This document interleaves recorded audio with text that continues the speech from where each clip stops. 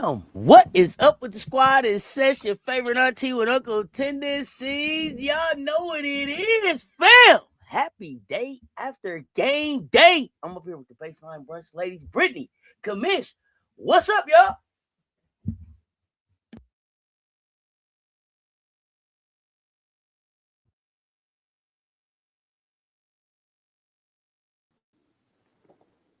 Do we have Brittany?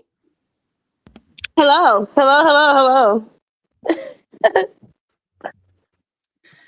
Do you know what today is? It's our anniversary. Our anniversary of beating that butt. Big bank take little bank. Big bank take little bank. Type of money you ain't need a safe. And then remix back to sit down. Be humble. Sit down. Hey, let's go.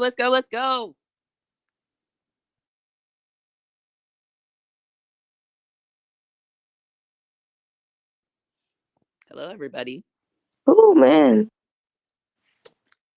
It's a great time of the year. We love this time of the year, man. You know, love is in the air.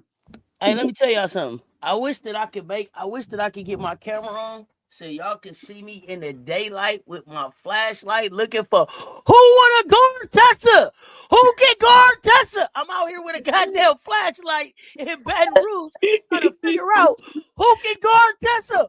Who wanna guard Tessa? Hey, listen, that shit was like Mayday!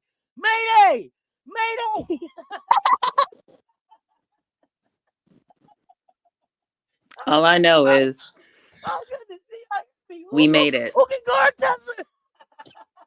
We made it. For real. Look, Tessa couldn't see nobody. Couldn't see nobody last night. Who can guard Tessa? Oh my, yeah. Did y'all see that woman went into a full meltdown and we played a B- game? Hey, look. I was trying to figure. I was like, what grade am I gonna give when we talk? And I was hovering around that grade. But then I was like, well, it can't be a C because technically we won. I feel like that's at least like a B. Anyway, we'll get to it. Yeah. There's some other games we need to, or some other things we need to talk about. There's a lot. Let me tell y'all something. Hold on. Y'all gonna have to indulge me for a minute. Let me tell y'all something. We're gonna take a stroll. Let's talk about the internet streets real quick. Can we talk about these internet? Wait, are you trying to tell me, Auntie, you want to take a long walk around the park? A long walk after and read dark? a book? And read a book, yeah. Oh, listen. Some conversation, verbal elation, stimulation. You know what I'm saying? Might as well. Jill Scott then dropped a new album too. Let's go for a walk. A long walk. Exactly. Let's take a long walk.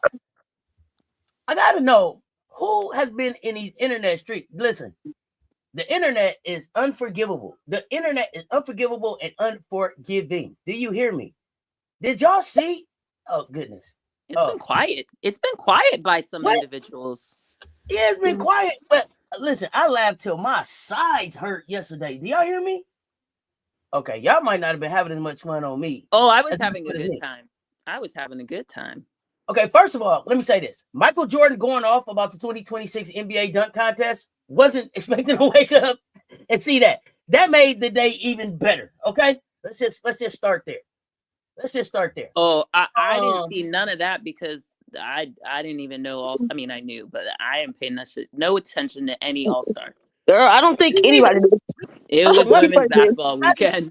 In all the women's basketball, not just college, just women's basketball. So me either, Commish. But once I got in the mansion and I saw the man try to jump off the side of the backboard and bounce his head off the floor, I said, "Oh, let me check on this. Let me see what happened." But let me tell you about the internet. The internet took me down. Can I share a few things that took me down on the internet? Do y'all mind? Go ahead. We got time. We taking a long walk. Let's take a long walk. So let me and listen. I want to just shout out these people who made these, who made these posts, okay? Because I'm just gonna share them how I saved them. So I no harm, no harm, no foul. Okay, listen. Let me see. I don't know if I'm gonna be able to share the sound on all of these, but let me tell y'all something. These was the ones that had me cracking up the most. Okay, this one right here, where they say Don Packard came up once again. Did y'all see this one? They say Don Packard came up once again. Yep, I saw this one. Look, took me down. Oh, let me. Oh, did I stop it? I didn't mean to stop. I'm gonna for a minute. I'm gonna be silly for a minute, okay? And I'm gonna be cocky. I told you, Rooter. I don't even know what I am now. I don't even know what I am now. Okay, let me see which other one took me down. Oh, this one right here. This one. Oh, look. Oh, wait, this right here. That's okay. We'll talk about that later. It was the 4 right there. But this one right here in the store, in the hookah guard Tessa store. Kim shopping in the hookah guard Tessa store. Oh God, listen. Let me see. Who was this one? Let me see. Who was this? These took me out. Who was this? Who was this? Okay, Tori J. Kim Moki at the hookah guard Tessa store. Took me down. Took me down. Let me see. Extreme Rooter? I don't know. It can't be Extreme Rooter. Oh, they don't even want me to show this one. Hold on. They don't even want me to show this one. They don't even want me to show this one. What else took me down? Let me see. What was this one? Oh, hold on one second, child. Hold on one second.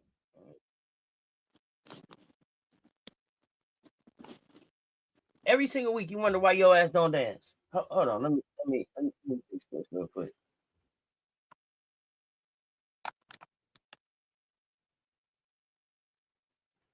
Hey, this was the best one though.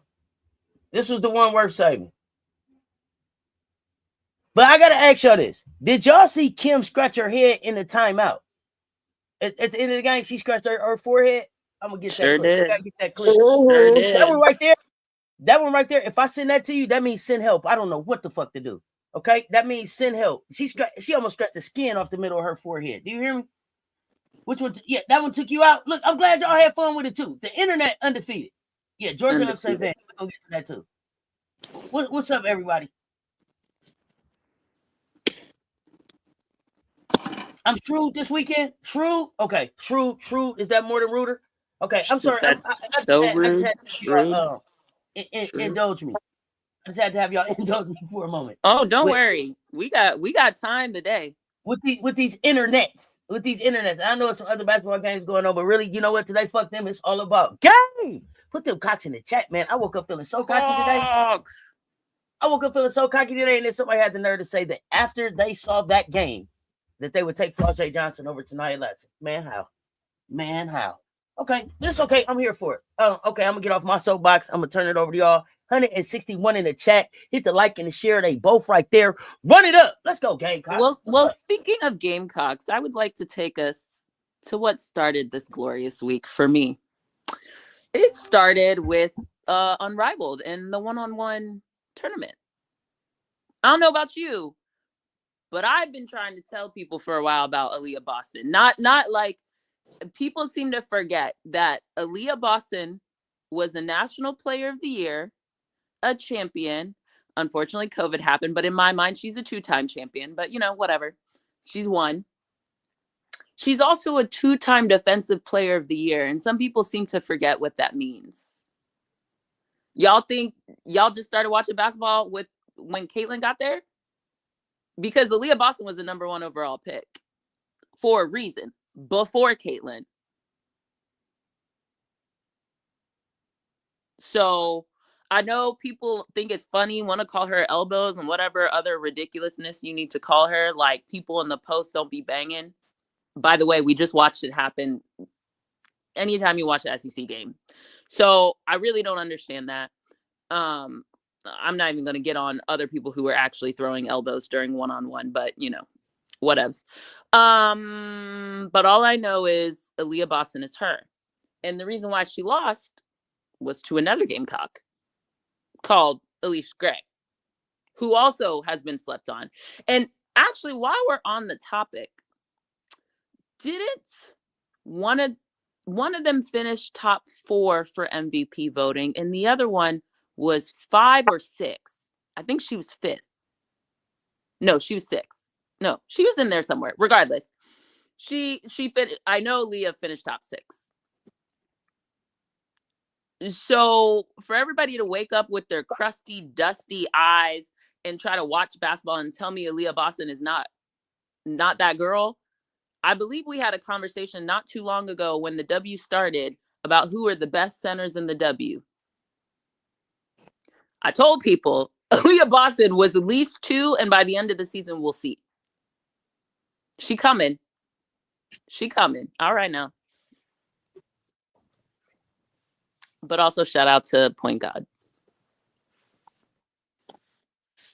Oh man, the fact that people didn't think that AB is that girl is crazy. Like, were they not paying attention at least all last season? Well, tell me you just started watching women's basketball, or you only follow one person. Like, that's how you only follow one person. Because that don't even make sense. And even when that one person you may or may not follow is also on the same team or constantly goes against one of your faves and you not watching what's happening, like, y'all don't know basketball. This is what we've been saying from jump. Like, y'all don't know basketball, and it shows. Just like everybody tried to tell me that Raven wasn't that girl. That Raven wasn't the best point guard. You know why? You know why? You know what, Gamecocks? This is what I decided. Not to cut you off. This is what I decided. For everybody that told me that Raven wasn't that girl, I owe y'all an apology. Because y'all right. Raven isn't that girl. Raven is that motherfucking woman. Now, that's a grown motherfucking point guard right there. Raven is the woman. Yeah. She ain't got to be that girl. She's the motherfucking woman. And my apologies. Y'all were actually, Auntie, she's a big deal. No. Let's correct that. She's the HBIC. Oh, okay. Yeah. It's like that bitch. As Agent would say, she's that bitch. Yeah. There we go. Yeah. I mean, so we do apologize. She's not her. She's HBIC. HBIC. Hold on 1 second. Let me say thank you to Paige. I see the super chats, fam. I appreciate the great game to the Gamecocks. Appreciate the support, fam.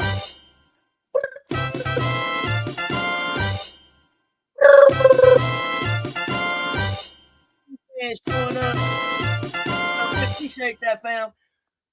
Now, back to what you were saying about Raven. I'm sorry, I just had to interrupt and say no. It wasn't actually about Raven. She is that girl. She is the woman. Let's go. Yeah, the Raven one kind of was like a, clearly top of mind, but it really was about Aaliyah Boston, Alicia Gray. Honestly, everybody who made it to the semis, I think everybody had a chance there. And there was a case to be made for anybody winning, and we saw how both of those games went down. And so clearly, like, anybody could have won that.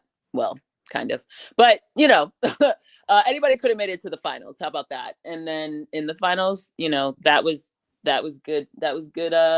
Good game, good bump, good basketball. Gray to Gray. Hey, cuz. Yeah, cuz.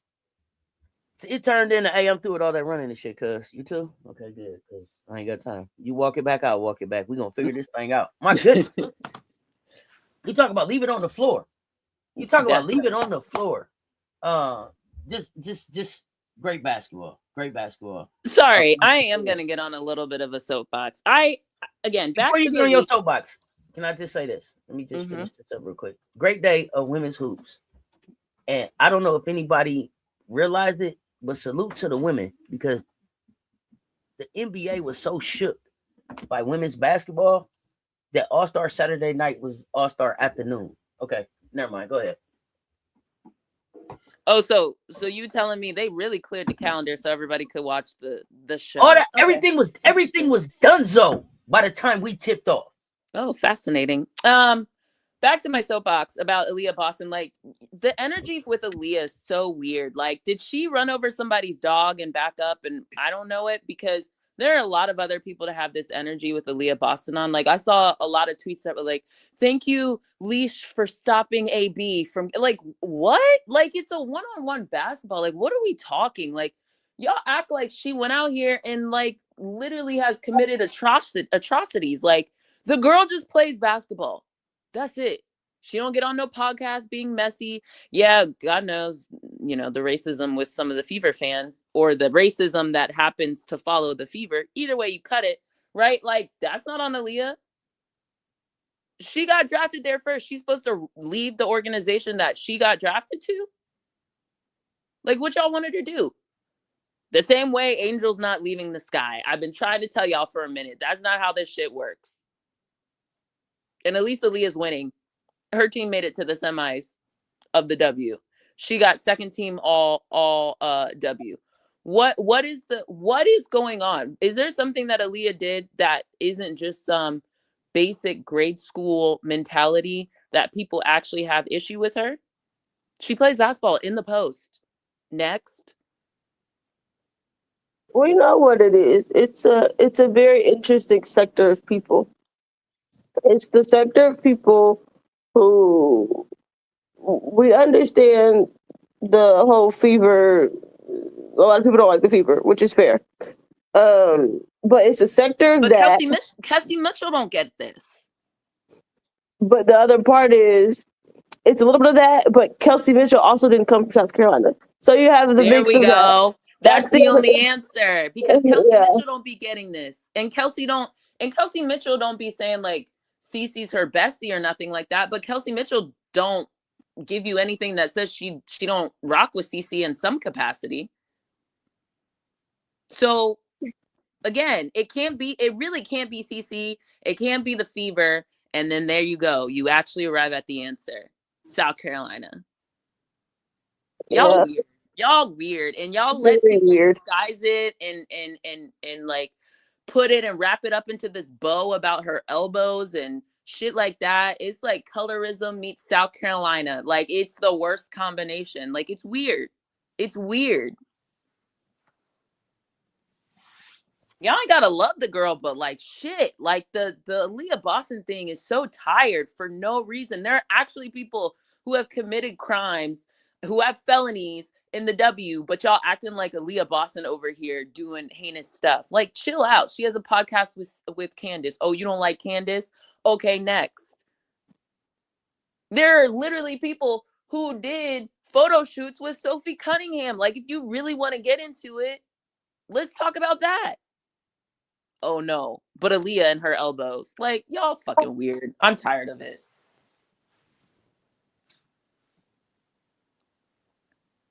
Okay, I'm done with. I'm currently off my soapbox. We can move on unless y'all got something else to add.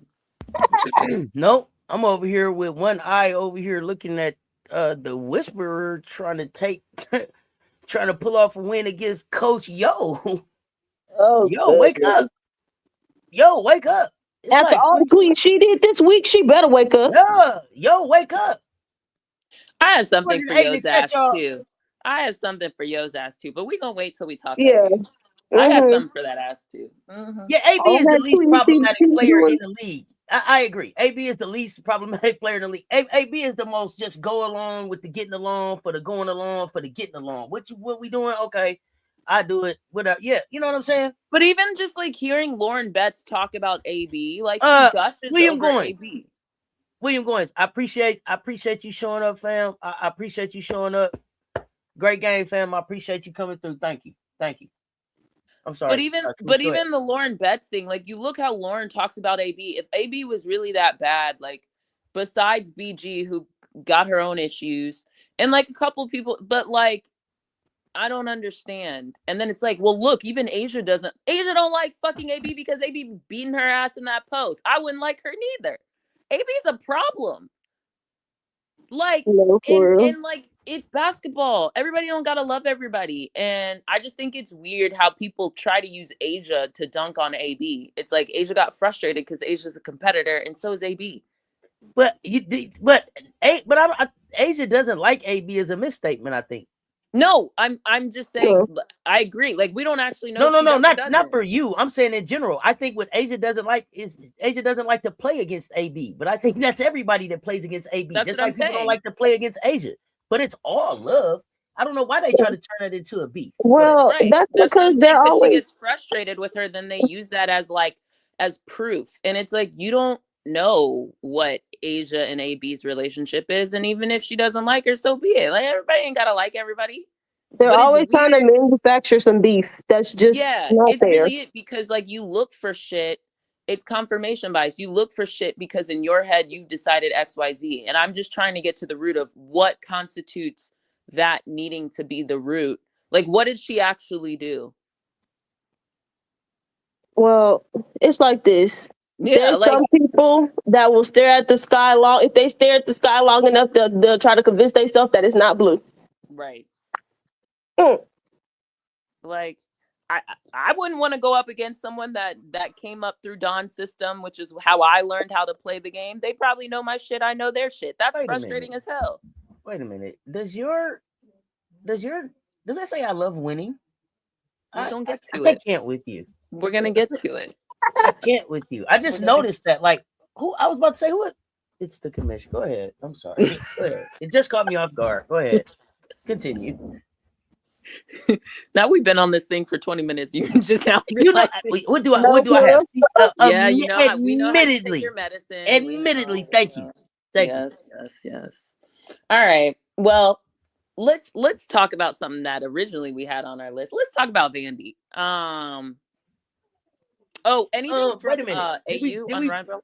Did we talk AU? Did we talk how well Breezy's playing? Did we talk any Gamecock girlies there? Oh, yes. Go ahead, Auntie. I skipped past that. Go ahead. I'm just so excited to talk about the main dish. Go ahead. Oh, yeah, we're going to get to the main dish. But, I mean, I just wanted to talk about Athletes Unlimited for a minute. Because it's my first season really following it, and I'm thoroughly enjoying it.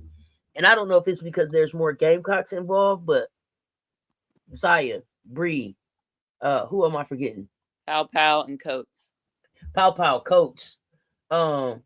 Bree especially. I'm really loving what I'm seeing from Bree right now. Bree gonna be on a team. Bree gonna be on a team. Yeah. Bree gonna be on. Bree gonna. Not only is she gonna be on a team, I mean, she should have been, but yeah, no. Bree is gonna be impacting team. Yeah. Because you got Bree. Bree has been put in the position to which at sometimes I don't really love, but I think it's good work for her. Thank you, fam. Appreciate the support. I'm gonna check it out. I knew somebody was gonna put him out. I'm gonna guard Tessa. Yeah, I'm not wearing anything that has Kim Mulkey's face on it. So if Tessa's on it, cool. But I ain't doing the Kim Mulkey on face thing. No, absolutely not. Final Four gonna be on fire. Go ahead. But Bree is doing really well. And she's guarding the 4. So she's been matched up against Liz, Anissa. I just think that's good bump for Bree. I mean, Bree looks taller to me. Hold on. Was she MVP in a lot from our trip? Go ahead. What was Bree? I was asking you, was Bree MVP? Was she voted MVP in a loss? She was voted either second or first. I can't remember. I'd have to go back and check. But she did get out. I mean, because the top 3 get published. She did lose, and I think she might have been second or first. But regardless, that's still pretty good. Okay. But Bree looks taller to me and thicker, maybe. Either way, whatever she's doing, it's been great. I think, again, New Zealand was good for her. Really like seeing that happen. She's not in AU, but Sanaya will be taking Bree Jones's place. So it'll be interesting to see how she does in EuroLeague. But I think going to the land down under has been good for the Gamecock girlies. So I'm excited to see that. And then Pow has been running point more consistently on her team. So I think she's getting more of those reps. And then Zaya's been, I think she's still one of the top points per game. I think she looks more confident. I think those are all great things. She should continue to work on her defense. There's been some good defensive things by her, but I think that will really help her continue to kind of stick. And then who am I forgetting? And then Coates is just kind of like, she working her way there. I think she's getting seen. She's been was she in Israel or somewhere? Like, she's been overseas for a lot. So I think, but she's still kind of giving good length, giving good minutes. I think there, but yeah, the more recent Gamecock girlies are probably leading the pack a little bit more. Yeah.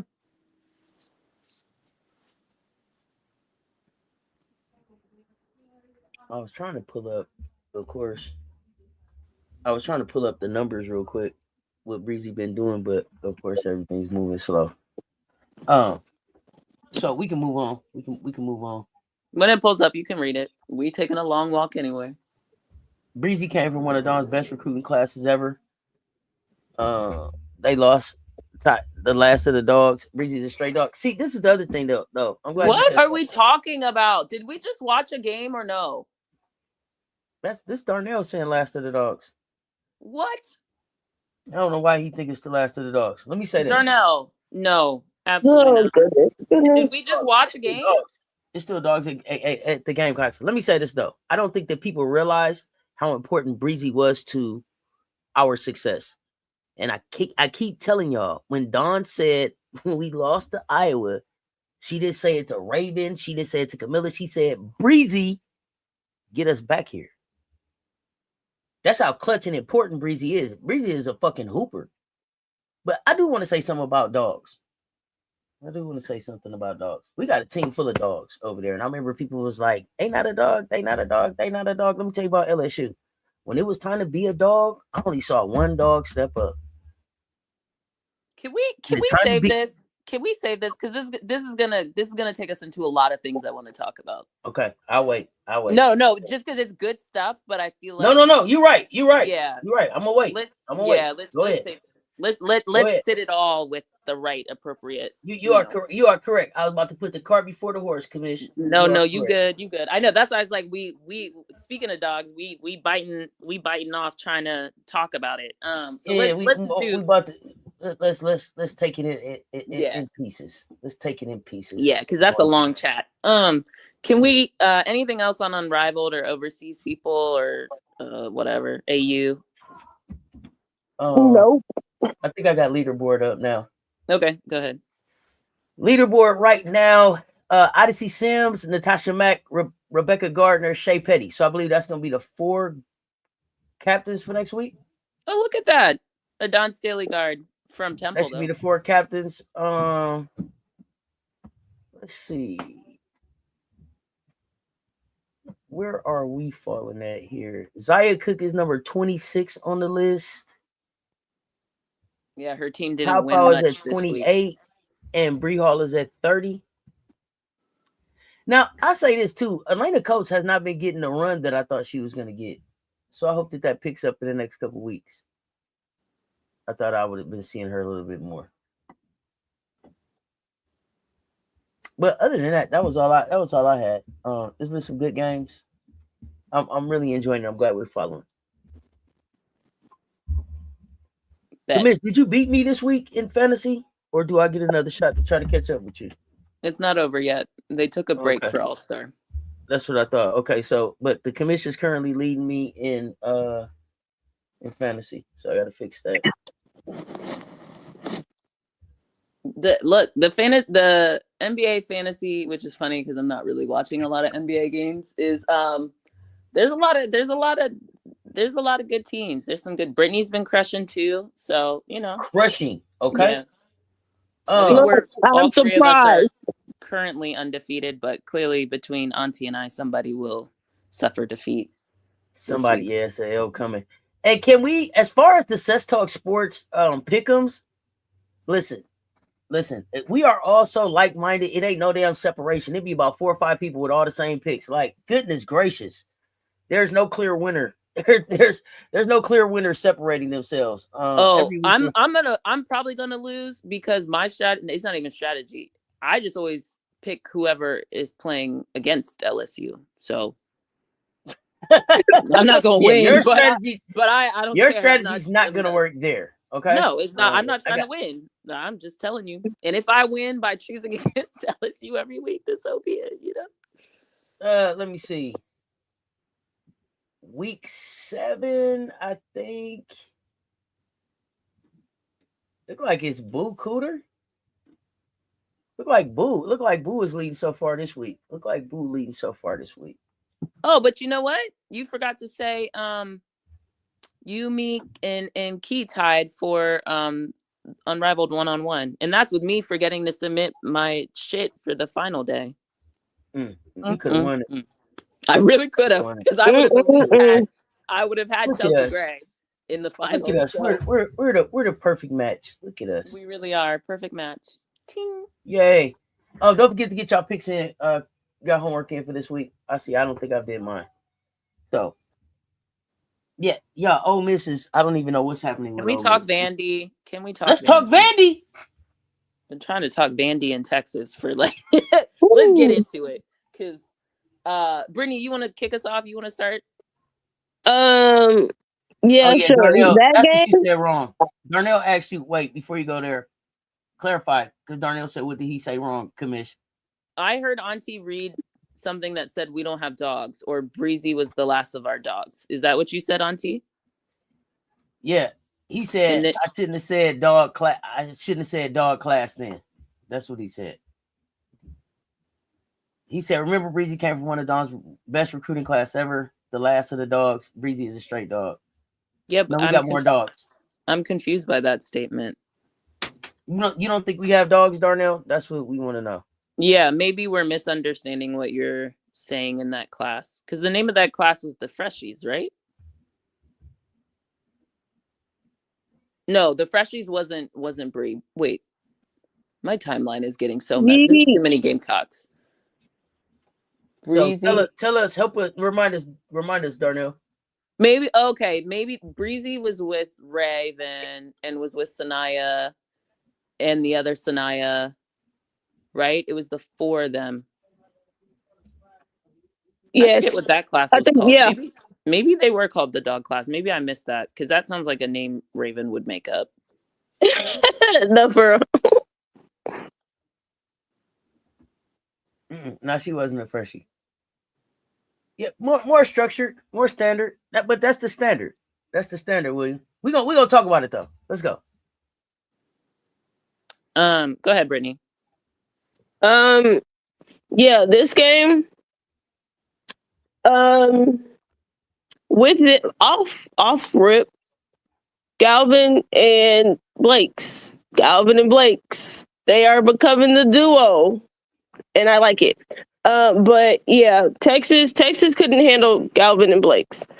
And from there, everything just slowly nothing went their way whatsoever for Texas. And with this game, I will say Texas did look soft against Vandy. But it also, to me, it looked like Texas didn't come ready to play either. Because there's no reason why this is a top 5 matchup, and you come into Vandy flat, knowing that Vandy plays really well at home. As evidenced by today. So for you to come out flat, and then whatever he had going on with Rory, I personally didn't like Vic's matchups in general. I didn't like having Rory on Blake's, simply for the fact that just because Rory can be disruptive, she wasn't gonna be able to disrupt Blake's enough because of the height difference. Can I tell you something? Yes. I think good old Victor thought he could reheat Don's nachos, specifically Raven and Maddie McDaniel. I think he saw, okay, Raven was effective. I also have what he considers the best point guard in the nation. Wah, wah. Does he? He does. That's what he considers. Which does he? Because he set her down. Well, we're getting there. Yeah. And then he saw that Maddie was relatively effective for Blake's, but you would think someone who values defense would also realize that, again, one of the things we keep saying is defense has two parts. It's the individual one-on-one, but it's also the collective of everybody else around them.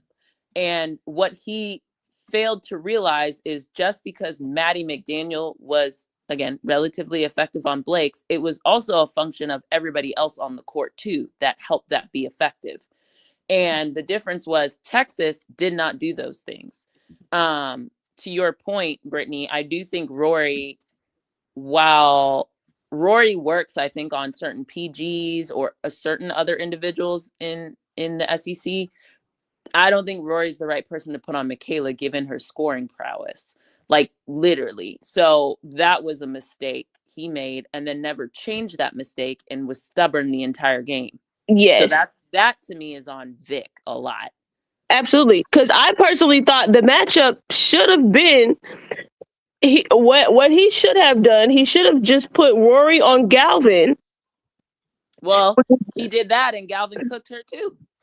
But at that point, by the time he did it, she was at that point they already hot. going. Yeah, she was already hot. She already hot. So you throw her out there like, hey, I need you to stop her to do what? She's already hot. You needed to do that before she got hot. Agreed. And so the person that he really should have put on Blake's, he should have told Booker, go come out here and come defend Blake's. Wait, hold on. Hi, I'm Casper. That person? Yeah, Casper should have went out there and played some defense because she wasn't playing out a lick of it. Are we going to clips now? Oh yeah. Let Brittany finish and then we'll go to clips. Okay. Yeah, like first off, he didn't set them up for success in their matchups because you could have been okay with Jordan Lee on Passat. Like, okay, cool, because Passat is really just going to be out there shooting threes. You'll be okay. So he should have just put Booker on Blake's and just said, hey, we're just gonna have to deal with it because you need someone bigger to defend Blake's. And the reason why Raven worked, it was because Raven is a very unique defender, first off.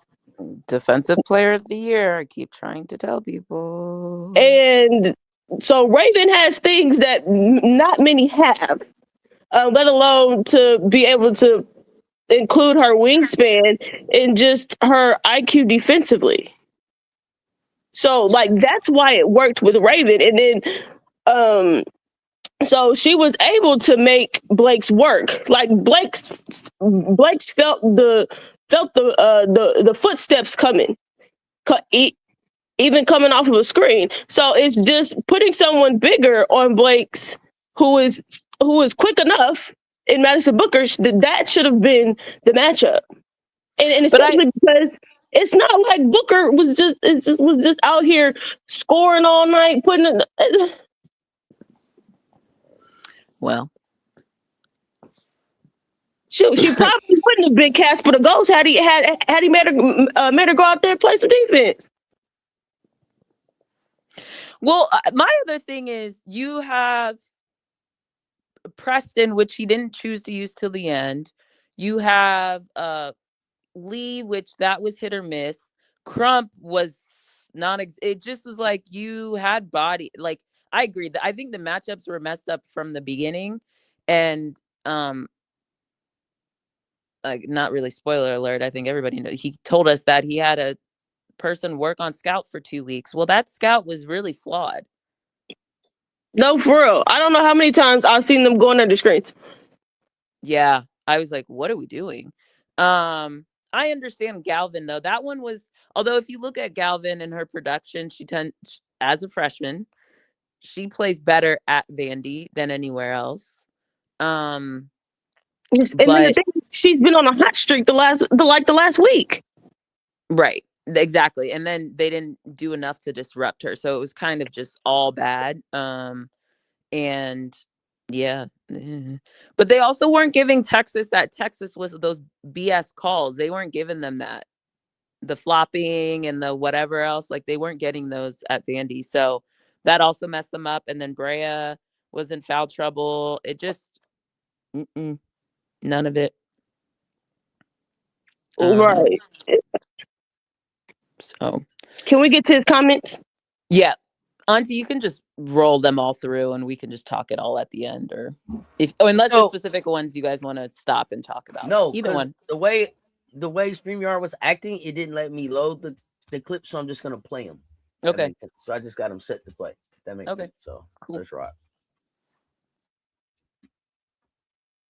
And you want me to play them all, and then you're gonna talk? Is that how we're gonna do it? Yeah, unless one of you say stop and you want to talk immediately. Otherwise, just play them all, because he contradicts himself through all of it. So you can just play it all. All right, let's go.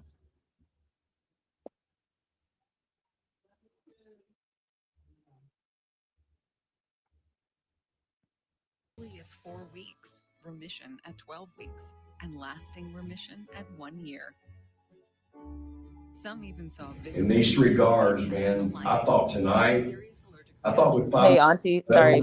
If you want to pause, something else is playing in the background. It's like one of those advertisements. It's probably the game was on. Oh, right, okay. Now.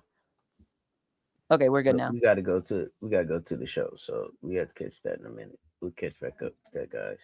To go back to back in these 3 guards, man. I thought with 5 minutes to go, they hit their stride. Sorry, Auntie. Pause. That's when you know you got something. This is, for context, this is Vegas. These are his quotes from the Players era. Okay.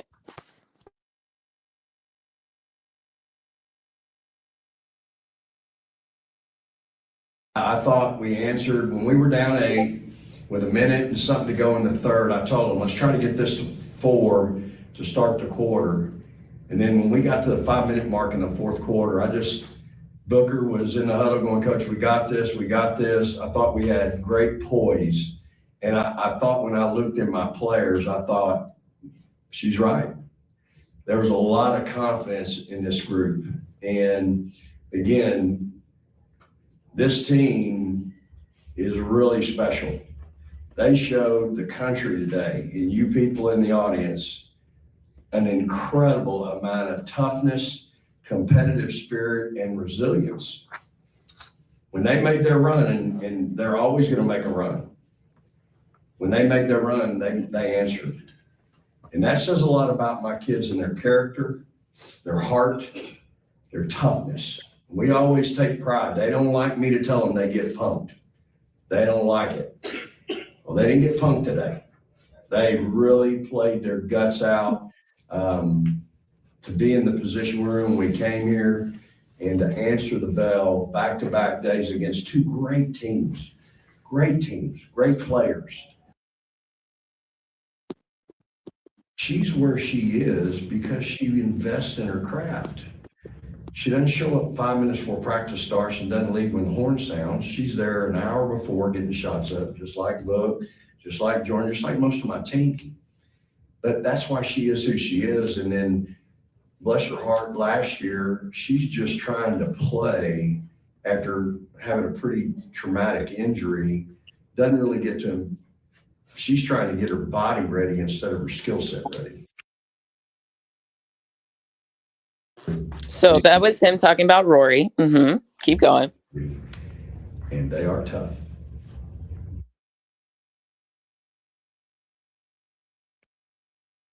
Coach, I noticed every press conference you review those stats. Yes, sir. Are there some that you go to specifically, and upon a protocol, do you always bring players with you, win, lose, or draw, to the podium?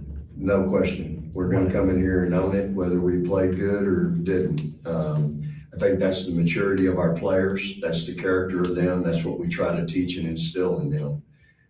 We're fortunate. We don't have to come in here very often after an L, but every now and then it happens. We're going to own it. And so on here, I have circles for good things, boxes for bad things. That we live in that neighborhood, we just went against one of them, and they got a lot of them too. And so it's really important that you have kids like that, but it's more than just size. Those kids are cerebral, they're smart, but they are tough. And they ain't backing down from anybody. And that's really important. Thank you.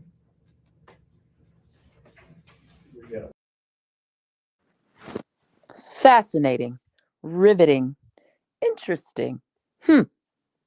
So, keep me honest here, Auntie and Brittany. We didn't play Vic's press conference from this past the game that they lost to Vandy. But a couple things stood out to me. One, there were no players next to him. It was only him. But I thought It was only him. Did I not just hear him say that no matter what okay. We're gonna own it. We're gonna own it. But it was only him. Interesting. Right. Then I heard, how many times did you hear versions of toughness from him? In just the little clips we saw, at least 4 or 5? Yeah. 6? Yeah, interesting. He just said in his post presser versus Vandy that it's the softest team he's ever had. So what happened, Vic? What happened? We went from beating South Carolina. Oh, this team is tough. We're cerebral. We work hard. We do all this. To fast forward a few months later, you're at Vandy, and now y'all soft. NIL, this, that. These kids are spoiled. They're soft. They're this, they're that. And we just sat the same person who we didn't put in the clip, but we've heard him say, I think when he was crying after they beat South Carolina on the floor of Vegas, he said, this is the best point guard in the country. I love these kids, man. I love these kids. Okay. So, sorry. We're not supposed to use the word bench. We're supposed to say substitution. He substituted Rory out of the game for a whole quarter. For the second time this year, mind you. So I just want to talk about Vic here because the inconsistency, the hypocrisy is really annoying. And I'm tired of it. It clearly not only was Valentine's week, but it was put your kids on Front Street week and run them over with the bus and back up week by some of these coaches. We went in on Kim Caldwell before, but Vic gonna get that too. Vic is more established. It's better than what Kim did to me. But at the end of the day, it still was him. And then at the end, he said, I take accountability. It's like when people say, I apologize, like there's a way that like you can say apology without it being an actual apology. Like I feel the same way about the accountability piece. It was all good just a week ago. Like what happened, Vic? What happened? He lost one too many times. That's what's happened. Vic, you lost. You lost. That's what happened. You lost. That's what happened. Yep. I'm sorry. I don't know how many times we have to say it, but these teams, your team is an embodiment of the coach. So for Vic, every week, exactly. Every week he whines. No wonder.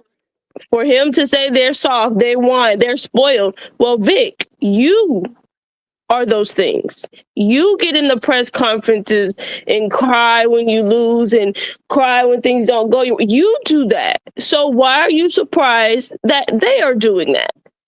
If my head coach can do that, why can't I do that? Because you're the mouthpiece for them, are you not? You are. Or at this point, look, they are shaping into you. So there's no reason why at the beginning of this, at the beginning of the year, you were saying, "Oh, this team is so how great this team is," and now come February, you're singing a completely different tune, and it sounds like you're very off key. So. It just doesn't make sense to me. And you said how great Rory is at the beginning of the year. Now you're not singing that same tune. And one thing that I will say about him and all the stuff that he's saying about his team, well, where are your leaders? What are your leaders doing? Hi, I'm Casper. Yeah. Like that is just disappearing, nowhere to be found. So yeah, the crying that Vic is doing, I don't feel bad for him. And him, like Kim Caldwell. Okay, y'all thinking that coming out and saying that your teams are soft and whatever. Okay, I hope that goes well for you. I hope you've built such a great relationship with them that they take it as just a challenge and they don't take it as disrespect. But you know what's funny? We're about to have the hard off, the soft invitational, or who has more resilience invitational, about to literally tip off right now. So we're gonna get answers shortly. Literally. But yeah, we gonna see. And like what he was saying in that press conference definitely gave the good old Southern nice nasty. It was nasty. It was nasty. Yeah. Like it's just some things you just keep in the locker room. You can tell them that they play soft, whatever. You can say that in a locker room. But I don't know how many times we have to say, stop putting stuff out on the internet for people to clip. Your players are gonna see this, and then people are gonna ask them, "Well, your coach said you soft." You think I guess soft? the thing is, and what's so funny is Vic is exactly what people accuse Dawn of being. I find it hilarious. Absolutely. They say Dawn plays favorites. They say Dawn is stubborn. They say Dawn's system is antiquated. Well, what is Vic? Oh, something. Because to me, Booker wasn't playing well enough to. I guess you don't really have many other options, but Booker wasn't up until the point of the third quarter. I think Booker had 8 points. She finished with 20. Your chain's fake. That's not real. But whatever, fine. She got 20, but I still think Fat it's fake. padding. It was fake. It was a fake 20. Fake the box comeback. score says 20, but she had 8 or 6, and she was on a tour date that I can't even remember what it was at the moment. Rory, while wasn't amazing, but I think there were reasons, again, back to the point of, I think Vic didn't set up Rory for success from jump with the matchup. So I actually think that was more on Vic than it was on Rory. Yep. It's like, sir, do you know who your player is? How about you put your players in good positions? Yeah. Rory had no business being the primary defender on Blake's. No business whatsoever. Well, he thought Rory and Raven. What did he tell us? Like my point guard, Raven is da da da da da da. He honestly thinks Rory and Raven are the same. They're not the same. Not at all. And like that's nothing against Rory. It's just he has this this way of thinking that his point guard is so great, and trying to mirror her to Raven is just like, that's not your point guard. Do what's best for your point guard. You don't have Raven. Okay? You don't have Raven Johnson over there. She does not wear a Texas jersey. The front of that jersey says South Carolina. There's only one Raven. Take your shirt off and whistle like a helicopter. Like, there's only one Raven, and I need him to understand that. So for him to be playing whatever game, and then the other thing that's crazy to me is it's just how much faith are you showing to your senior, your senior. God, you're showing her you have no faith in her, none. For the second time this season. Yes. And she's supposed to go to the draft, and she's already a short guard that is already experiencing height bias. Yeah. This is the shit I be talking about. People be really saying that, like, accusing Dawn of all these things that other people actually are. Like, Dawn is preparing people to go to the W when you're short.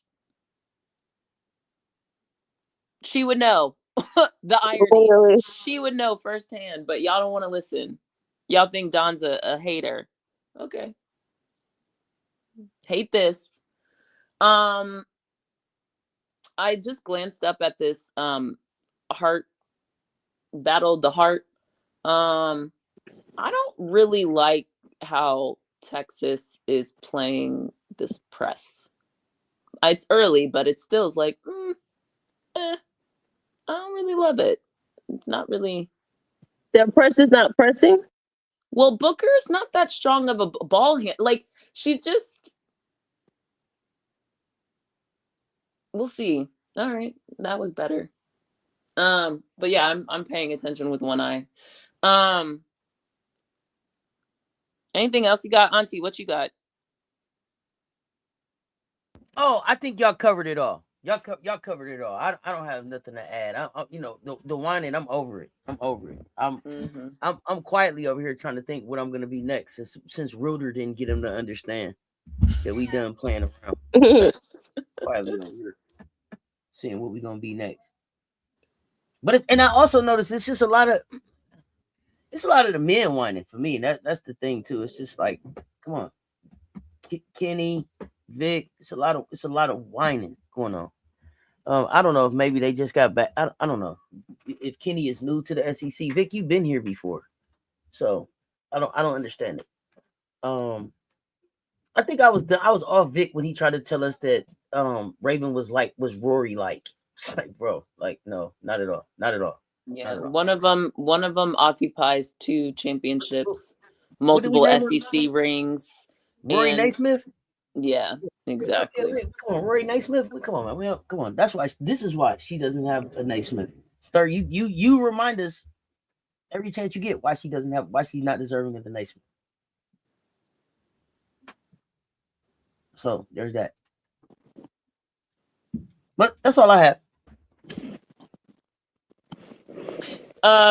Worth mentioning that I was gonna come here. I still think Blake's is probably your national player of the year, but it didn't help how I didn't see all of the Georgia game. I tuned in towards the end. There were just a couple plays where the ball was not in Blake's hand, or Blake's made a decision and like passed it off, which I think was the right decision. What's her name? Not Passot, but the other white girl. It's like Merkett or something off the top of my head. Passed it to her. She fumbled it out of bounds. Like, it just is like, no, Blake's not in that moment. Like, it's tough because I am of the belief, like, it is a basketball court. You want to utilize your teammates, but I don't think she was having that crazy of a shooting day. If that was Passat, I think that would have made more sense. But her, like, again, just looking at the box score, she didn't have that crazy of a day. So I don't know the context and circumstances. And then, dang, they called a foul on Rory. I prayed for times like this. I don't know, that's tough. And then it looks like it was Galvin didn't come ready really. I'm sure Carnegie ended up with 29 points, 27. I saw something like that. So she probably was giving her the business. But yeah, Georgia is your Ole Miss of previous, where it's Mississippi, where it's like they can beat you, they can also get beat. But Georgia, I've noticed they're beating people at home. So it's very much a home thing for them. So, I'll be looking at a couple of the remaining teams and seeing who got Georgia at home or who's coming to Georgia. That might be something to watch out for.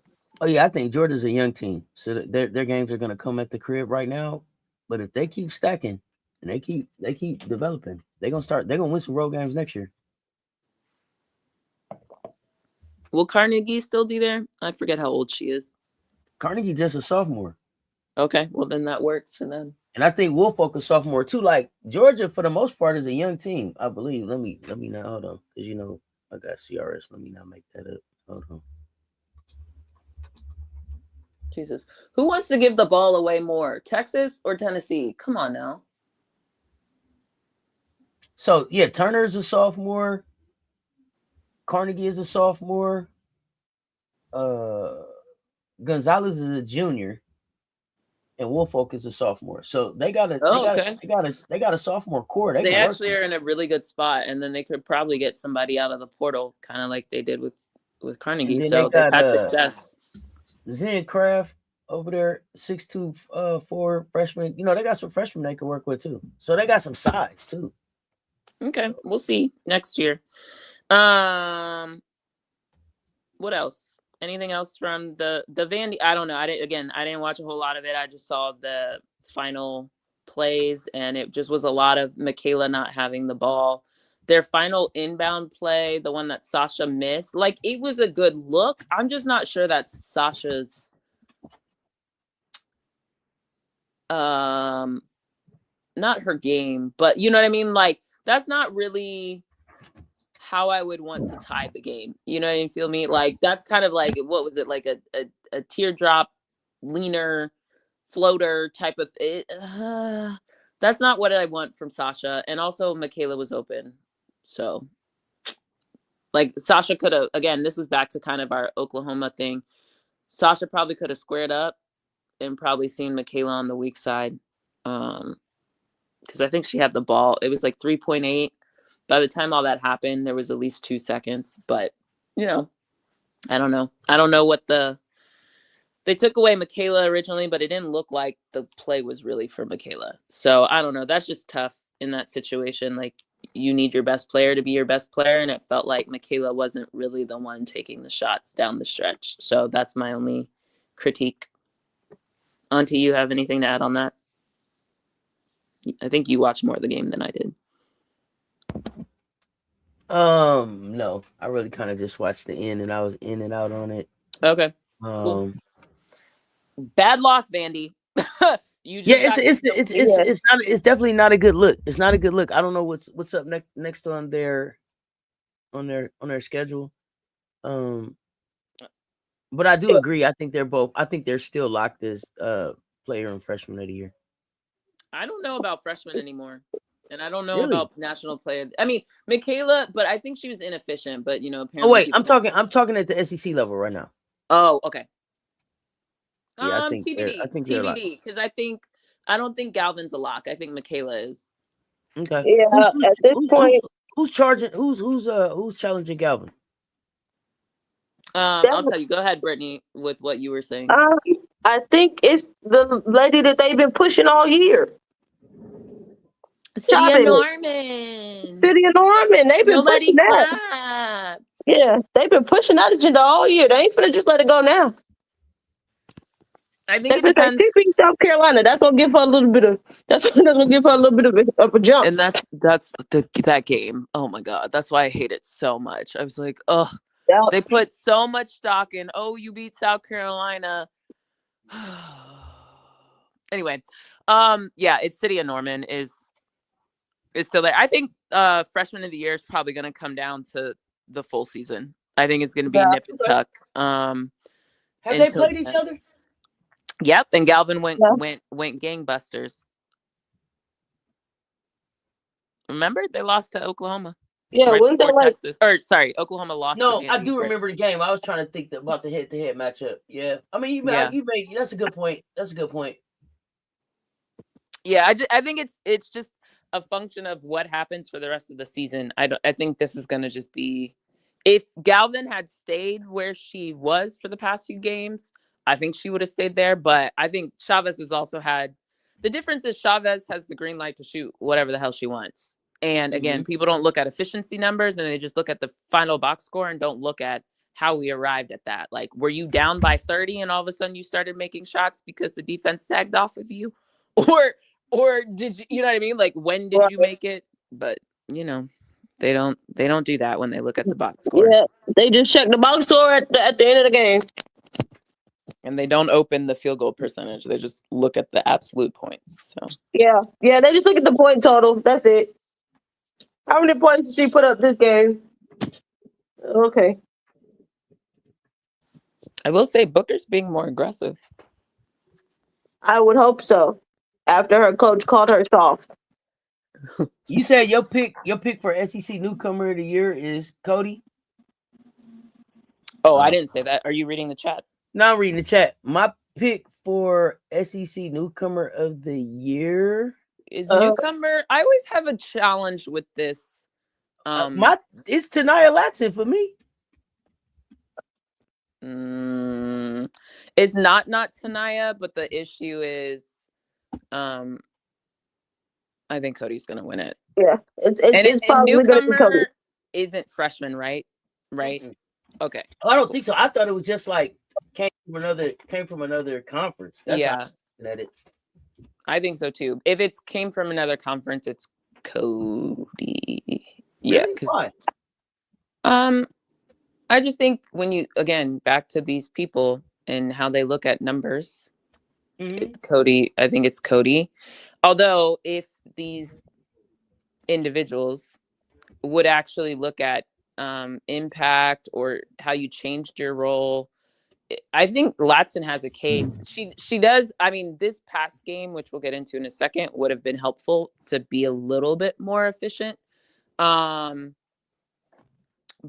I mean, there's still games left. Like if she goes on, I think, a run these next 3 games, you maybe could. I just think Cody and what she means for, she's like the engine for Mississippi. It just is going to carry more. Damn. She threw that girl to the ground.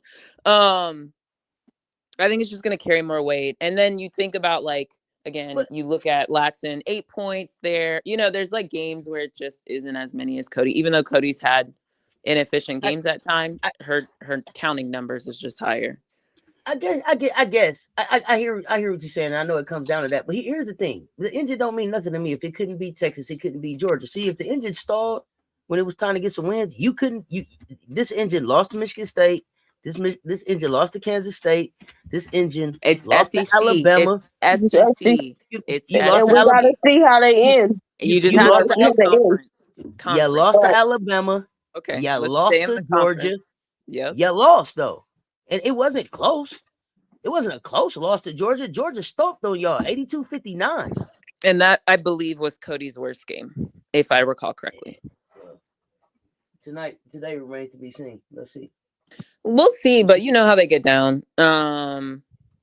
If we I don't know, it don't seem like the SEC even really love Cody to me. That was the other thing. I thought that's Cody also true too. I think they're paying her dust, but that's a whole nother conversation. Got you. Okay.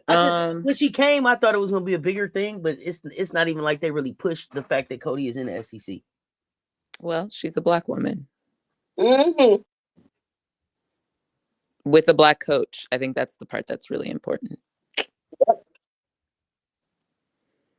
Because if you're you say you got Tony Morgan as the comeback player of the year, not comeback or newcomer.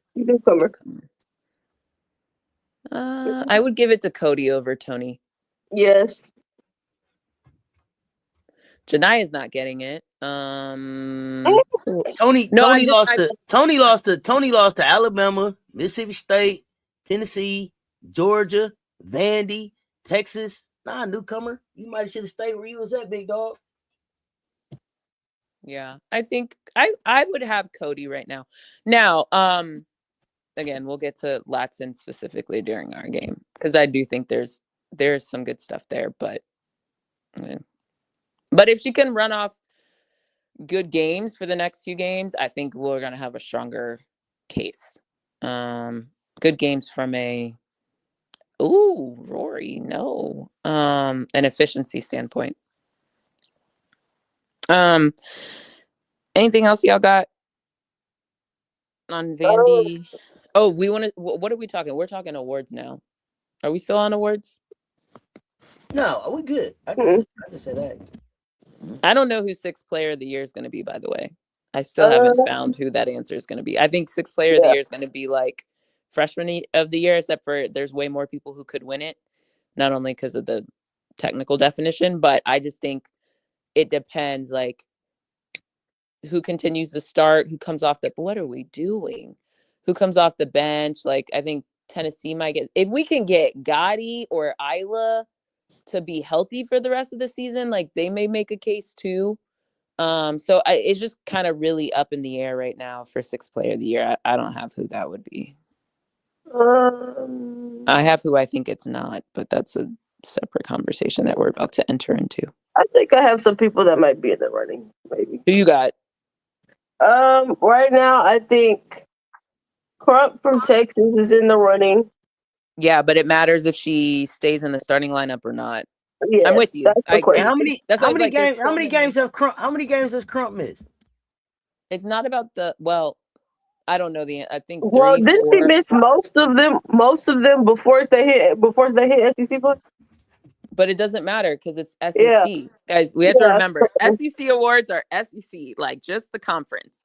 But I do think I don't remember if she missed games in conference or out. That's what I'm saying. I'm asking how she missed games. How many? That's what, 3 or 4. 3 Let me or see. 4.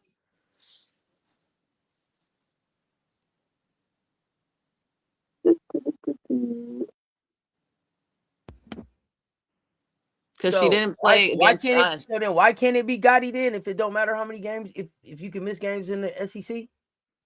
That's not, no. I'm not saying it doesn't matter. I'm saying that at some point they are going to look at how many games you missed. Yeah. Gotti has missed in the award season, like you have to.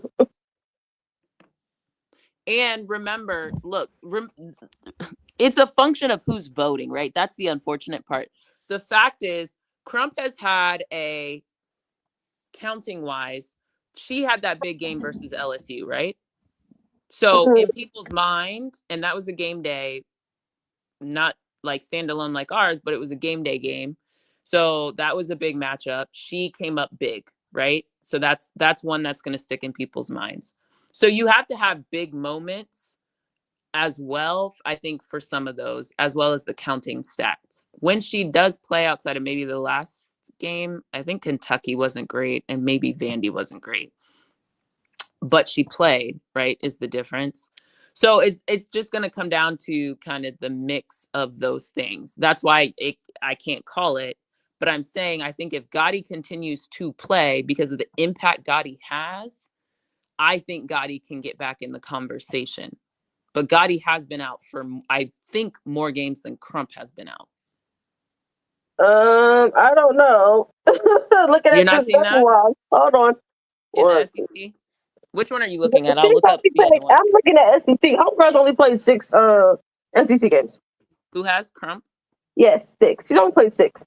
Okay, and then Gotti's played. While y'all looking at that, Maryland's making a run on Ohio State trying to get back in this game. What's the score? 43-49. Okay. Maryland at the line, third quarter. Are they at Ohio State? They are. That's interesting. Okay. Very. Maryland started to get healthy again. I think they got another one of their players back, so that will be for them. Because they was turning into a hospital over there. They were. Cody's trying to turn into Cody. Is that a good thing or a bad thing? They're trying to get, they're within like 14. No, I mean, like you said, like, you know what I'm saying? No, I just wanted to make sure I understood what that meant. That's why I'm asking. No, she go to, don't put your hands on me. That's why I was like, is that what you mean? Yeah. Nah. Okay. Gotti. Bro, how are you only up 2 on Kansas State? I'm sorry, go ahead. Oh, Gotti's played more games than I realized. Why did I? Okay, she's played 1, 2, 3, 4, 5, 6, 7, 8, 9. She's played 9 games. Yeah. In the SEC. Mm-hmm. All right. And you said Crump only played 6? Girl, yeah. I looked at that and said, "Ooh, never mind, girl. You ain't in the running. You don't play 6 of them things." Yeah, I didn't realize that. In my head, I thought it was more. Okay. Well, then no, literally, I thought it was more too. I thought it was okay during the during non-con. I know she didn't really play, so I thought, okay, they're resting her for her to be healthy during the SEC season. But I don't know what's going on over there. Interesting. Well, Gotti has more of a. If we can get a couple more games with her 10 points plus, I like it. Yeah. Because right now, loose math, it looks like she's averaging probably 7 7 or so in SEC play, 7 points per game. Yeah. Her rebounds probably would be at like, I don't know, 4. So I like that. Yeah, if she can get healthy and kind of back to that Vandy level, where she was like disruptive and stuff like that, I think Gotti probably would have a good chance. The other one that's a little difficult is Tennessee, because they changed their starting lineup so much that I don't know who at the end of the day will technically qualify for 6th player of the year. So that's the other question. And then Crump, same thing. If she starts a lot of games, then that's going to decrease her ability to get. So that's why it's a moving target until the end of the year. Absolutely. I don't think Lay gets it. I'm going to just be honest. But her numbers are kind of hovering where she could, but I don't know she will. But, we'll see.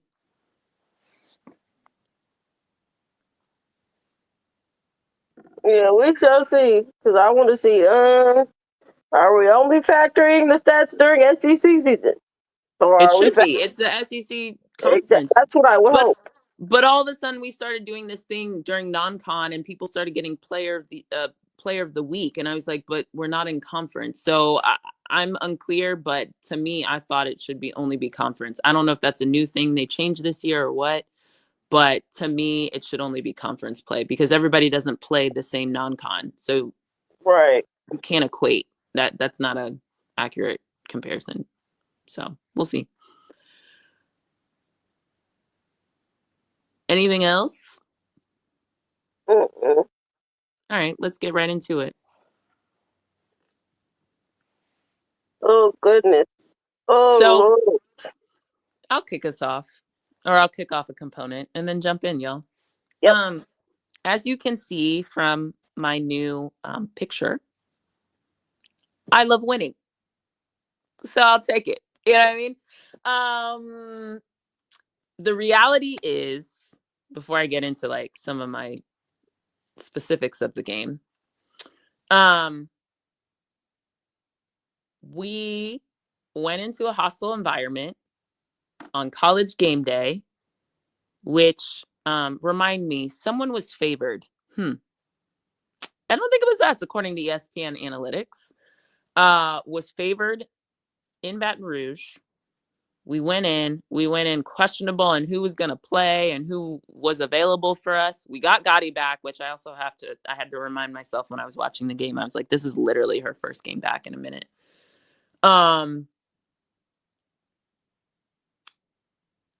We have that.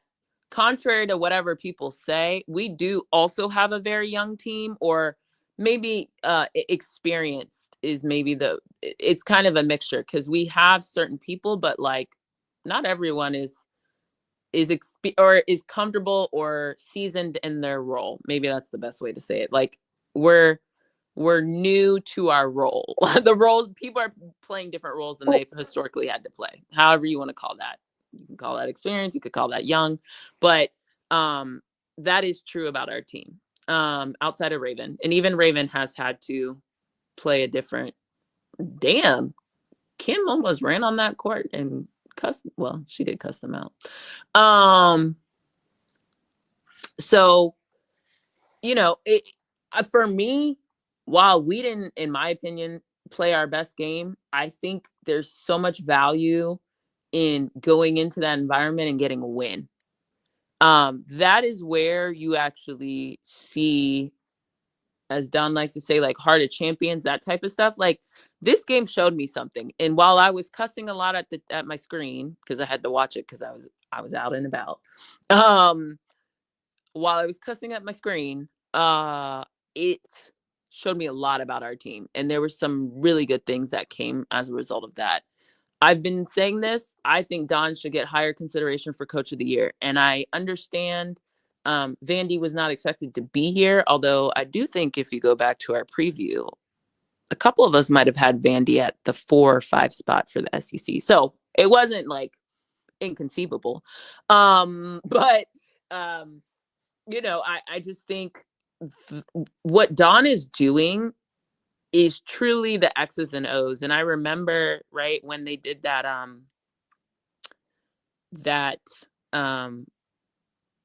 when they did that thing like a while ago, that was like, who are the best X's and O's coaches across the nation?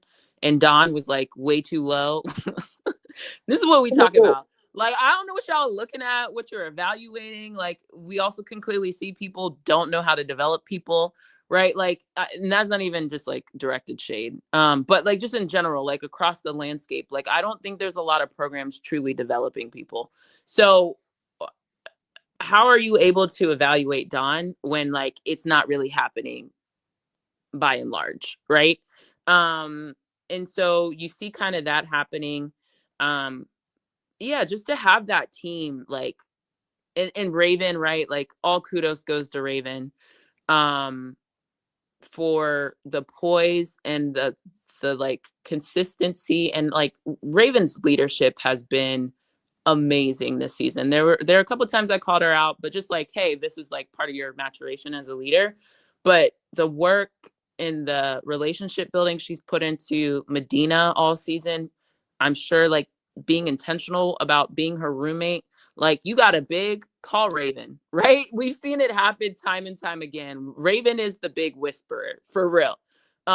So be smart. If you got some bigs on your team, you might want to consider drafting Raven, for real. Like, no bullshit. Not even on some fandom, just like the intangibles. And so we've seen even Medina start shaky the beginning of the game to me, but be able to settle in. You constantly see people talking to her. To me, one of the biggest indicators after the Louisville game, or at the end of the Louisville game, when Raven passed the ball intentionally to Medina. And I remember I was like, that's not who I really want shooting free throws, right? But I did say one of the best parts about that is it showed that they have faith in her, and it will pay dividends later. And we saw that come to fruition in this game. So I think I'll stop there because there's like a million things I could go into. But I want to add just to right there where you talked about the free throws, because I felt like Medina held the ball. Medina wanted to shoot the free throws. Yeah, she didn't. I remember being like, to me, Medina had enough time. Mo had enough time to pass it back to Raven or to somebody else. Mo wanted that. I think she wanted that responsibility. Either Gotti or Tessa was streaking down the other, like wide open. She could have just turned around and passed it. But yeah, to your point, it looked like she was ready to take it. Yeah, she was like, nah, this on me. This on me. I told y'all I was back. This on me. I wanted to acknowledge the fact that I felt like Mo stepped up. And this game is look, I can't wait. I can't wait for her to get home and feel the love, because I know she couldn't get the love like how we really feel about what she just did. It wasn't even just that. It was the play. So Raven, oh gosh, one of my favorite plays was Raven took Lay back to practice. Did you see her at the end of the game? It was just like practice. She slapped my laser hand away. And she, by the way, that's one of my favorite things that Raven does. The whole like move your hand off me. Like get your hand off me. And she's intentional about it. And she does it all. Move your hand. Move. Yeah. She took her right back to practice. She'll just keep slapping it until, because we've gotten a couple. I think the Tennessee game, there was a foul called that way, and I was like, "That's hilarious!" Like Raven will just slap your hand. You are not keeping your hand on Raven. Yeah, don't get your hand off of me. Get your hand off of me. That's one of the things I do love about her game. Raven is intentional about touching you and letting you know she's there. But she was coming up. She was bringing the ball up, and Lay came and picked her up. And Raven took her back to practice. She backed it back up to the corner. She gave her back. Gave her, I don't remember if it was 2 or 3 dribbles, and then she went on Lay. And she knew that she was gonna be able to turn that corner on Lay. She looked like she'd been doing it for years. She turned the corner on Lay, and I thought that she was gonna just go with her scoop layup.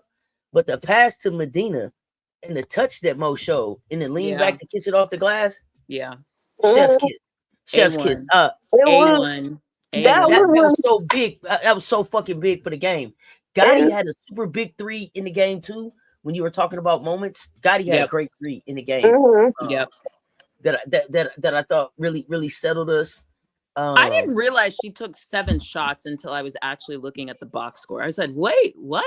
I guess like I was able to kind of count through them, but I didn't realize she took 7 field goals. And not that it's a bad thing, but that originally was going to be one of the things like, oh, I like that 3 was amazing. There was the one where I actually think she got fouled by MK coming across the middle, but like they didn't call it. It is what it is.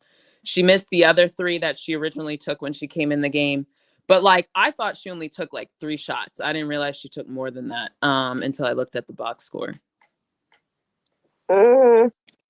This game was very much, told you who this team was. They are resilient. Mm-hmm. I think pros. They stay so poised through everything. Yes.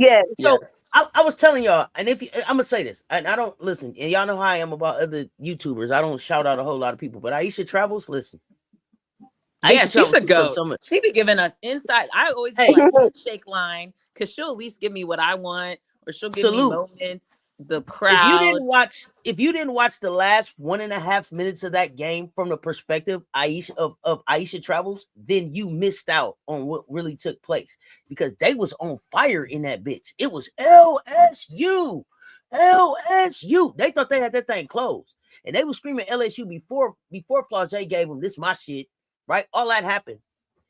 We never got rattled. We were on a business trip, and that's what I love about the approach. We were on a business trip. So in this last minute and a half, right? LSU, they going crazy, and then it got quiet. Right, it gets, and you hear Aisha Travels like, where everybody going? And you just see purple and gold and everything leaving, and then you hear USC. Like, let it be known in that thing. Go watch that with them, girl. Television doesn't give you the hostility of the environment that they walked into. Right? You know how some of these new iPhones, because technology, it'd be like selectively like turning things up and turning things down, like the pitches and stuff like that. That's how television is. I feel like sometimes you don't fully capture the crowd, right? Because then we got to listen to Lobo's ass and D. I'm about to get into D too. We got to listen to them. So like, you don't always hear the sound that like you would hear if you were in person. So that's why I appreciate like everybody who captures stuff, puts it on social media, TikTok, whatever. It's always fun to listen to who you are and like where you are in the stadium, hearing different things. To your point. Go give Aisha Travels a follow. Get over there and check that out. Get over there and check her out. And she, like you said, she always gives great insight. She's always at a ton of South Carolina stuff. Please check her out. But yeah, that minute and a half really lets you know like what we were up against for 40 minutes. And just what did they say? Deaf Dome? That was on their shirt. Yeah, Def Dome. I was like, 6 win. But you know what? Okay. I was talking shit, but clearly that second quarter we had problems. Like the second quarter, I was beyond. It's funny that you say we had the second quarter because we won the second quarter with no problem. But here's the difference: we won the second quarter, but we could have been up more. There was an 8. Flage went on an 8-0 run when we couldn't. When not to. Again, this is when I had to remind myself Gotti was coming back recently, and it's probably the loudest crowd she's heard, right, as a freshman in the SEC. And she wasn't used to that, but she was playing man on man while the rest of us were playing some type of zone.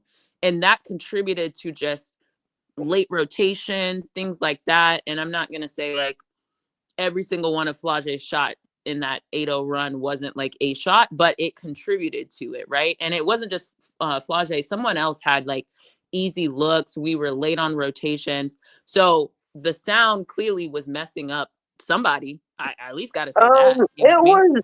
I think it messed up a few of them, and specifically in the first half. In the first half, there was a couple times where they were switching. They were trying to figure out, okay, are we going man? Are we going zone? And it's just like, okay, are y'all in the zone? I was like, are y'all actually in the zone? Because some people are in the zone, some people are playing man. What are we doing?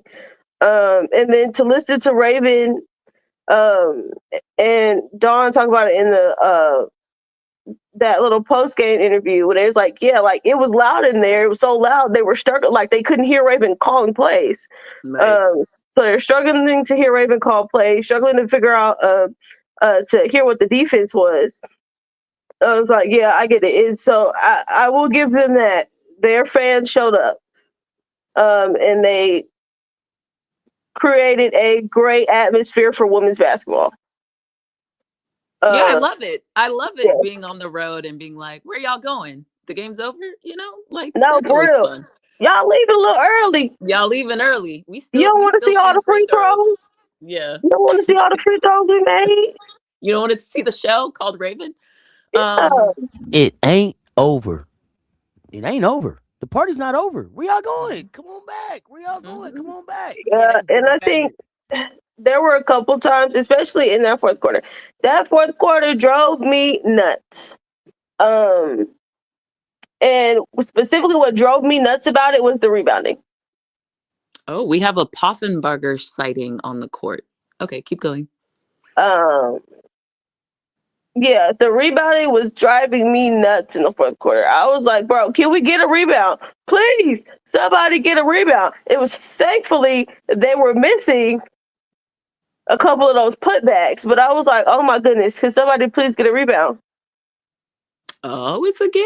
It's a 2-point game. And they were... Oh, Madison. The fact that they came back very poised, like, okay, cool, whatever. We didn't get the rebound. They might have scored or whatever, cool. The game, we up 1. That's all right. That's fine. We finna come back and come get this clutch bucket. Whether it was Gotti or Raven or Tessa or Okai, it was like everyone knew the mission. Like, hey, we need to get this bucket. Everyone did not know the mission, but sure. True. When it came down to the last couple minutes, hey, we need a bucket. Everyone knew the mission. Yes. So I will give them that. When it came down to it, and you needed a bucket, you were able to get it. The defensive end of the thing, that's a whole other story that I did not like. I think coming into the game, didn't we talk about rebounds, transition defense? Wait. When do I not talk about rebounds? That is true. But specifically, I specifically said rebounds this game too. Yeah, I mean, every game is. There's no game where rebound is not a thing. That's why there's no game where defense is not a thing. You see it play out because this is fundamentals of basketball. Like, yes, the goal is to win by 1 point, but there's multiple ways to win by 1 point. Exactly. Well, we were like, hey, this game, you really have to rebound because this team has been very sneaky. They have somehow found ways to eat the boards in a lot of these games. Well, I do know my point guard walked away with 6 rebounds, was it? Let me double check. I think so. Yeah, I think so. 7. I don't. Well, some of them were like balls in our hands. They were swatted out. We ended up getting the possession, but those don't technically count as rebounds. But Raven did have more rebounds than. Ooh, that's a charge. Yeah, you ran right into her.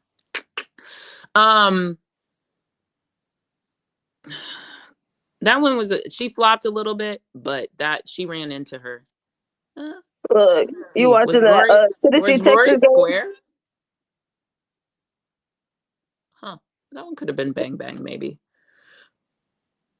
You watching Tennessee Texas? I'm trying to see if Ole Miss gonna complete this walk down on Kentucky. Oh yeah. Oh shoot. There's so many games. I'm on Tennessee Texas. I'm on the Battle of the Hearts.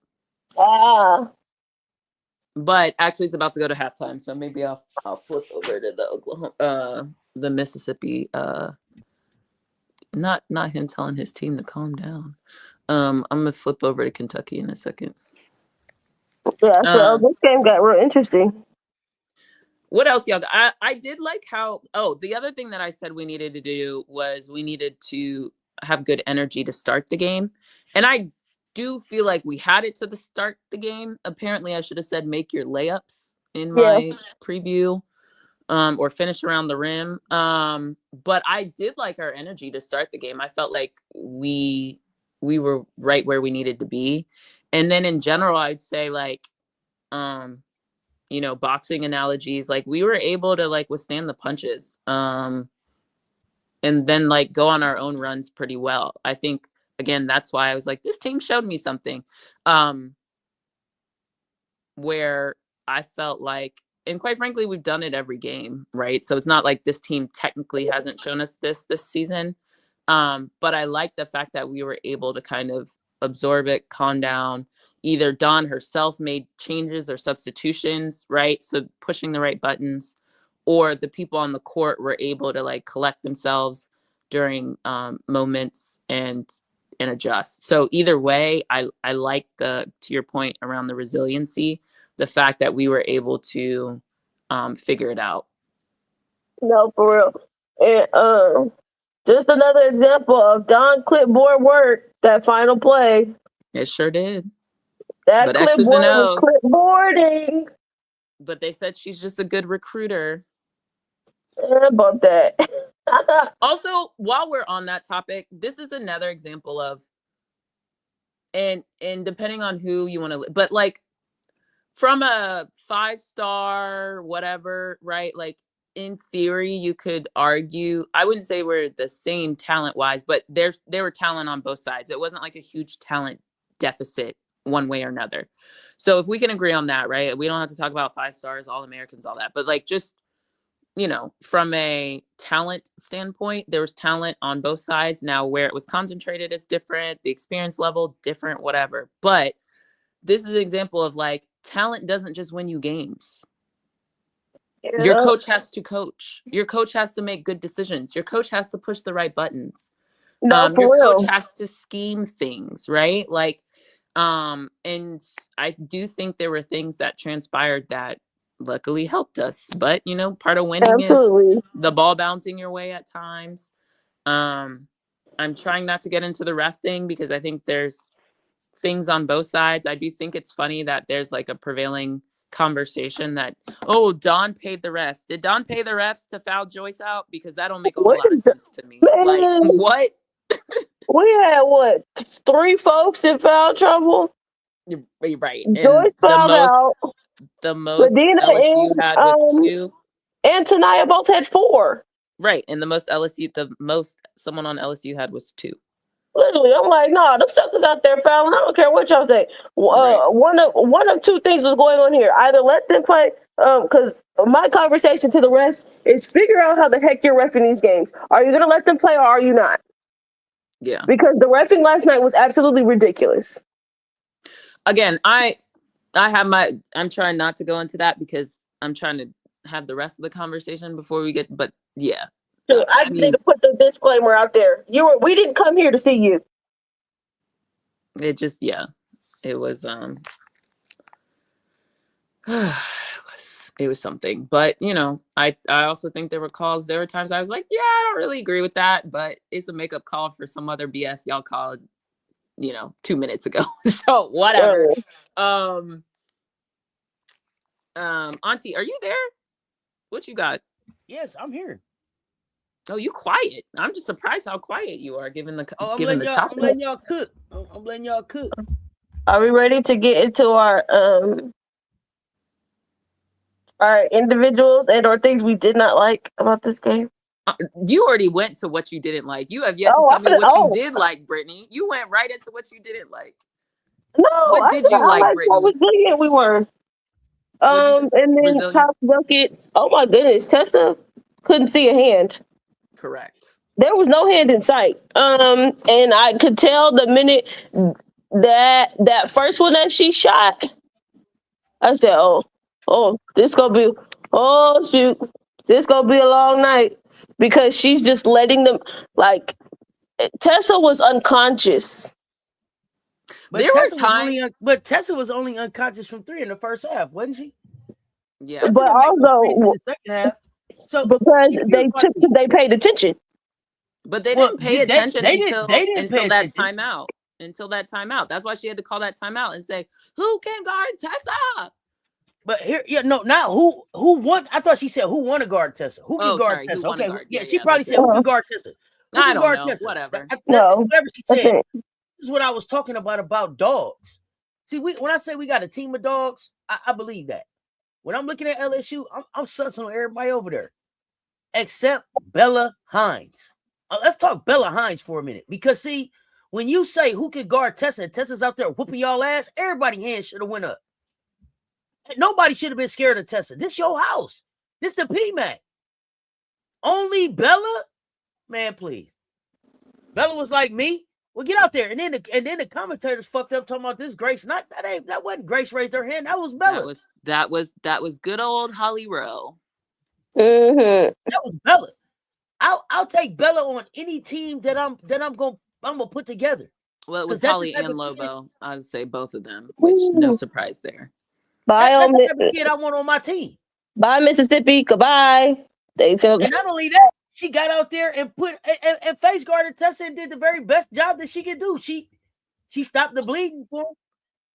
Now it started leaking in other spots, but it stopped the bleeding. But my thing is, Kim, how the hell you didn't know that you had that on your bench? They asked Kim, and this is what fucked me up about Kim. She was like, "Oh, she earned my respect tonight." Well, what the fuck you been looking at all season?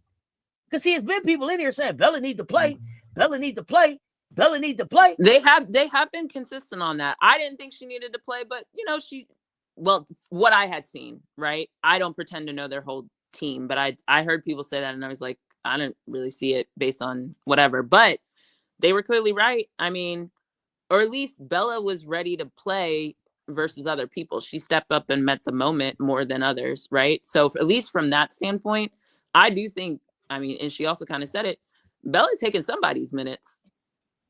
Well, I thought I heard her. I thought the whisper I heard behind it was my laser. Was y'all listening? Well, it looked like she was taking late minutes to me. It was interesting.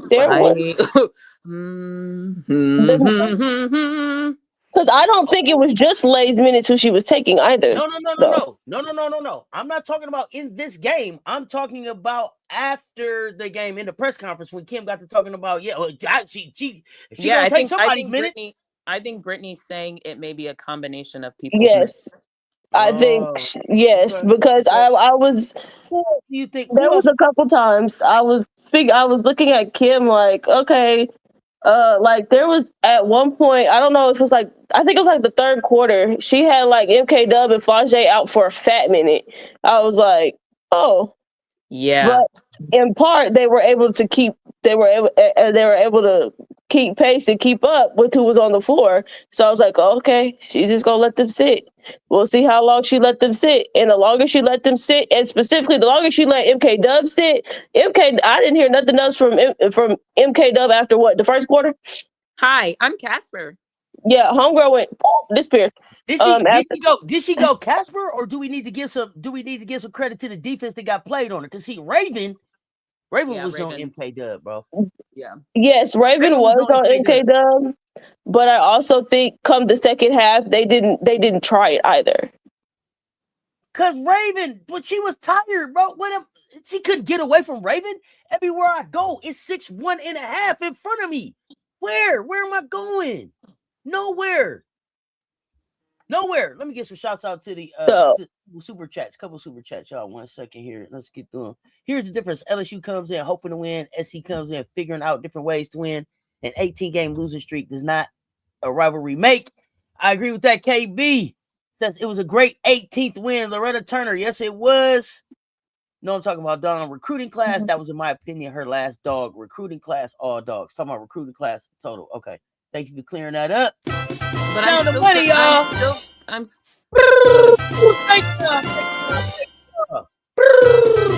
Commish, I cut you off. You say you still what? Go ahead. No. You're good. I was trying to let you do your, thing.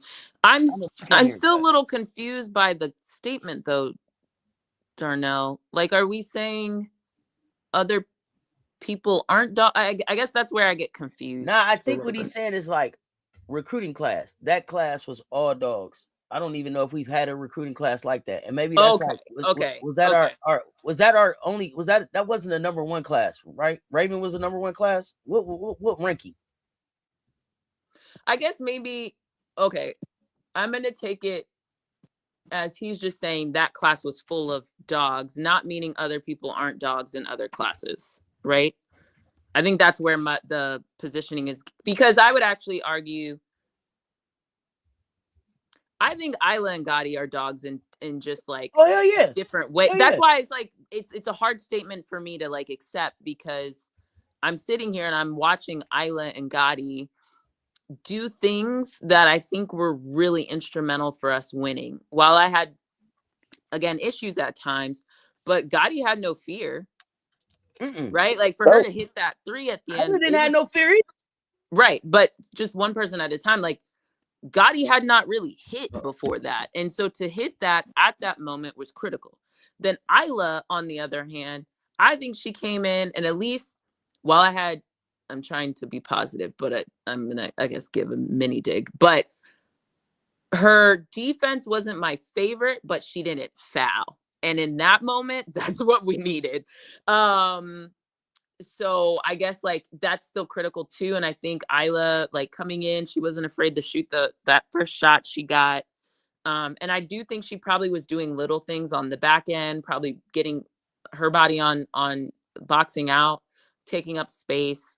So from that standpoint, she was doing kind of some of the little things. And then even the block that Grace Knox got on her to get that back and still have the wherewithal to kind of put it back up and that to drop in, we needed that too. So I guess it's a little hard. I think I know what Darnell's saying. I just wouldn't say it that way, but that's me. But I feel what Darnell, I think I get where Darnell is going. Oh, can I say something real quick that has nothing to do with this topic? Go ahead. Hey, Coach Yo, you did a lot of tweeting this weekend. What happened? What happened today? Can you tweet about what happened today? I'm just asking. Just asking. That's all.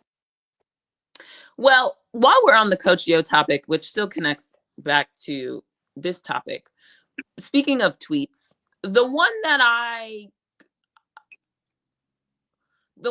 I'm paraphrasing, but she basically was like, if I'm in the W and I need to win, or I'm competing for a championship, I'm not getting a rookie out of the draft. I'm going to go get a vet, a rookie PG. It was specifically about PG. I need to add that.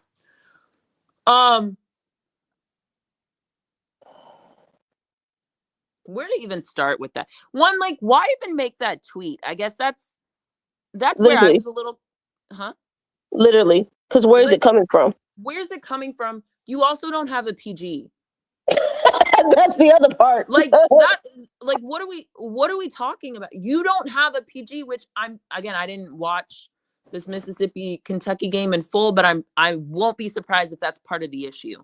Like, you can only not have a PG for so long against high quality people and it not start to impact you. As we saw, Raven was able to control the game. Good PGs are important. So I'm not even all on the Coach Yo bashing, because I still think she was right about her ranking comment, even though she then lost to Georgia, which now doesn't look that bad. Now does it? Now does it, people? I still think she was right about what she said. She just turned around and lost. But as someone who hasn't really had a PG for real, in my opinion, she's had PG like KK, but she hasn't had the quality of PG that she's needed to compete in the SEC, which I think is part of her challenge and why she hasn't seen sustained success. I don't know. That tweet just like, it irritated me. One, you don't have anybody on your team who's going to be drafted at the PG position.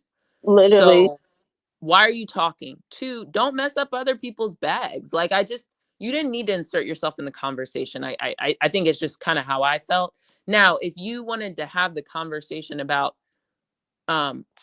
it's really important for contending teams to get high caliber PGs, I think that's different. And then you could have said, but the reality is the PG position's in a deficit. That's the whole, in college, Exactly. in W, it's at a deficit. Shoot, you even want to talk about Unrivaled? That's part of the issue too. That's why they had to go make that trade. And some of them teams, they don't have a PG, someone who can facilitate and handle the ball.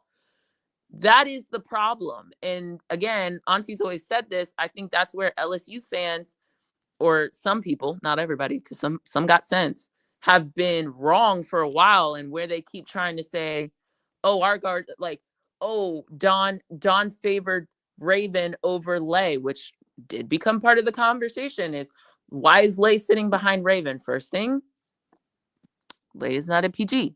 Second, Raven is a damn good PG. So either way you cut it, right? Like, she should be behind Raven when it comes to PG duties. Now, if you wanted to have a conversation about shooting guard and slashing guard, off guard, like, we can have a different conversation. But the PG conversation, there was a reason. And also people act like these were scrubs. She also was sitting behind Pow Pow. Like, what? Like, what? Like, I can't believe we all watched the same thing and like really come to completely different conclusions. Like, we can't even have basketball takes because like y'all shit is rooted in weirdness. But like the Coach Yo specifically, again, back to Raven. I think Raven, and yes, I'm a South Carolina fan, but I do think Raven has the capability. Yeah, it may take her a full year.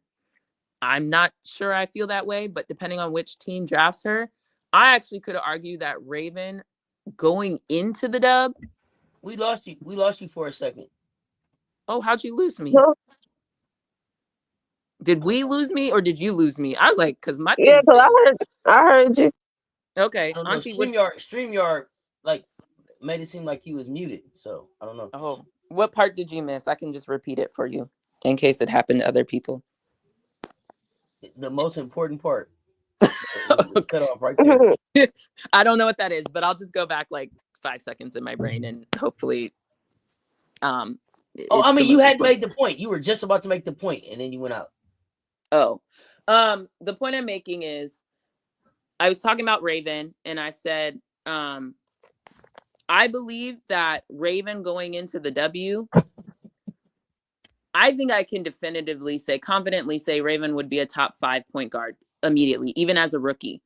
And I know people would, not you, but some people may bristle at that and be like, oh, and this is South Carolina. No, like, look at what's happening, right? Like Raven's defense alone would have her in the top 5 conversation. Then we get into the distribution of the ball, the poise. Like, I do think Raven would be like truly a top 5 point guard, even if I don't even say offensively and I just give you defensively, right? But we've talked again before about the role of a point guard isn't just scoring. And you see that come through, especially when you're competing against Raven. Raven is basically Revis Island for basketball. Like, we've put her on Madison Booker, and that's stopped Madison Booker from scoring. We've had her on MK Dub. We've had her on Chavez when Chavez wasn't getting any points. We've literally, Caitlin Clark, we all saw it. That was the most watched televised game ever. But yes, somehow people still like forget it. Like, we have seen her on a multitude of people. Blake's this season when she wasn't sitting for foul trouble, right? Like, I think Blake's had like 3 turnovers. Raven had 2 or 3 blocks on her in her limited minutes, and Michaela only scored, I think, 3 points, loosely. I can double check that in a second, but like, it was crazy stats, right? And so I do think, like, if you think about it and you're being actually objective about it, Raven could be a top 5. I'm not going to put her 1, but I'm going to put her in the top 5 point guards. And also, there's not that many point guards. So like, mathematically, she would be in the top 5 to me on both sides of the ball, what she can give you. Because there's enough scorers, shout out coach, in the W that I actually don't need Raven to score that much So even if you say there's people averaging trip dubs or whatever the hell else, like it does look different, right? There's a difference between getting long rebounds and pushing it, still a rebound nonetheless. But what you see Raven doing is she's in the trees. She's amongst the trees down there, getting her nose up in there under the basket, trying to get rebounds. There's not a lot of point guards who do that, period. Honestly, it's her and Chelsea Gray. I think the comment from Coach Yo, I'm gonna assume she's made it in good faith. But I also think typically a veteran a win now team isn't gonna draft a rookie point guard in a win now situation, and specifically draft them to like start and or play a really big impact off the bench, whatever it may be. But I also think with what she's saying, you're also she overlooked Raven Johnson coming out in this draft. No, she didn't overlook it. She's playing them in College Game Day next week. She knows. That's why I was irritated with her saying that. Yeah, it's just that's not an overlook. She knows. I'm gonna give the lady the benefit of the doubt, and I'm not. I'm gonna be nice and give her the benefit of the doubt because I really I had issues. And yeah, it may be about Olivia Miles, but she said point guards. She didn't say.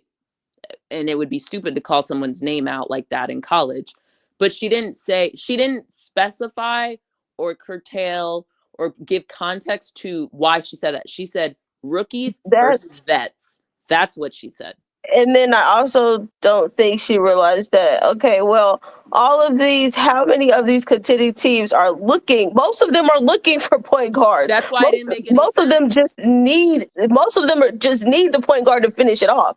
And it's like, hey, yo, if there was vet point guards out there that could go onto these championship teams, these teams with championship aspirations, they would have done it. Those veteran point guards are already signed and getting paid big money. Well, everybody's a free agent, remember? So true, but they would have already been locked in last season. They already would have been locked in last season. Yeah. In terms of, hey, this is who they would have been like, yeah, this is who I'm rolling with, and we would have saw it last season. Because there was plenty of teams that were juggling, flip-flopping between point guards. But also like the premise of like, I'm going to go acquire one, which like, again, no like hate in the game, but like Coach Gio, right now, your strategy is going to acquire talent, right? Through the portal. And I'm not saying she's not developing people. That's not really my point, but it is kind of part of it. Like you're currently acquiring other people's whatever development they do have. To me, as a W team, why wouldn't you want to draft someone and then develop them? And I think that's the whole issue. They either don't have time or whatever, but then you get into this place where you don't have ample PGs ready to do what you want. There isn't a marketplace or rather, the demand is high, but the supply is low. So like you don't have enough. It's a scarcity to have a veteran quality point guard. So the whole premise just like, it doesn't make sense to me. I think had she said that there are very few. Yes. That's what she should have said. There's very few. Therefore, you're acknowledging that there's some out there that right now are looked at to be high picks where we're just like, if you put them on a contending team, are they really going to play? Are they really going to give you what a championship contending point guard needs? Team needs. Had she said some, or she should have, or what she could have said is that usually you wouldn't do it, but I think there might be a star. There's an exception. That's what she said. There's an exception. All she should have tweeted is the point guard position is in scarcity, and to find a good one is highly, difficult or whatever. Yeah. Or if you have a good one, keep one. And we could have been done with this whole thing. But the other part is, what do we expect for someone that's running Cody as a point guard? Well, Well, what can we expect from someone that's running Cody as a point guard? It was just like, yo, you're taking. I got a question about Yo. What do we know about Yo as a player? Like, was Yo a hooper? I assume so, but I don't know. Yeah, I would assume so. I mean, she's pretty short, so I just feel like her career probably, or her capable. I mean, she's from the Bahamas. I don't remember when. Let me came Google to the it. States. Yeah, I was wondering, like, what position did she play? I was looking at her and her stature and her size, and I was like, seemed like she would have been a point guard. Yeah, I guess it depends how long she played, right? Because if she, I don't know, stopped playing in middle school, she could have been like a 3 or a 4, you know? So, and again, depends when she came to the States. So I don't know. But I just think it was just not a good tweet. I just don't understand why that. I know it was her off day, but it just seemed like such a weird thing to tweet. Oh, this is hilarious. Go ahead. Well, I just read. She was a point guard. I mean, it would make sense. That's why I was like, she gives me like she's a point guard, especially a defensive-oriented point guard. She earned all-state honors by averaging 9 points and 6.9 assists. Was she in the United States of America or the Bahamas? In the United States of America. She went to Miami-Dade County Community College. Oh, okay. Though she initially signed to Florida Atlantic University. Oh, and then she went to Rhode Island. It was a point guard there. Oh, wow. Look at that. Your Rhode Island connection, Auntie. I mean, let's go, Rhode Island. Coach. No, I am about Rhode Island. So, yeah, that's the part that don't make no sense to me. To make that comment for someone that was a point guard. Whatever. Again, if her point was it takes rookies a long time to get there, or just like the skill set of kids these days, I don't know. I just feel like, one, did you really need to say that? And two, if you wanted to say it, you should have said it better than what you said. Literally. So I still take umbrage. Because it comes off as a dig. It does, might not have intended for it to come off as a dig, but yeah, no, it came off as a dig, especially with you're about to play South Carolina. Okay. I just hope Raven didn't see it. She probably did. Probably heard about it. Oh, okay, cool. You don't. Okay, let me show you a point guard real quick. Since you don't have one. Isn't it senior night, or are we not there yet? Let me see. No, I don't think we're there yet. I think we have one more home game after this. Okay. All right. I was gonna say college game day, senior night. Yeah, good luck. But I don't think it's senior night. So that's that. Okay. Anything else anybody else you wanna roll through specific people for the game? While we're on the Raven topic. That's my point guard as I cry. Absolutely. Shout out to Raven. Clearly everything I've said, like her poise, her calling her own number when necessary, her trying to get people involved. Again, just I think her leadership overall is a culmination of the game on the court, right? Like her investing into Medina. I still remember the press conference when Medina was like, do you always have to call out when, I'm not doing something right or whatever? And it was like, with love, basically, yes. For reasons like this. So like we can, talk about things and adjust in real time. So shout out to Raven. I think I said this last Baseline that Raven, well, I've been saying it for a while, that she should really be in the National Player of the Year conversations. And I'm not just saying that in jest, like, look at the results. I do believe she should be Defensive Player of the Year. She should strongly be in that conversation. Again, all the reasons I articulated on the national level and specifically within our conference. I think she should win Defensive Player of the Year. I don't think there's anybody else who's better. I don't care how many blocks, steals, whatever people have. No, for real, it's not a conversation. It's not. It really shouldn't be. I don't even understand how it's not super clear. It should be Raven. I think, what else? That Nancy Lieberman award. I said that before. I think Raven should win it. I don't care how many steals Hannah has or doesn't have. Her team's not winning. Like, I'm even surprised they're even on the 8 or the 9 line the last time I checked of Charlie Cream's whatever bracketology. Like, just fundamentally, I'm taking Raven. So yeah, this is my daily TED Talk for Raven. Should be in more award conversations than she is. And on the national level and the SEC level, Raven should be like first team. That's not no second team. I don't care how many points Liv McGill's scoring or anybody else. Like, you can't tell me. Like, no.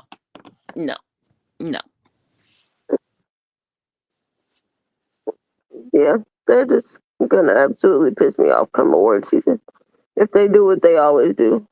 Oh my goodness, that brick is crazy. What game are you watching? Texas? Texas. Yeah. Yeah, that 3 was crazy. I was, oh gosh, what is Texas doing? Oh my gosh, what is going on out here? Oh shoot, is Vic out his coat yet? I'm side by side, and the pictures are kind of small, so I can't really tell if Vic is. Yes, I mean, he's out of it. He's out I was of like, it. it's third quarter. He should be out of it. Oh my goodness, this team looks bad. But anyway, back to Raven. Yeah, Raven. Oh, Maryland's up 1 point on Ohio State with 3 seconds Oh left. Sorry, shoot. I just checked. Raven did what I expected Raven to do. Raven did better than I expected her to. Not that I expect her not to do much. I think her scoring was higher than what I would have anticipated. But that's because Yes, the scoring was higher. Someone else who scores wasn't really scoring. So exactly. Hey, she said, "I gotta do it. I'm gonna do it. If I gotta do it, I'm gonna do it." What? So 7 rebounds, 6 assists. Continues to be a stat stuffer. Keep reading. If we're gonna do it, do her full stat line. Sure. Hold on. Wait. Let me pull it up. That's just what I remember off the top of my head. I think she had 3 steals, 2 blocks. There was 4 of something, and I can't remember what the 4 was. I got it. Let me pull it up. Box score. Raven had 19 points. 4 for 9 shooting is crazy. Great work. 3 for 5 from 3. 8 of 10 from the free throw line. Those were the only missed 2 free throws that we had. Yeah. Yeah. Shout out to the team. Woo woo. Turn the free throws around. We did actually. Yeah, that's worth highlighting. Good point. Absolutely. Only missing 2 free throws. 15 for 17 on the road. Absolutely. Love it. We didn't really get that many free throws for real because a lot of that was padding at the end of 4 came at the end of the game, right? Yep. With Medina and Raven. Yep. She had 7 rebounds, 6 assists, 4 turnovers, 4 steals, 1 block. Oh, the 4 was the turnovers. That was unfortunate. Well, and they didn't stand out to me because I remember seeing 4 and I was like, really? But 4 is 4. Yeah, some of those 4, I don't feel like she actually had 4. I think some of those were. It's just, all right, we have to give it to you, but probably could have with somebody else. Right.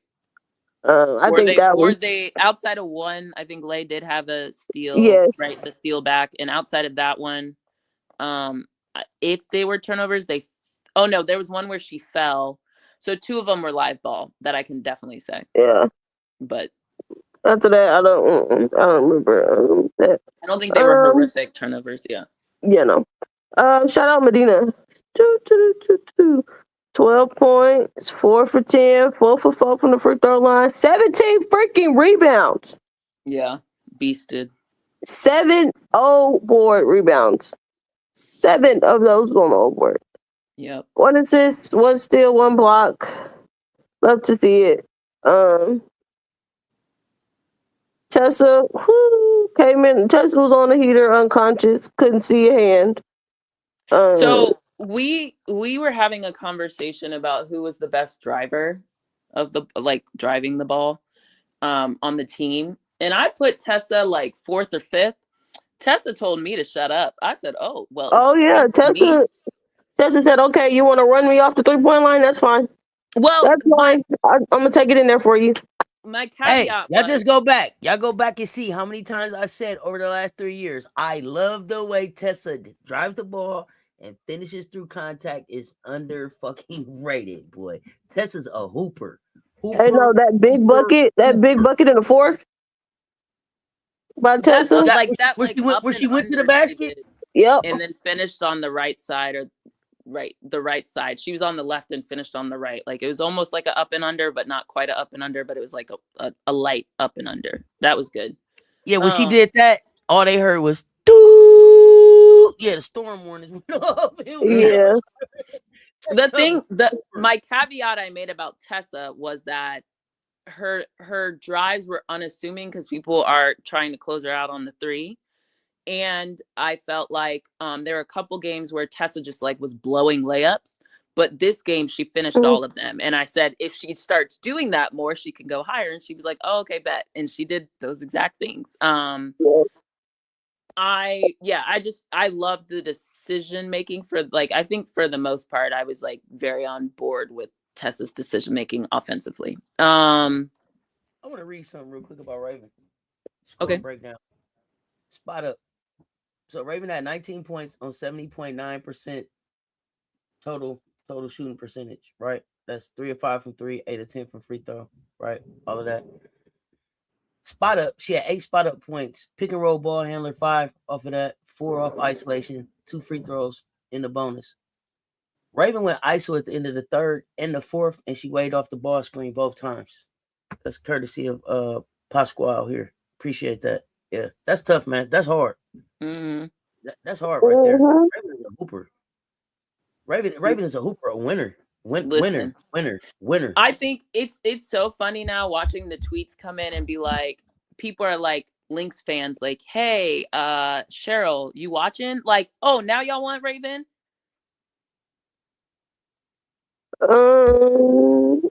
That's actually what I'm not a Lynx fan. We've been telling them about Raven. But we've been telling them. Yes. I said if I were the Sky, I would definitely choose. I would pick up Raven. Especially over there in Minnesota, I don't think they're for sure about their point guard situation. No, they're not, and I'm not sure either one of them is actually a point guard. But whatever. Yeah. That's the other part. But people call you haters when you call some of this stuff out, just because you're really good at like certain things. And again, she's a combo. She's not a point guard. Yeah. Okay. Oh no, Cheryl, you know the phone number to call. Right. But Cheryl got weird energy with certain schools, so we'll see. But I would strongly consider it because you know what's not going to happen? You're not going to get cooked defensively at your point guard position. I can tell you that. Absolutely not. And then, hey, I don't know. A Raven and Fee combo, that might make me like Fee a little more. Just a little bit. I would try to figure out how to get a big. Well, they have bigs. They have Yorka and all those other people. Like they don't need to draft a big per se, unless they like the bigs. I would consider. I'm not even playing. Like I would consider. And I just don't think a certain point guard, I don't think is Cheryl's style. There's too many turnovers and not enough defense play. And low-key, I would say, I wouldn't mind. Well, depending on what Dallas does, Minnesota potentially leaving out with Raven and AZ. Man, you won the draft. Oh, you're saying like in the second round? I don't even know when the Lynx pick again. For them, they can trade up. I trade down. They could trade. Well, depending on how bad they want AZ. Well, depending on what Dallas does, how bad do they want AZ? Okay, but we're going off the rail. But like in my mind, you have to do your evaluation to figure it out. But if you could trade back, someone trades up to the 2, and you're able to like for example, who's someone who has multiple picks? Connecticut. And Mystics. Yes, the Mystics. I would go with the Mystics. You know what I mean? Like I would trade back with them, and then now you could trade back and get potentially 2 picks in the first round, and that's how you could pull off. And even if you don't get an AZ, you get a Neepkins, you get, you know, a shooter, another shooter, and then you can still end up with Raven. But the problem is they picked Georgia, which I would have not picked. So that's their own issue over there. They have 50 million picks, so they have 50 million things that they could do.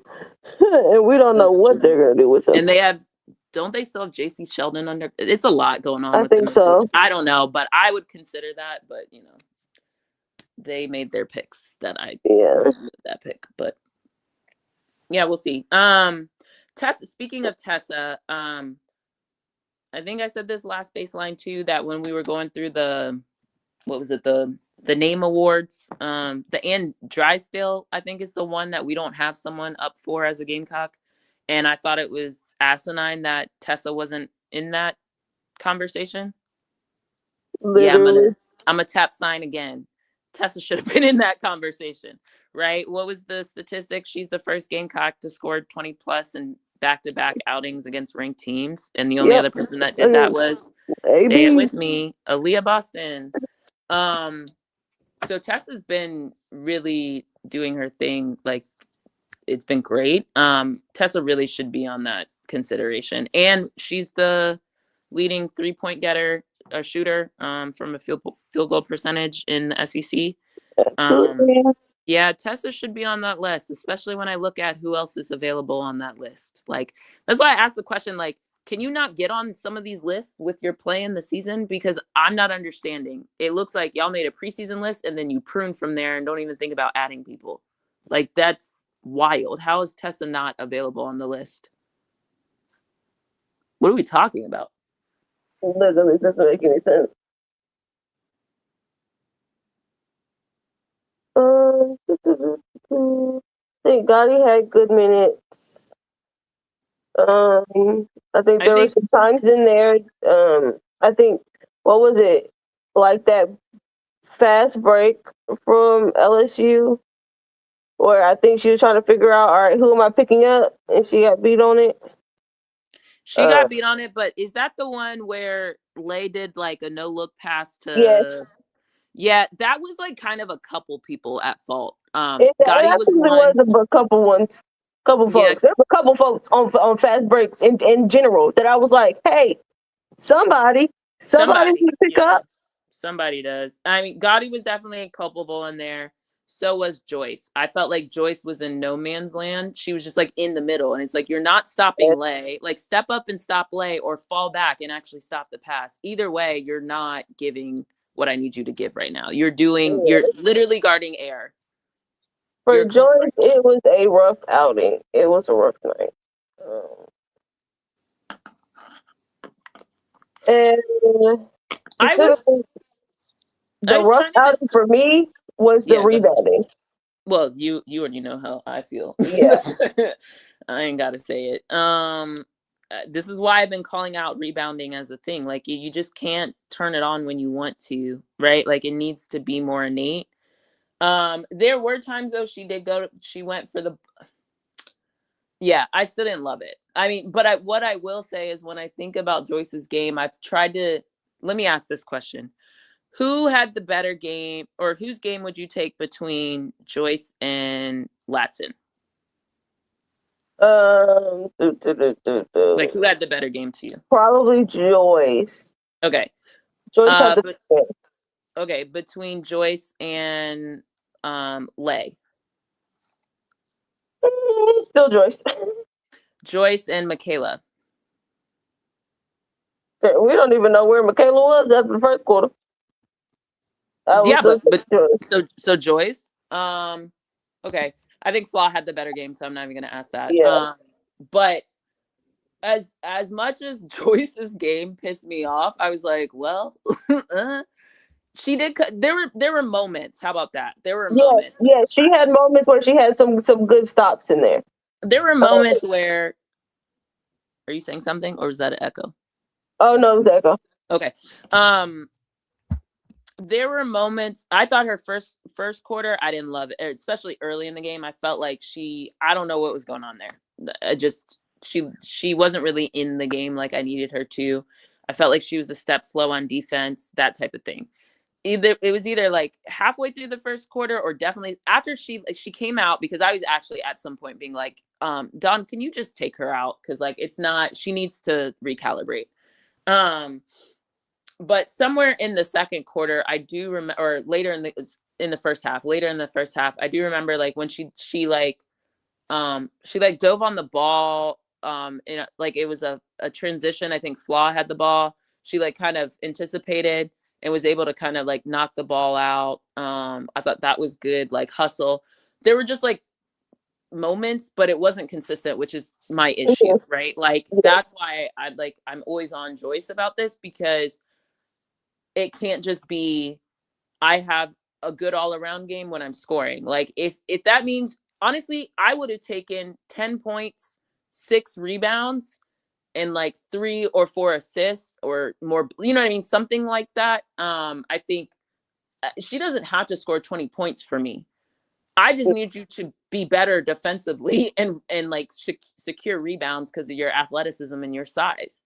And so for me, this is a game where I'm frustrated because I'm like, you're not either, or you're going, because there were sometimes she did go for the ball but didn't get it, but then it's like you're on the ground, and like that final play where Flaw hit the 2/3 that ended up being a 2, like it was a ton of, nobody was rebounding, the ball was on the damn ground, and then I think Raven dove for it, and then she got like swallowed up by everybody just like jumping on her.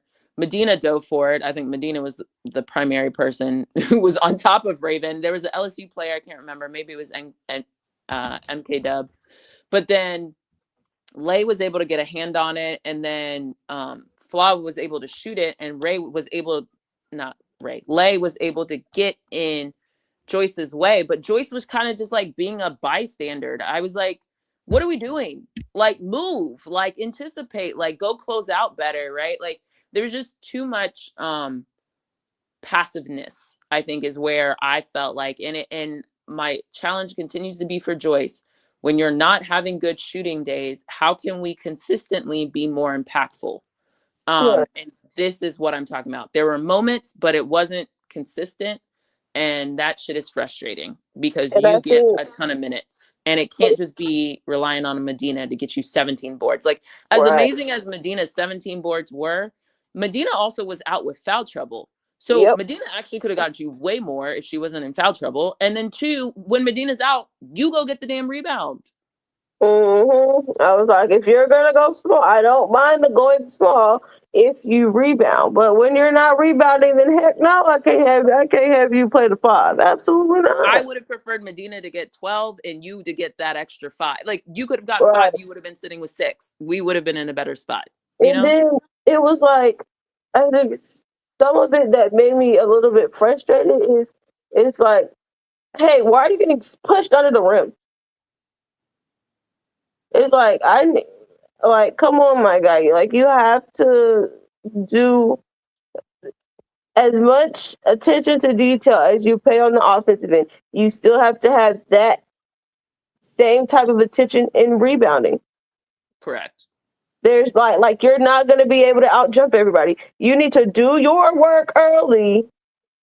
And get bodies and root people out of their spots. Exactly. That's the part that was missing. It's like you gotta move folks out the way. Move so you have the position to get the rebound.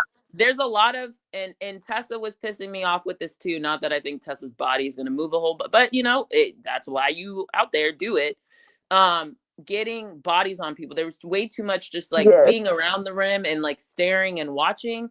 And then like Flage would fly like that one at the end that Joyce she caught Raven on that one. The one at the end, it was Raven. But it wasn't. But it was Raven for not boxing out. But Raven had someone else because they were in rotation. It might have been Raven got sucked in under the rim to help out down there, and then Tessa caught no man's land. Like, hey, you have to go pick up Flage. Right. Well, the one I'm thinking of is the one where Flage like flew in. Off the like baseline, basically. Raven was kind of there, but Raven was kind of boxing out someone else. Could have been a better box out, but whatever. Raven jumped for it. Flaw out jumped her, And then in that moment, Joyce, I want to say it was a transition situation that started this whole thing. Joyce saw it and started to go for the rebound. Luckily, a foul wasn't called in that instance because she kind of could have gotten hit. The way they were calling fouls on Joyce, like she could have gotten hit with that. But whatever, they both went for the ball. Flaw, did she get it or did she tap it? And then I think like Joyner or someone shot it, but like Joyce was able to recover and kind of put two hands up. Anyway, my whole point was, what the hell? It all started because we didn't play transition defense well, which oftentimes is what led to a lot of people's fouls, by the way, including Medina. It was people not doing what they were supposed to is causing fouls for Medina and at times Joyce, because then people were late on rotation. It just was like, if everybody does their damn job, people won't be in foul trouble. And that's on the guards to me too. So it was just like a confluence of a little bit of everything. And then when you're there, stop trying to out jump people and actually go find someone to put a body on. Exactly. It was too much. Oh, the shot's up. Let me go to the basket so I can get the rebound. It's like, hey, you have to put a body on somebody first. Right. And then not go just get it. let's just come. Exactly. Not just let's just come to the basket and when let's get ready to jump for the ball. No. Find a body. Box out. Then get the rebound. And then everybody, I have lots of, like Boyer, I know she in her little paper notes she takes. Yeah.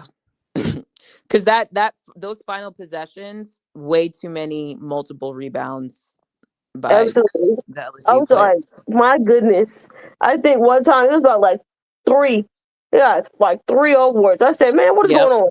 I think it was the play that Floss shot that 3 that became a 2. Yes. I mean, it was a 2. Her foot was on the line. Yeah. But, I was like, man, this is ridiculous. And then I think there was too many blow-bys for me. Too many blow-bys for my liking. Could some of that be due to, okay, I don't know how much of a hand I could put on them? Yes, but I also think some of it was just like, hey, y'all are not getting set up in the half court quick enough. Yeah, I felt like the blow-bys were more because people weren't in position more than I'm standing and guarding you in your blow-by. Right. That's what most of it was. Yeah. Or transition defense being a reason, but a combination. For tonight, it was a tough game in part because the foul trouble. I think the whistle was very irritating for her. And the whistle specifically defensively. But at a certain point, yes, I do think she was getting some fouls. She didn't adjust to the whistle. Like, hey, it's like, hey, this is the whistle that they're setting. Like, hey, back off. You have to like just back off. Like there were a couple ones I was like, Tanaya. I think she had like 2 back to back. And I was like, Tanaya. Well, the defense one, yes, I agree with that. I thought you were talking offensively. Got it. Oh no. The defensive ones. I was like, Tanaya, bro, he just blew the whistle on this one. I get it. It's like, okay, are you gonna you're not gonna let me play, and or this is how they're doing it over there, so how come we're not allowed to do it up here? Whatever. But it's just like you have to adjust because she had picked up, and I think it was either in the 3rd quarter or the 4th quarter, and she had picked up like 2 quick ones. Yeah. And like we ended up having like 3 fouls because somebody had fouled on the previous possession. Yep. So I was like, all right, we already in the foul count, 3 in the hole. We only got 2 left. Yep. I mean, I'll take her trying to play not in that situation wasn't great, but I will take her trying to play defense. The problem was it's also like moving your feet. Like move your feet, not your hands. Because there were a couple times I felt like she did fight over the screen, but then would reach. And it's like, no, keep sliding your feet and then reach. Like, if you and then tap the ball type of thing. It was like too quick. I think she'll learn from that. I do feel like the one I thought you were talking about was offensively not getting foul calls. And that too. She didn't, but it's also like, girl, we in the middle of the SEC play. We've been telling y'all for weeks. You are in the SEC and you play for South Carolina. You ain't getting some of them calls. Like, you just not. Like, and the way that the game was reffed early on, there were a lot of bodies on the, like, you're not getting that. So adjust. Like, kick it back out. There are times you could kick it back out. The jump stop, I think like, use your midi a little bit more. So Yes, I did like that play on the fast break where she saw Lay coming and she pump fake. Yeah, exactly. Because she More of knew that. Lay was gonna bite on it. Pump fake, go there you go. But yeah, I think that's the other part for her. I think we say it a couple times. It's like, hey, tonight I need you to get to the mid range. Yeah, I don't remember her shooting a mid range. Like on a drive. I don't remember. No, I don't think so either. It's been. I expect them both to be better the next go around.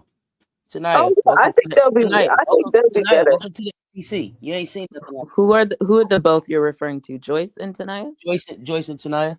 Got it. Tanaya, welcome to the SEC. Joyce, this is what it's like. This is what it's like hostile on the road in a real hostile environment. You ain't been here. You ain't seen one before. Welcome. For Joyce, sister, I can't do another 1 rebound game. I can't do another 1 rebound game. I can't do the.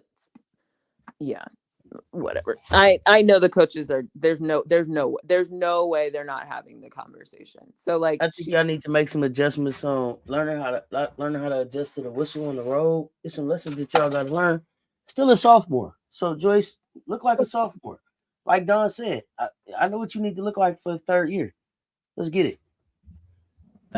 That's where I'm at with it. She's gonna still look like a sophomore sometimes. Some stuff is gonna be. This is just her first time experiencing it. I don't think Joyce. It's not her first time experiencing it. This is not Joyce's first time. I didn't say. Go ahead. Like, we've seen Joyce get a double simply.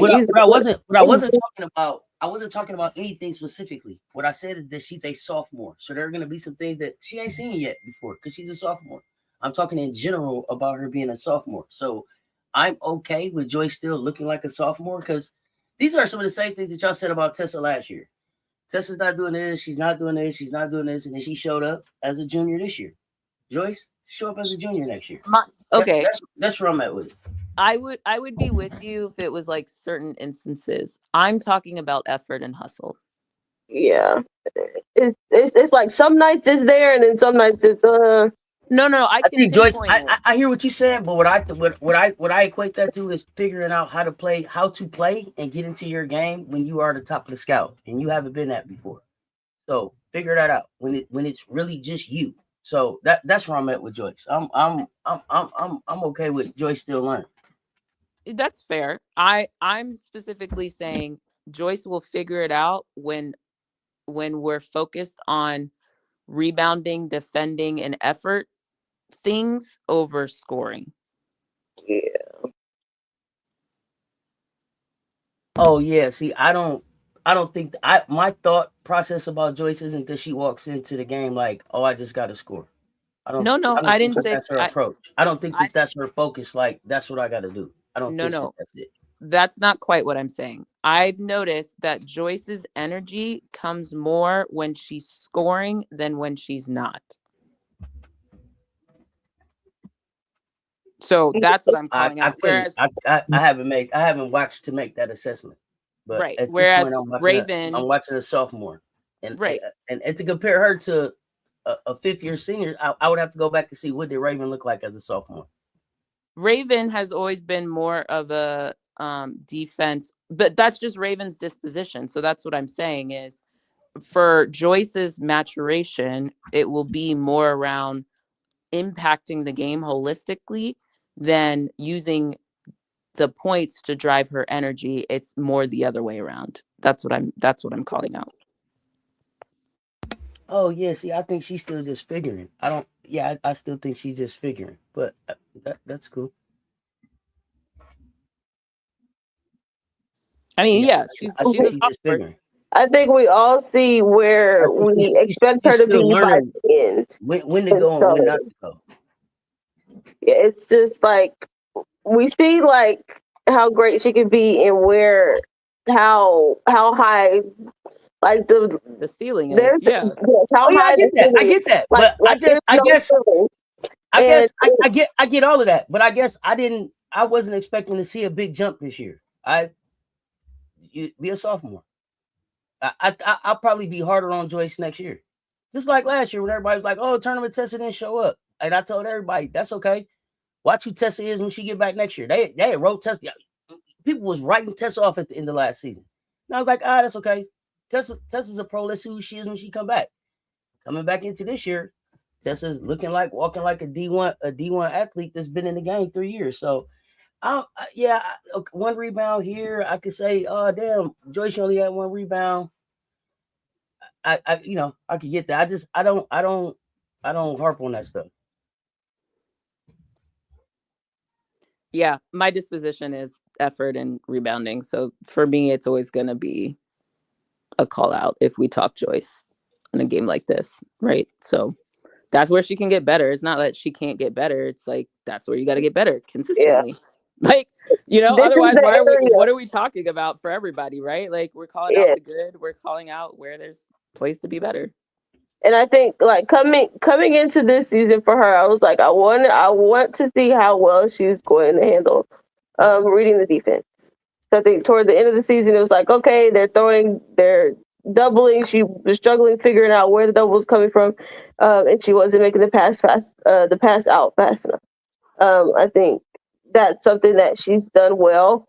We've seen the shades of it, and especially like the last couple of games. I think since like the Oklahoma game, I think she's been more focused. Like, okay, I need to make sure that I'm making the right pass, and knowing when to go and when not to go. I think she's been doing that well the last couple of games. So now it's like, oh, I have a new thing for you to.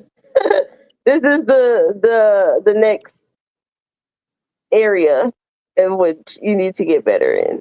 Christy Curry almost just like rolled up on the refs at halftime. Christy Curry wasn't playing around. Christy Curry was not playing around. She almost rolled up on the refs. Not playing around. And you saying Joyce isn't above criticism? I criticize them all. But what I'm saying is what I'm looking at, what I'm measuring is not the same thing that these ladies are measuring. I criticize them all. It's all something that they can do better. But I also have them on a timeline of where I expect them to hit certain marks. So I'm okay with where she's at. She's on time for me right now. Which is totally fine. We have a different. No. I'm talking to McLeod, who said Joyce is not above criticism. So I want to address that. I'm adding to what you're saying. I'm saying that like that's why there's 3 different voices here. We feel differently about different things, right? Like I've always said, I hold Joyce to a higher standard because of her capability, and because But what I'm saying is I'm not going to act like I'm not going to let that be that I don't hold her to a higher standard. I don't hold her to a high standard because I got her on a different timeline. The marks, the deliverables that I'm expecting, she hitting them right now for me. That doesn't mean that I don't have her on the same. I don't hold her to the same standard. Right. But what I'm elaborating is how like your timeline and my timeline are different, right? Based on this conversation.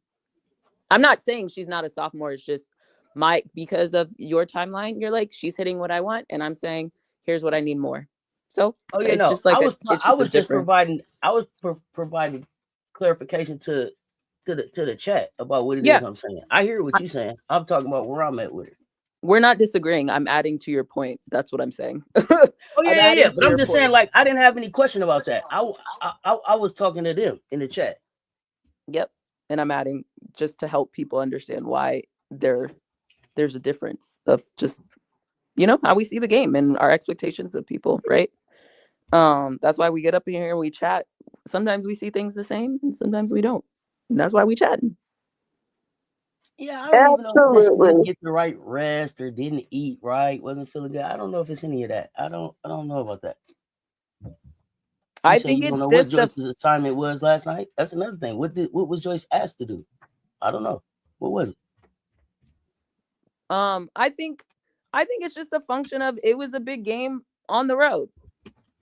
Like I could sometimes that's the answer. And to even your point you were making, Auntie, about you know, she has to adjust to that. Like, that's part of it. And I think for me, what I'm just reiterating is, I think for her, in those moments where you're not having your best offensive day or things aren't falling, because some of them were just not falling. Like, even some of her mid ranges, I thought they were good shots. They just didn't fall, or she missed them. And I think in moments like that, when you're really amped, sometimes your defense can help settle you in quicker. So that's my thing for her. And Don said it right. She challenged her to be impactful on both ends. So, like, how do you do that? And that's kind of part of her maturation. You know, other people blend in at times in the game, and they're juniors and seniors. And then everybody's different, right? And so I think just for Joyce, it's like, hey, you know, see the stuff on film. How do you recognize it in the moment? How do you kind of unwind yourself out of that quickly? That's it. Now, whether it takes this season, next season, the W, that's kind of the thing. Yep. It's like at this point, everybody knows what they need to do for us to win. I will say that I think our roles are more solidified. It's still kind of, Yes. I think it's clear what everybody, like, Medina knows she needs to rebound, right? And I think Yes. that confidence, and then, like, knowing that Raven's going to get her the ball in certain circumstances. I think for Medina, whether it's specifically this year or moving forward, you know, again, she's still 5 years playing basketball. She does tend to make some of her shots a little bit more difficult than they need to be. And so I think her footwork is just something that, like, can continue to, like, make sure she's in the right spot so she doesn't have to make difficult shots. Because I think there were like 2 where it was like, you did the thing, but then you made it difficult. Like, you went the wrong way, or you spun on the wrong foot. And then, like, now you have to make more of a circus shot. So But I think she just, gets that footwork together. yeah, her footwork is just like the key one. I think once she does that, like, she gonna be a problem. A problem. I would hate to. Look, once you get the footwork together, I would hate to defend her in the Mhm. in the dub, because that's not somebody you want to see, and especially because for her to do some of the things that she wants to do with the ball, that also comes with the footwork. Exactly. So some of the moves that we see that she's trying to make, but she just doesn't have it together because of the footwork. But one of them was really good. It was the one where I think Grace Knox was on her. I think she might have swatted the ball out of her hands or something like that. She got it back on the other side of the rim. Yep. And she was really patient in her pivot foot. And sometimes she gets, like, in other games, she's gotten called with travels. But you can see probably, like, her, Boyer, and whoever else, you know, the coaching staff, they've drilled on that, because she didn't get caught. Like, it was solid. Right. And it was really good. And on So that last play, she Yeah, was made yeah. sure that you could tell she was thinking. She make sure kick That the foot did down. not move. Yeah, that foot did not move. So, you know, you're seeing some of the stuff happen in real time. So that's good. She also was one that had to settle in. I felt like early, again, there's, you know, adrenaline, whatever. We were missing some shots, but she was able to settle in throughout the game, which was good. And then her defense too. I thought her defense really improved as the game went. Like, Yes. yeah, there are a couple times I think she still needs to work on the physicality. Like, sometimes she's a little too physical. Like, there was that one where she was, like, bumping Joyner at the free throw line. I was like, sis, the ref is right there. Like, we can't. Too much. But with that one, I was kind of like, yeah, but I'll eat it. Because Jordan was out there doing too much. I was like, girl, you're doing too much. It was quit flopping out here. Correct. But I also thought there were a couple times where her and Joyner had, like, hands tangled after the whistle. Yes. And, you know, it reminds me of when Don said early in the season, like, we don't have anybody who's really mean. And it was like, yeah, get mean. You know what I mean? Like, find it in the course of the game to, like, buck back a little bit. So, again, I'll eat it. But it was like, girl, we need you. You're the one rebounding for us. And, like, we can't have you picking up fouls like this, right? So still kind of hone that in. But otherwise, I thought her defense at times was really solid. So, you know, we're getting there. Absolutely. Like, we got time. You ain't got to be right on time till April, March. Right on time and come March. That's all we need. But yeah, overall, it was. Was there anybody we didn't highlight or talk about? Oh, Miriam. I knew there was somebody. Oh, yes, she came in and did what we needed Miriam to do in them couple minutes, because it was literally like what she came in when Medina got picked up her fourth. Yep. Or was that it? Yes. And she came in and kind of held serve. Yeah, I thought she gave solid minutes of relief. She ended up getting switched on Jada, I think, and blocked Jada's shot out of bounds. Yes. She did take that 3. She hesitated a little bit, but nonetheless she took it. Which was good. She just needed to take it. There was something else she did that I really liked. I think she got a rebound too. Her boxing out is always pretty solid. Yeah, Miriam is one she'll box out, but typically she's boxing out, but she's not the one that gets the rebound. But it's for everyone else. All right, hey, get the rebound. And I think what I really liked about Miriam, because there's always kind of like, we didn't see Miriam this game, or Miriam was ready when her number was called. And I think that is also a huge testament to, like, we may not always see Miriam, but I think Miriam is ready. So I think from that standpoint, right, like, we know we're going to get box out. We know we're going to get decent defense. The offense we'd like to see, but like at this point, like, especially if she's coming in for a Medina, that's what we need. We need the presence in the paint, especially from a rebounding standpoint. So kudos to Miriam for being ready when her number was called. Absolutely. I would have loved to see Alicia in this setting, but wasn't possible apart because we stayed keeping them in the bonus.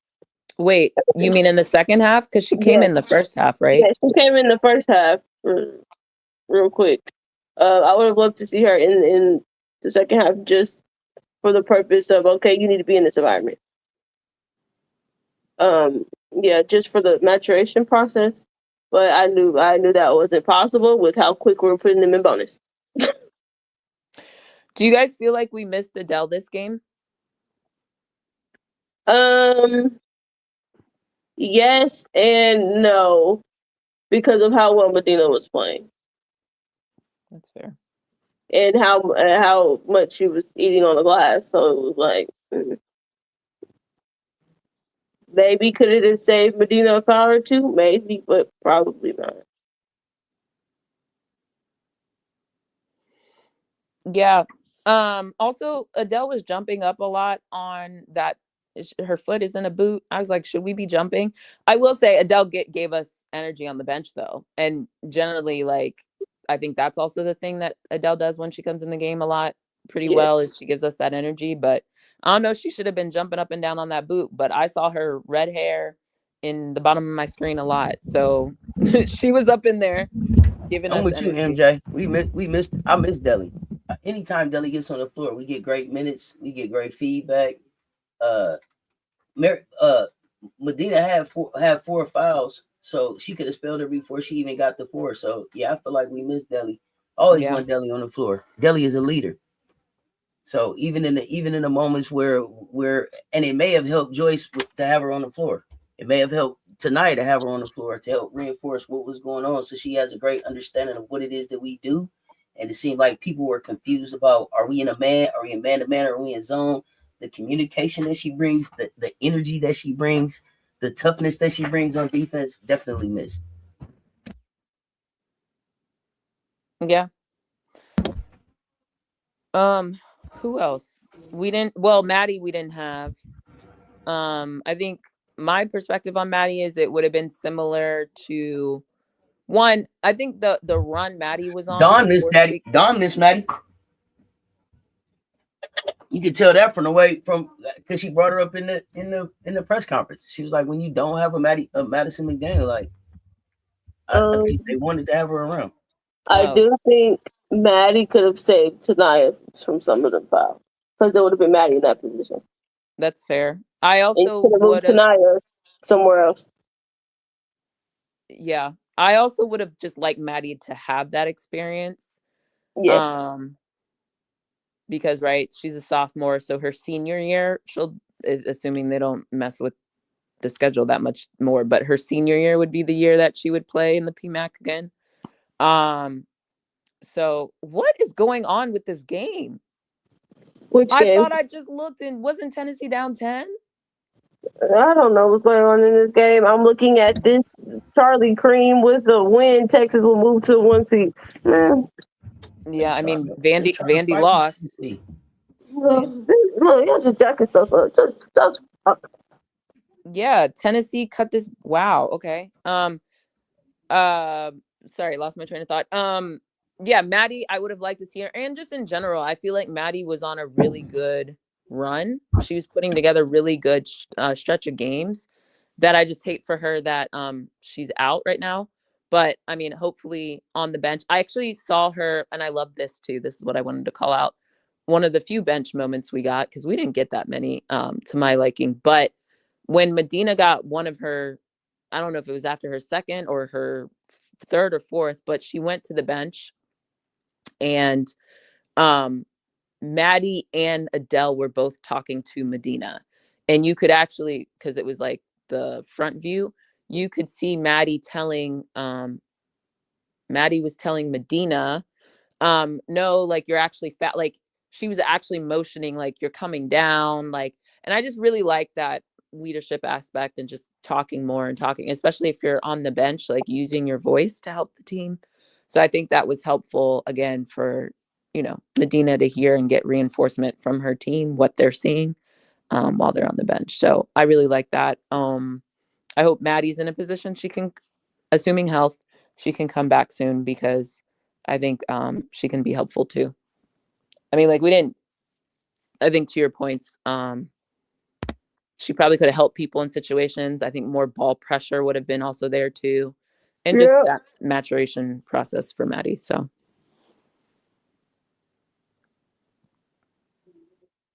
Anybody else? Anything else? Mm-mm.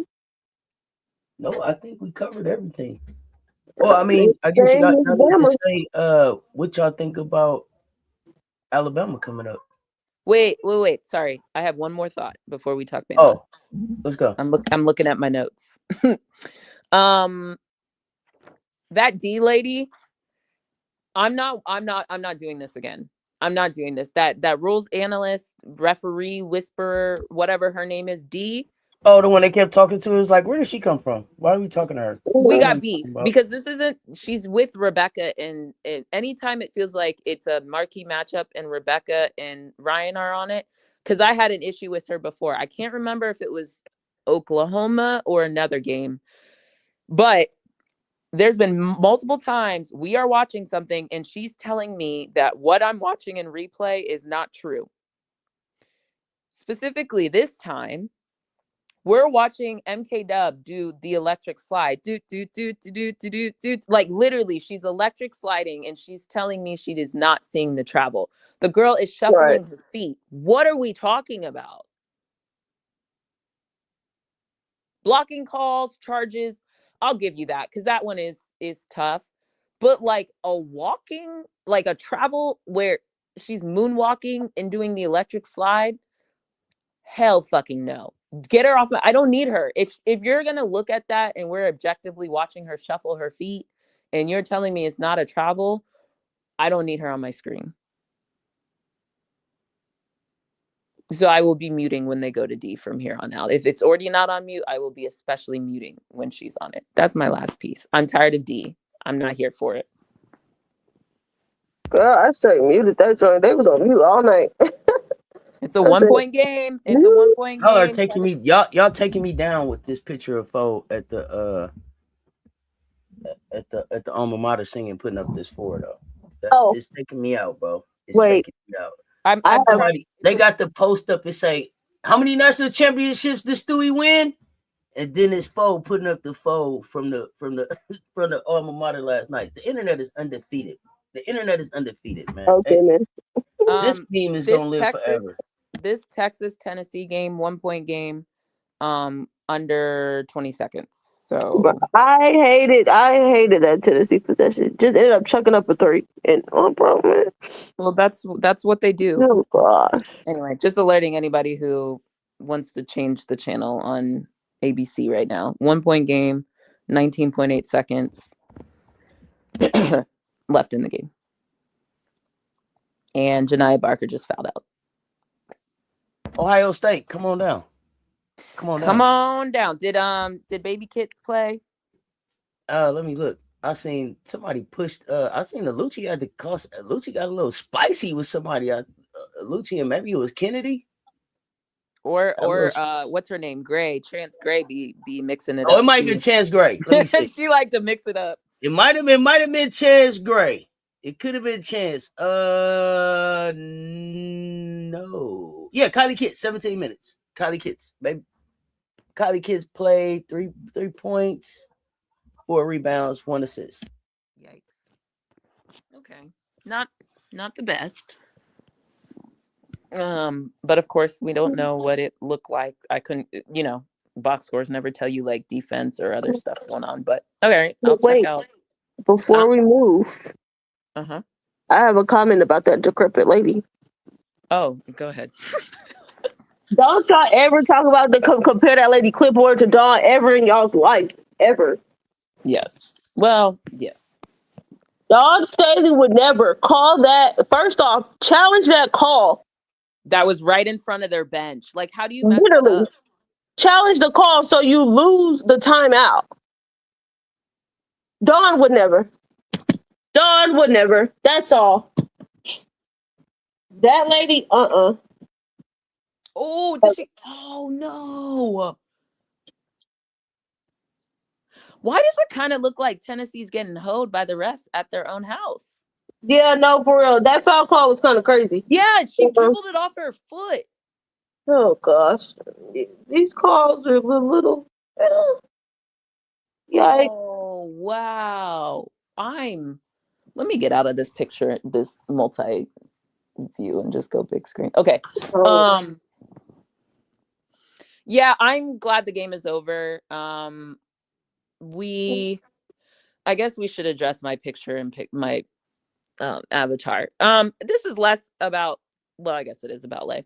Let me say this real quick. I'm sorry. Let me say this. All y'all part-time ass YouTubers. All y'all, full-time YouTubers, part-time ass Gamecock fans. Some days you cocky with it. Some days you in the hen house with it. Miss me with your post now, with your chest out, talking about raving this, raving that. You ain't been big up and raving like that. You ain't been doing it. Y'all be killing me with that. I'm so sick of y'all fake ass, garnet and black ass halftime. Y'all not even real Gamecock fans. I'm just gonna put it out there, man. Y'all out here switching up. Y'all ain't holding it down like normal. Y'all ain't holding it down like real Gamecocks. And then when we win, y'all trying to stand on these women's backs and make some money off that shit. If you not gonna stay 10 toes down with them through the wins, through the losses, through all of that, get the fuck out the chat with that. I'm so sick of it. I'm sick of seeing these posts up. You beating on your chest, talking about Raven is this, Raven is that. You wasn't calling Raven motherfucking name at all before this. That shit is sickening. That shit makes me sick. Stop trying to make money off these women. You wasn't loving Raven like that. You was half a goddamn Gamecock. Half a Gamecock. Is we gonna win? I don't know. We gonna have to see. It could be. We don't know. I'm scared. I'm nervous. I ain't scared no motherfucking days. None of them. I ain't scared no days. Cause I'm a Gamecock. Y'all killing me with that shit. Keep it up with these girls. Y'all trying to get clicks and views off shit. Y'all wasn't standing with them before. Y'all was kiki-keying and laughing when they got waved off. Y'all motherfuckers was sitting up on the goddamn internet talking about, well, yeah, UConn already won. Who gonna beat them? The goddamn Gamecocks. How the fuck you gonna sit up? Man, come on, man. I'm sick of this bullshit. I was Reuter last year. I don't even know what the word finna be for what I'm on about these Gamecocks now. I'm sick of it. And stay off my page with the likes. I know you in the chat. I'm sorry, go ahead. But I'm sick of seeing this old fake no, ass bullshit. I was gonna add to it. I was just waiting for you to breathe. Yeah, go ahead. You can have it for a minute because I'm sick of this shit. Oh, I was just gonna say if you need, no, I'm not gonna do that to you. You hot. I'm not gonna put you in that situation. I was gonna be funny, but what I will add to is No. It's always room to be funny. No, I was gonna say you want to name names. You want to name names, but don't do it. Don't do it. Don't do it. Don't do it. Don't do it. Don't do it. Don't do it. Don't do it. Don't do it. Don't do it. Don't do it. I'm not gonna put you out there like that. Don't do it. All right, it's a 2-point game with 6 seconds left. Let's see. Or my TV's behind, but that's what my TV says. I'm sick of this shit though. No, to add to the point, not only just, I mean, it's encompassing in your ladies, but I want to make sure it's not just the young women is one thing. And let's add to it the Don, because the Don and using Don as a tool or using the ladies as a tool to dig at Don, I think is also part of the issue. It's just a consistent either trying to exploit Black bodies in a capacity, right? And I think it is, I'm with you. I've been very turned off by certain individuals that I at least like followed because they were Gamecock fans or whatever. Or I've watched some people just like rail into Dawn and say she don't develop guards. Like, we had to stop with the bullshit. Like, there is no showing all 32 grinning and skinning on that bull. Oh no. Fuck out of here. Exactly. And then we get out here and we say we're one player, we're injury away, we're screwed. And this, what are you? And then saying if Dawn loses this weekend to fill in the blank team, people will be calling for her job. Who will call for the job of a 3-time national champion who is consistently putting South Carolina in positions? Oh my God, Tennessee. The same ones who helped start that energy about Lay need to get in the portal. Exactly. That's where I was going. I don't know. Maybe she. Man, get that, man. Take that halftime ass. I don't even know if your shit garnered. It might be light burgundy. That light burgundy and black you got on, get the fuck on, man. But yeah, the same ones that were saying Lay needed to start last season, huh? Yeah. The same ones that were saying Raven doesn't score enough, which I would argue Raven didn't need to score like this when you had the offensive firepower that you did last season. Yeah, could she have scored a little bit more? Yeah, sure. But did she need to score? Like, there are other people on the team for that. And then, quite frankly, sowed all this dissonance in this discord that has happened, that has led to, well, at least contributed to the situation at hand. And that's actually where I would like to continue the conversation. Look, I'm a Gamecock fan. And the people that play for the Gamecocks is who I support. That is me. That is not Auntie. That is me. I just want to make that clear, because some people get confused by my position and then say that's Auntie's position. That's not Auntie's position. This is my position, right? And that's how I do my fandom. I do loyalty that way, right? That's me. I just want to say, don't worry, next week my avatar will not be this. But we need to have the conversation again about how all this has started because people wanted to dig at Dawn and say Dawn wasn't a good coach. Dawn was jealous. Dawn takes the spotlight off of her girlies. But I just watched Dawn put on jerseys of people's boyfriends. I've watched Dawn big up people on a reoccurring basis. Sanaya Rivers even told you when she left South Carolina, Dawn would check in with her parents to see how she was doing. And I'm not saying she's that way with everyone or whatever, but I'm just saying, again, back to the conversation we were having about Aaliyah Boston, I need someone to articulate for me what is the issue with Dawn that y'all get up here and cape for someone who I would argue didn't even support her own former player who helped her win her first championship when she was in Russia. But you know what Dawn did? She put on stuff to say, free BG, support BG. I'm just saying, like, that's factual. Like, regardless of how you feel about anything else, these are facts. This is a factual thing that we're talking about. So I'm still trying to understand why Dawn is being perceived or gets articulated as some horrible person, especially within the Black community. It's weird.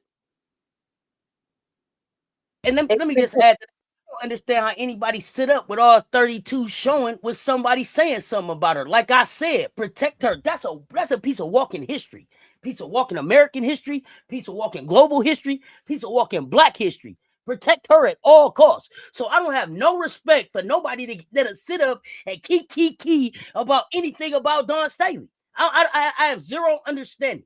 I got Commish being nicer. Commish being nicer. I have zero understanding. I don't know. Maybe he don't develop guard. Man, how you going? Stand on business. Stand on business about her. And if you ain't gonna stand on business about her, don't get from around us. Then don't talk about her. That's a choice. Like, just don't talk about her. Like, I'm gonna tell y'all something. I say this all the time. Not every Gamecock quote unquote fan represents me. They don't. I mean, I'm sure it's the other way around too. But like, you can't. I just find that so disheartening that whatever dollar signs or whatever fame you want to get, you gonna use the backs of Dawn Staley, Raven, all these people that you've been watching to get famous. I don't respect that. I really don't. And it's a problem. It's very crabs in a barrel mentality. Like, it's weird. Y'all know what it is. It's the incessant need to humble Black women. It's, Dawn's doing stuff. And these then Black people I'm talking about though. Yes. Yeah, that's what she's saying. Yes, it's the need to humble Black women. When Black women get too much success, no. They were cool when they was down at the bottom. Now they're doing all these great things to help out the community, helping out people. They don't like it. It's the same conversation. Oh, Dawn needs look. I would be so upset if I was on Dawn's bench. She got someone from France. That just tells you how she feels about her team. You don't know shit. Literally. And like, because they do the same thing to Michelle Obama. Literally. It's the incessant need to humble Black women. Black women cannot have a sense of joy or feel highly of themselves. No. Because not only because we're women, but you're also Black. And to add to that point, it's like, we want you to be successful up into a certain bar, but you can't be more successful than me or who we deem as the standard of success. Because I still find it so strange that people up in stores, let's just Gino, got 12 of them things, or is it 13? 12? Whatever. I try to ignore it. 12. He got 12 of them things, but let Dawn get another burger. Let Dawn get another transfer. Let Dawn get a 6-7. Oh, now all of a sudden there's a problem. What? Like, do you use your brain to like why is it okay when Gino does it, but it's a problem when Dawn does it? I'm not understanding. Yeah, and then the incessant need to cover Dawn is because they know that when you talk negatively about Black women, you get views, you make money. Because one of two things is going to happen. When you do it, Black women are going to be up in your comments, in your ass about what you said, and then you'll also bring in the racist white people and the men that hate women. Now be on it. It's post Valentine. Let's just get on it. We did this before. We've done this before, but let's like really talk about it. And what Auntie was upset about is what I continue to be upset about when it's Black men doing it. Even Black women. There's some Black women out there doing it too, right? So, but I find it so problematic, especially when it's Black men entering the women's space and talking down on, as we all know, a piece of history. The moment documentary on Tubi was good, I would have liked it to be more about the team, but it was more about Dawn and the place she the position she uniquely has that literally no one else has in women's basketball right now, right? She was part of the, like, she was a phenom. She was a 2-time National Player of the Year at her size, by the way. Like, let's remind people, 2-time National Player of the Year at Virginia. 2-time. Like, at 5'6", that's crazy. 2-time National Player of the Year. Went to the finals and lost it. All right, whatever. That sucks. But you still were a national player, 2-time National Player of the Year at 5'6". Then did eventually with the leagues, with the dream team, all that, like, is in the Hall of Fame as a coach. Well, will be as a coach. As a player, obviously will be a coach. And then she also has the chance to, she's a finalist with the dream team. Like, that's crazy. Who has that resume? Nobody does. But then y'all get up here every day, not y'all, because it's not us, but these idiots get up here and want to talk bad about Dawn, like, oh, she's jealous of Lay and this. And it's not, Lay's not the only one, right? Like, they've done it before, but, let's be topical. She's jealous of Lay. What? Crazy. Dawn has a bigger following than, and then people are like, well, as a coach, why is she taking? Because she was a 2-time National Player of the Year at Virginia. Because she had her own shoe at Nike. Because she was one of the faces of the W eventually when she came in. You know what I mean? Like, what are we talking about? She was on the Martin TV show. Like, what other coach has that resume? And then anywhere. Like, anywhere. Like, I can't even think of another sport, like, for real. And people like to put Nick Saban, but Nick Saban wasn't like that as a player. Like, you know what I mean? Like, there's nothing that comes to that. And by the way, she was at Temple playing at night and templing during the day. Like, what? You were a player and a coach? Like, that's Bill Russell stuff. Yep. And then here's the other thing that we got to think about and remember, that there are some, let me make sure I make this clear before people start getting mad. There are some Black men that really just want to be able to do what the white men can do. Yes. They want to be able to have their foot on somebody's neck. So it's like, no, I'm not going to uplift a Black woman, someone that looks like me, someone that understands my struggle. No, because I want to be able to do what the white man can do. I want to be able to get away with the things that the white men can get away with. So no, I'm not going to protect this Black woman. Absolutely not. I'm going to get in these comments and I'm going to go stupid and talk crazy about this Black woman. Because sorry, keep going, Brittany. Oh, I was no. going to make a comment. Oh no, it's just some of them, and then there's the other sector of the men that just hate women. Yeah, and I think the fact that people aren't really that's the reality of what we live in. And I think there are some people who are speaking on women's basketball that don't realize that you may not actually respect, like, this is just a come up for you sometimes. Yes, like, they don't actually like women. They like making money off of the backs of women, and especially Black women. But the same thing happens in basketball. Well, actually, all sports, by the way. There are people who have predominantly Black teams, but are running with policies in government that are not that. So, like, it's really not that hard to understand, because I think people look at it and they're like, well, they're around Black people. Like, okay, you can be around Black people and still exploit them. Like, literally, Thomas Jefferson had concubines, not concubines, sorry. That he had relations, assuming non-consensual, with Black women. So, like, that's not the precursor. Being around Black people is not a precursor for you to not be racist or misogynist. That's that. I have one Black friend. I have a Black friend. Yeah. And it's sick. It's sick that people are, like, watching this happen, or even feeding into the narratives that are part of that way of thinking. So it's just, like, really frustrating that I've seen some, like, quote unquote people who are basketball experts or savants or whatever on there talking bad about Dawn and feeding into the narratives that Dawn is not a good coach, that Dawn is jealous of her players, that Dawn doesn't share the spotlight with her players or any of that. Like, we have ample experiences and things we have seen that have shown that not to be true. So stop perpetuating it. Someone said Prime is close to Dawn. I respect Prime, but Prime is not. As a coach, Prime is not Dawn. Whoa, why are we just throwing? Not even close. What has, like, there what really has Prime as a isn't coach won?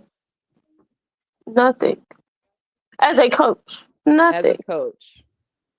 Like, what Larry are we talking Bird, about? maybe, but like, he's had ups and downs with his GMing president of basketball operations. But like, maybe, but like, you know what I mean? But that's my point, is like, not to sit here and come up with like the one experience, but there's not many.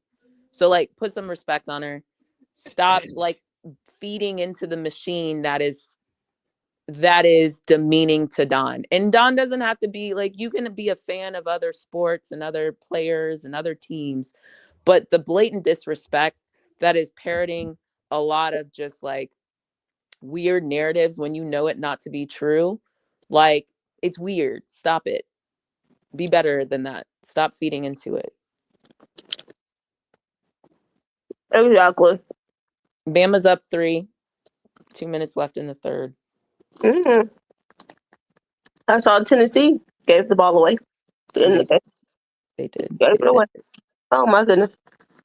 Man, Well, at least they has played with just some let heart today. NC State has just let the rope go on the season. It seems. What Who are in they the playing? what's happening? What's your girl doing? I don't even. Let me see if she on the floor. I just turned it on. I'm gonna have to watch this from the beginning. I see we got a Michigan State player coming off the floor, 57-42 over there. But 63-42 Notre Dame. I mean, my goodness, NC State. I know you're on the road, but come on. I'm sorry. Speaking of supporting Black women, I'm gonna be very honest. Like, I'm telling you guys, like, I'm not bullshitting. I'm very much like, Notre Dame needs to get it together, because the heat that's gone on Ivy, and while I don't think Ivy's like Dawn level, but I do think the way that Black women have just been pushed out of W spaces, right? Whether it's the WBB, right? Like women's basketball college, it's problematic. So I want to see Ivy do well. I'm just going to keep it a buck. So I'm rooting for Notre Dame to get their shit together.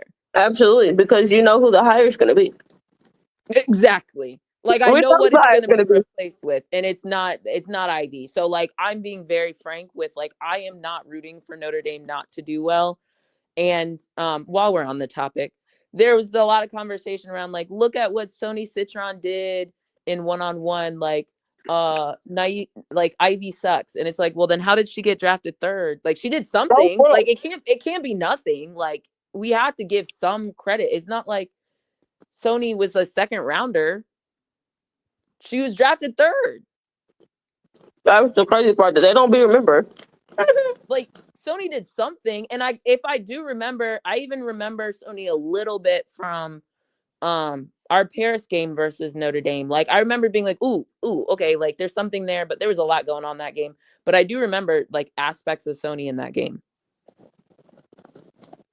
So, like, you know, let's be cognizant of some of the kikiing we're doing and how that stuff. The same thing that everybody was mad. Spoon's not even my favorite, but that's why I wasn't coming for Spoon when she was at the Sky, because I knew that feeding into some of these narratives are problematic. Like, some of these people who don't know basketball be going on Twitter and TikTok and watching how many things are about cussing out their coach. And I do think that was part of what happened to Spoon. I think it's more nefarious than that, but I'm just saying, like, that was their rationale for, oh, see, even the quote unquote Sky fans don't like Spoon. They want her gone.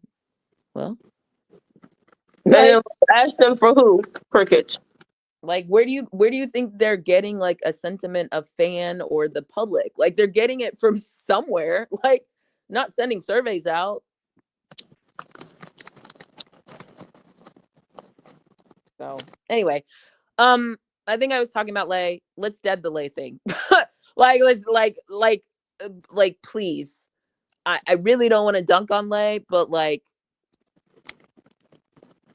we saw the first play, right? Like, and shout out to whoever scouted. I think they did a good job of I think Raven was the one that cut off a lot of those baseline things. But like, you know, I think Lay for a second still thought she played for the Gamecocks. Like the way she gave us the ball. Like, you know, also I think Lay got better as the game went. Like she was more composed. So there's that. But I do think this whole like Dawn held Lay back, like no. I think sometimes we have to let people like sit in uncomfortable situations so that they learn from it, right? Like that's how you learn. Because if everything's comfortable and it's handed to you and it's catered to you and you're coddled, like things you don't learn from that. That's a general statement. And I just mean like sometimes when some of these girlies are struggling, you do have to look and say like, are we going to give the benefit of the doubt to a Dawn Staley? Or like if you're not an established coach, Wes, like I'm coming, like, but like a Dawn, really? Let's what do we say, Brittany? Turn it on, turn it on, Yep, turn it on. Turn it on. God damn. Like you don't look and see, okay, Dawn is been a successful PG. Okay. She's had guards go to the league. Okay. Like maybe she knows something. And if you ever go actually watch Dawn Staley highlights, she was a flashy player too. So I would actually trust the flashy player herself to know how to coach someone who's equally flashy. Just a thought. I don't know what they're talking about. All I saw was my laser just in a different color uniform. But that's the Lay from South Carolina. That kid looks just like she did at South Carolina. Mocha's not doing anything different. Mocha's not doing anything crazy over there. I do still think she's trying to prove a point, but that's a separate. Yeah, I think there's a little bit of that. I do think that. I mean, look, when you're at this level, there's a lot of ego that some people possess, but I do think she's doing things sometimes to her own detriment. Like you look at her rotations yesterday and some of the decisions she made, that woman should have also been teched up. I'm tired of this woman having a hissy fit on TV and it's just Kim. What? Like that's BS. Y'all got to stop that. Like that woman should have been teed up. No, for real. I was like, are we gonna check? Like, is she gonna get checked or what? All right, hooting and hollering on the floor. I was like, y'all gonna check her out for what? When she was mad about not getting a timeout, right when she wanted it. Like, well, ma'am, they tried to save you a timeout that you ended up losing anyway. But maybe you should have kept that timeout that you called early in the third quarter. The random one. Maybe we should have kept that timeout. Oh well. I saw the comment about people wanted to give Lay back. Lay wasn't even all the full issue yesterday for LSU. That's the irony about it. Wait, let me say this. Let me say this. Paige, I see you asking about the link. This isn't a link drop show, but I will get you up on another show to talk about the stuff that you want to talk about on this one. We do appreciate you pulling up, but this isn't a link drop show, so but we will get you up. But do y'all think Lay was the reason they lost that game yesterday? No. And just like I said before we went to the game, Lay is not going to make or break that game. It is going to be the team aspect. The team is going to make or break that game. How they play as the team. Oh, Auntie, you probably didn't because I probably sent it to you like random. Did you see the other one that I said to check out? I did, but I didn't know if I was just supposed to check it out or if I was supposed to have it ready. That's fair. If you can have it ready, I would love it. If you but I can't pull it. I mean, I could pull it up. It was just two spots. Two instances. Yeah. If you can pull it, that'd be great. Because I actually think this feeds into the Lay conversation. Gotcha. While you're doing that, I'll just yap. Let me know when you're ready. I think to Brittany's point she just made, team. This is a team sport. And while Lay did help us, I appreciated the gifts, Lay. The 3 turnovers were very helpful in a short situation. But if I'm not mistaken, there were missed free throws, no? Whoa, girl, missed key free throws. Yeah, I mean, like in a game that's close. Okay, I'm sorry. Let me say this real quick. Because what's coming up is in these 2 spots that you told me to go to, it's Vic talking. Is that right? Oh no, it's Big 4. All right. Let me see. Okay, I gotta go further. I got you. Let me. MJ, when did you say that? Monkey said that cost her the Final Four. And she got mad and she said that fucker cost me a Final Four. And so I was like, damn, how you gonna say you lost the Final Four already? And then they told me it was back when she was at Baylor. They did it. That ref cost her a Final Four. That fucker cost her a Final Four. So I'm telling you what happened when because I saw it. No. Sorry, I just came back in. When I went to go look for it, the audio cut me out, so I was behind. Sorry. Go ahead. Oh yeah, no, I was saying. So I saw that on Twitter, and I was like, damn, man, like how you making excuses already for not getting to the Final Four? And then somebody at me, it was like, no, they stole the Final Four from her or whatever. It happened when she was at Baylor. And I was like, okay, well, keep me straight. But whatever. But wait, the situation happened at Baylor, but when she said it last night, it was last night. Oh no, she said it last night, but she was talking about the ref that did something to her at Baylor, correct? Man, yeah, because she had the outfit on. That's why I responded, because she had her little hot pink. Yeah, she did. I don't care. You know how many refs cost other people, quote unquote, fine. Like, girl, it is what it is. Like, this is the stuff about Kim that I just can't stand. I'm sure every coach has a list of refs that they just don't like. They just don't know. I don't want you ref my game. But do they have to deal with it? Absolutely. So yeah, saying that, and then I highly doubt this is the first time that he's refed a game for her. She's never seen this man since her Baylor days before. Yeah, like it's just tired. It's just tired. I'm tired of Kim and the pass she gets. Everybody else is held to a higher degree of professionalism than Kim. I just don't. I'm just not. I don't respect it. I'm just being frank, right? Like, lady, nobody told you to call the challenge that daggone call. Now, did they? Sorry, Auntie, do you need me to go find the Flage one, or because it kicks me out of audio? I just want to know. You want me to go grab it? Will it be faster?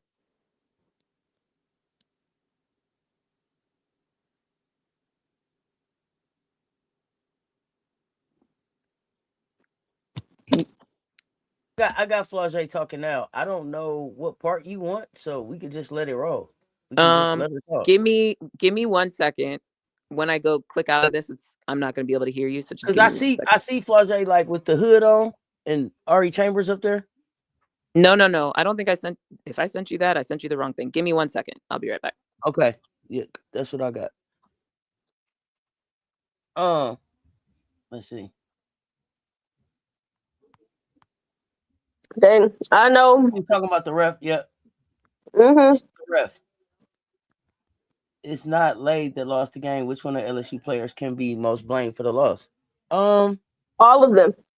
Yeah, all of them. Like, here's the thing. I find it hard. I find it hard when you say to somebody, I find it hard to blame it on a kid that you don't even deem worthy of starting. So it's her fault y'all lost?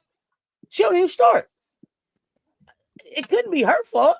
And the other reason I say that is because I could tell from the presser that y'all don't even respect her as a leader on your team. Flage said this start with me and Michaela. But if ballers want to play with ballers, then you got to respect her resume too. That's a national champion.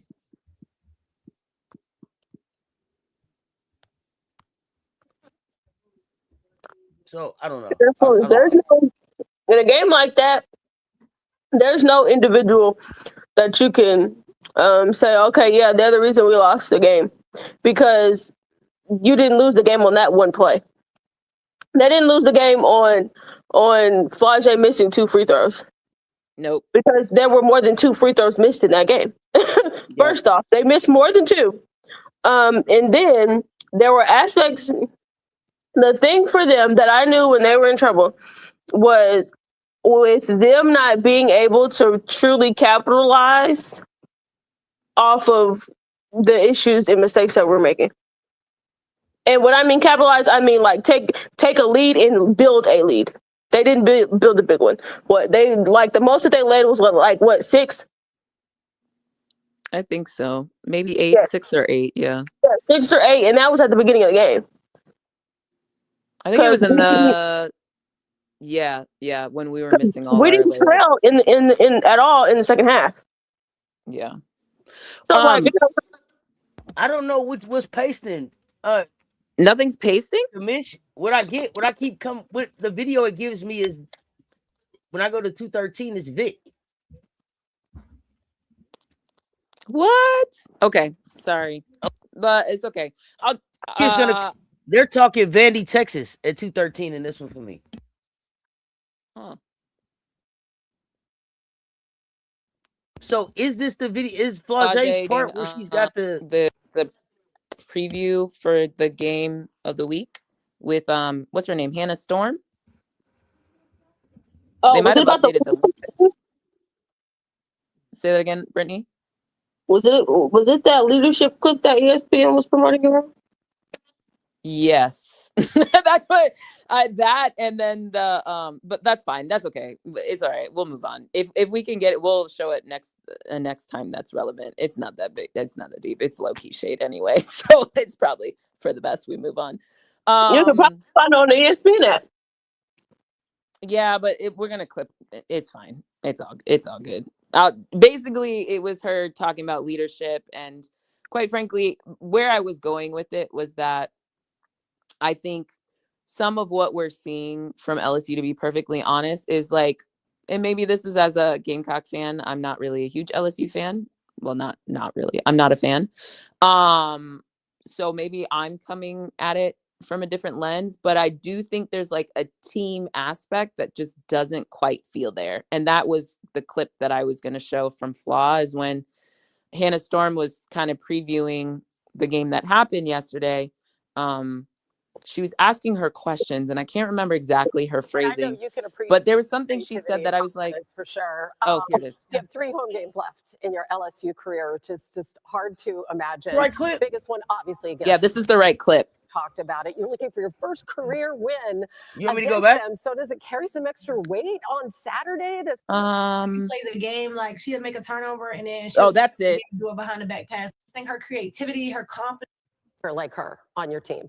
Go back one more. So, yeah, there you go. Amazing play. What's it like for you to have a playmaker like her on your team? Yeah. You never can predict what she's going to do. You just kind of like watching the show. Sometimes I get caught watching and they like, get back. But you never really know what she's going to do. It's just so amazing. I just think her creativity, her confidence, how she plays a game, like she'll make a turnover and then she'll come back again and do a behind the back pass like nothing happened. You know what I'm saying? So it's just, it's dope being able to play with her. She plays very fast and she just makes you better. Like, you know what I'm saying? And so I just love playing with her. I'm so glad we got her for sure. And I know you can appreciate creativity and confidence for sure. You have 3 home games left in your LSU career, which is just hard to imagine. You want me to go to the next Biggest time? one, obviously, against South Carolina. We just talked about it. You're looking for your first career. Yeah, if we're not far away from that, so does it that carry X some extra marker. weight? Otherwise, let it ride. It's like a minute. Might be the last time you face them. I mean, it's something to think about. You know what I'm saying? It's definitely going to be a big game. It's on Valentine's Day. Definitely going to be the one that come out on top. But I mean, for me, like, I want to have a good game and I want to play well and I want to defend well and I want to lead well. You know what I'm saying? I feel like this year my role has changed and I have to be more of a leader. And so just me doing my thing, me leading my team, you know, me playing confident is going to, I think, get the result. Oh, look at me scoring on Malaysia. That's going to get the results that we want. So okay, you can pause. Yeah, but this is a big game and I'm excited. All right. Just This is what I want to talk about. I know it's small to some, but it's important. 1, the question was about you playing with Lay. Why are you talking about her turnovers? Literally. It's Like, the seriously. sneak. It's the sneak disses in there. Yeah, that's kind of where I'm getting at is like, and then you kind of, right? Like, let someone talk enough, they'll tell you, right? Yes. I don't understand why you're previewing your game. You already know what it is with Lay, right? You know the storylines. Flaw's not stupid. She's very aware of narratives, right? Why would you put anything in there about turnovers when you're talking about your player, right? Like your teammate. You could have just said, yeah, she's really creative. She keeps defenses. It's great for me, but whatever. Like that could have just been it, right? Then to follow that up with, oh, look, that's me scoring on Lay there. Haha. Like, huh? I don't know. It just, Because there were several clips of other people that she was scoring on, but she had to make sure to let us know. There's the clip of me scoring on Lay. it's just weird. It's just a real weird mentality. That's all I'm saying is like, I don't know. I don't know. They could be cool. They can be in rap songs with each other, but eventually you're going to tell me how you feel about someone, right? You contrast that with even Tessa, right? At the end of the game talking about, we still love Lay or whatever she said, right? Yep. I No just matter think where she goes, we're still gonna love her. I just think there's something to that, right? I don't know. Auntie, how you feel? I always, like I said, I just said that I just realized yesterday that they didn't have Lay on the same level as them. I think that threw me off, right? That was surprising for me. But it made me go back and think about some things. And I'm watching how Lay's being handled, but I also had told y'all that I felt like, Lay needed to be careful because, when you go out on your own, sometimes you got to watch your own back and you could be being set up to be the scapegoat in this whole thing. But I'm looking at the situation and it's like, okay, every time y'all talk about Lay, it's an opportunity they take a shot at her. They take a shot at her. Her or South Carolina, in my opinion. No, specific with her. Well, this is what I'm saying. It's like I think that Lay is on the team, but she's not in the club. If that makes sense. Mm-hmm. Lay is on the team. She got a uniform and everything, but she's not in the club. Like she's not considered one of Kim's crew. I guess if for no other way to say it. So like Kim, when she talked about like, well, such and such and such and such, and it's 6 turnovers, but what did I have to do? The question that I asked you, and we didn't have to go there. And did she have any more turnovers than she had? Maybe one more turnover than MKW that game, and I think Lay and MKW had the same amount of turnovers last game. So if it was my latest fault, it was MKW fault too, wasn't it?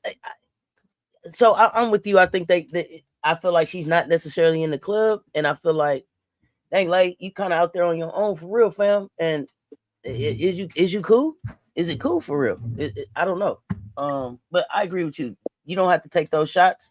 But I definitely think that I've noticed that Big Four does a lot more I, me. What she wanted to do this game, what she was gonna do, I was gonna do. This is what I'm a not we gonna do, not we need to. We locked in. Right. When I saw Jada Rashard talk as the leader, she was like, we doing more, we going to the gym, we getting together when the coach is not there. And it takes me back to what Paige was saying last night on the show when she pulled up about, maybe it being just, Paige was saying that maybe it was time for, Flau'jae should have had left last season maybe. And Flau'jae is more in the way. And then she talked about, the contract that you get when you come back in certain minutes and all that stuff that you have to have. And it may be too Flau'jae centered. And it's unfortunate because you don't have to dim Lay's light for Flau'jae to shine. And they should be able to figure out how everybody there can have a part of the spotlight, because I think it would work a whole lot better for them. But I've been saying y'all keep fighting the wrong monster. The monster that's been getting the boogeyman is Raven, but they keep focusing on the wrong thing. I'm sorry, go ahead.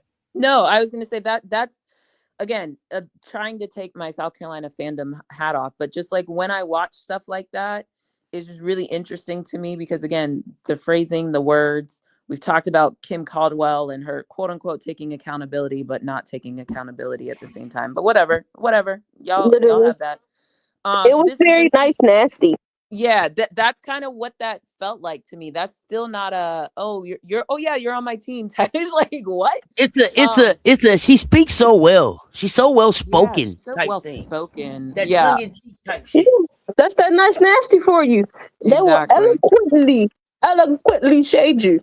Right. And I do find it interesting because again, for 2 years we sat and we heard why Lay should transfer and everybody's jealous and da da da da da.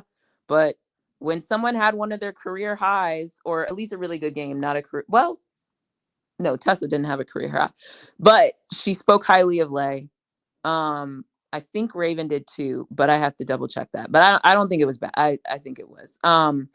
But those were two of the guards that the narrative was around. They were holding Lay back. So I just wanted to at least articulate that whatever you believe in, call it juju, karma, whatever. I do think like it's a little bit of a testament of what people were making it out to be at South Carolina, at least when it came to teammate dynamics and Don favoring people and stuff like that. I do think, again, we've been said it.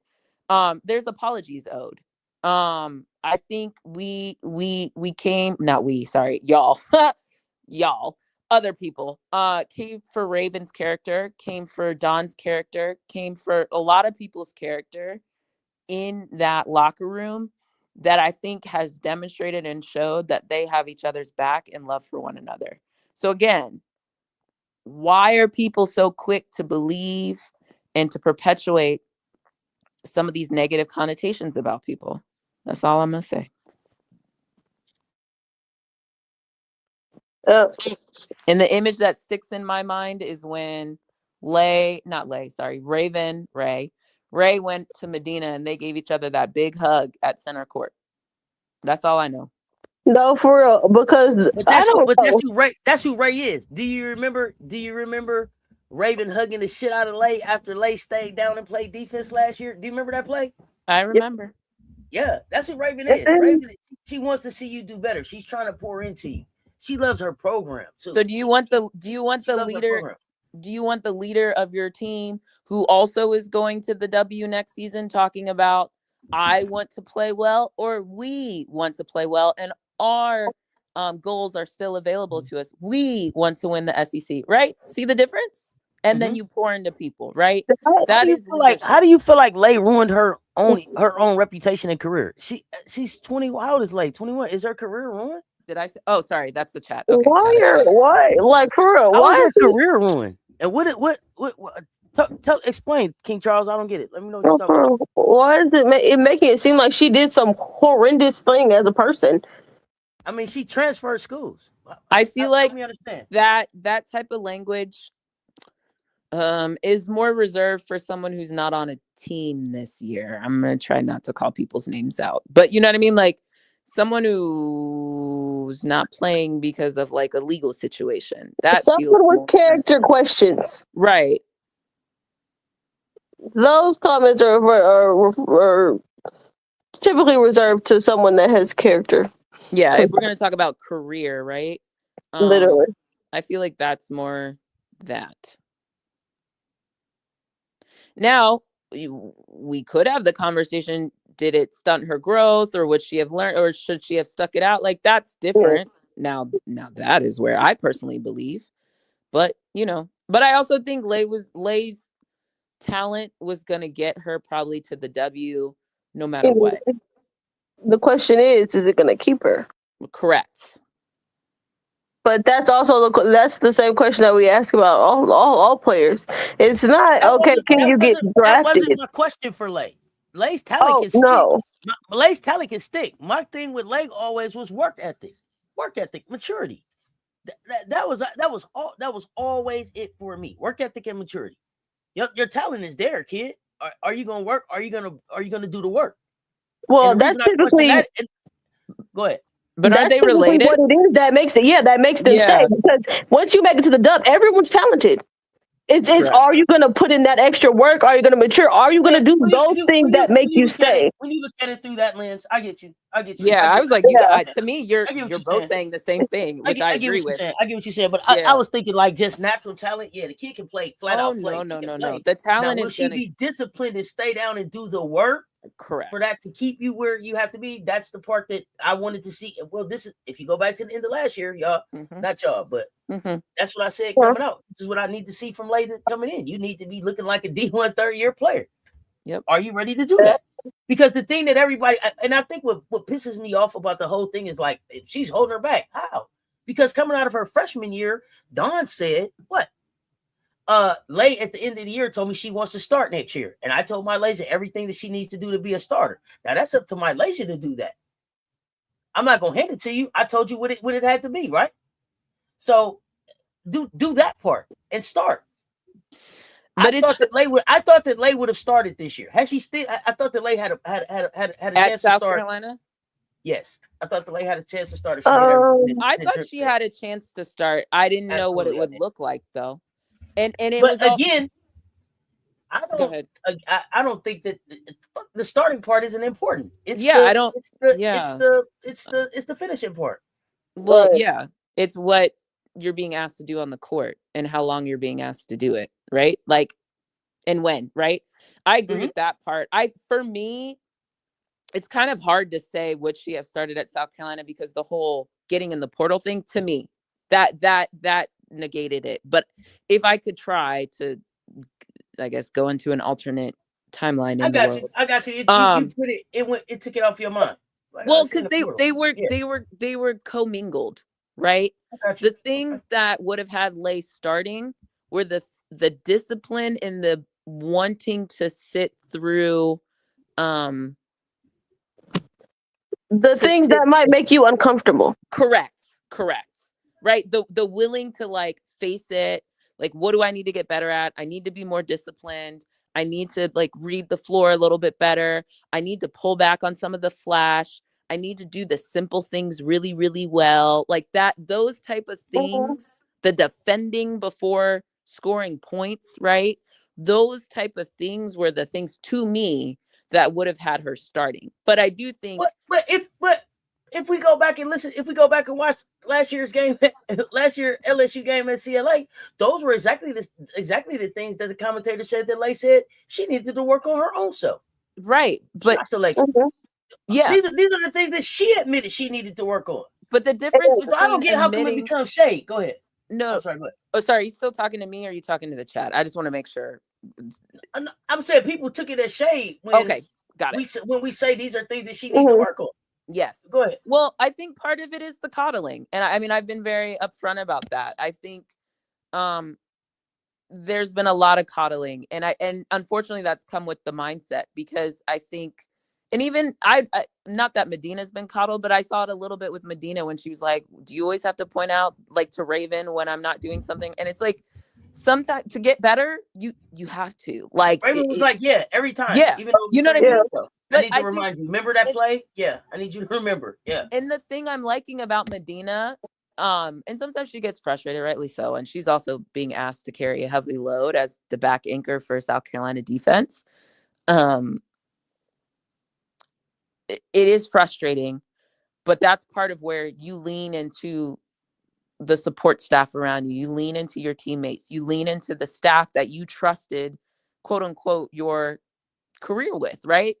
And no one's saying like you made a decision, you can change your decision, but like that's part of leaning into coming to South Carolina is that you're trusting that I'm going to sit through the discomfort. I mean, Dawn talks about it all the time with Latson. She reminds Latson why she came here is to be a better W prospect and to last in the W, right? Like on those off days, that's what you lean on. So I think to me, where I'm kind of a little bit is it's one thing to say it and it's another thing to do it. Like, yes, you know what I mean? Like I can say I want to be more disciplined. I can tell everybody in the world I want to be more disciplined. But are you doing it? Yeah, more discipline means I might have to sit on the bench when I don't want to because I didn't do the thing. Or like I have to practice more or I have to get in the gym more. I have to lift with Molly more. Like those weren't the things that were happening. Okay.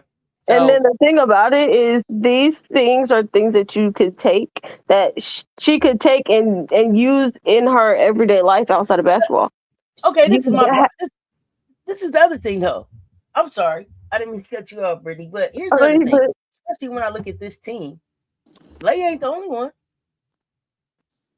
She ain't no, the only one that MK got some Dubs, things. MK Dubs conditioning is clearly stopping her from being Well, throughout the entire course of the game. There's something well, happening there. not only that, her reluctance to just use her voice, and I don't know, and I know y'all say that that's not who she is, but I think that she's got to get to a point where she uses her voice. And I've been saying this since last year's closing press conference. Like, hey, open up your mouth and say what it is that's on your mind, kid. Whatever it is that she always look like it's something worrying her. Whatever it is that's worrying you, whatever Kayla Williams. Okay, I just want to make sure. At every presser, she looks like she got a secret or something was worrying her. Get it off your mind. Tell us out here in the public, and we will protect you. I don't know what it is you need to say. Maybe don't tell us, but tell whoever you need to tell. Yeah. I'm not gonna. I mean that in like whatever that is that's on your mind. Like even when she's in the pressers, it's like, you know, Flau'jae is saying what she want to say. Flau'jae to the point where she was like, I'm not done. I wasn't finished. Like, come back and let me finish talking. And then it's like Michaela is reluctant to step up and lead or take over or have the team or whatever. And I don't know if that's if it's because the slap on the head comes from the university, the boosters, whatever it is. Everybody needs to get out of the way to let this thing grow into what it could be, I think. But go ahead. Well, it also, to me, it seems like that's not her personality. It seems for Michaela, she seems as though she's one of those ones that kind of like chill and play the background. She'll speak when she absolutely needs to. But isn't that kind of part of the issue, right now, you absolutely need to speak right now. Yes, but that's the hard part. The personalities that you're dealing with. It's okay. She has to, but the way in which they're set up, she can't, because the minute she says something, they might explode. It might blow the whole thing up. Are you talking about a locker room? Or are we talking about a team? What are we talking about? As a team, as a locker room, whatever it may be, she might have something to say, but it's probably, I'm gonna mince my words, because I think if I say this, someone is going to take it the wrong way, and it's going to be an issue. If it's that volatile, shouldn't you blow the shit up anyway? If but that's the thing. If it's that fragile, where we can't even have a real conversation about where we are as a team, then what are we doing anyway? Well, that goes to culture. This is the culture that they have created. Okay. It's a culture thing, because in a healthy culture, they would be able to, whatever she has to say, whatever's on her mind, she would be comfortable with saying it in a way in which they're all on the same page. We're going to be, I can say this to you and you're not going to take it as a slight. You're not going to blow this up and turn it into a big old thing. You're going to understand where I'm coming from. You're going to take it and we're going to have an adult conversation, because at this point they're adults. We're going to have an adult conversation. If we need intervention from the coaching staff, then so be it. That's how it'll be done. But I don't think they have that. Let's go back to the coaching staff. Do you expect this coaching staff to be the coaching staff at LSU next year? As long as Kim is there, absolutely. I don't think I am specifically asking about Kim. Do you expect Kim to be the coach next year? Yes, because they paid her all that money. Yes, Kim will be there as long as Kim continues to win. That is just how LSU is set up. Wait. Oh, I'm sorry. She has to win, and win in terms of, as long as Kim keeps making the Elite Eights, they don't care.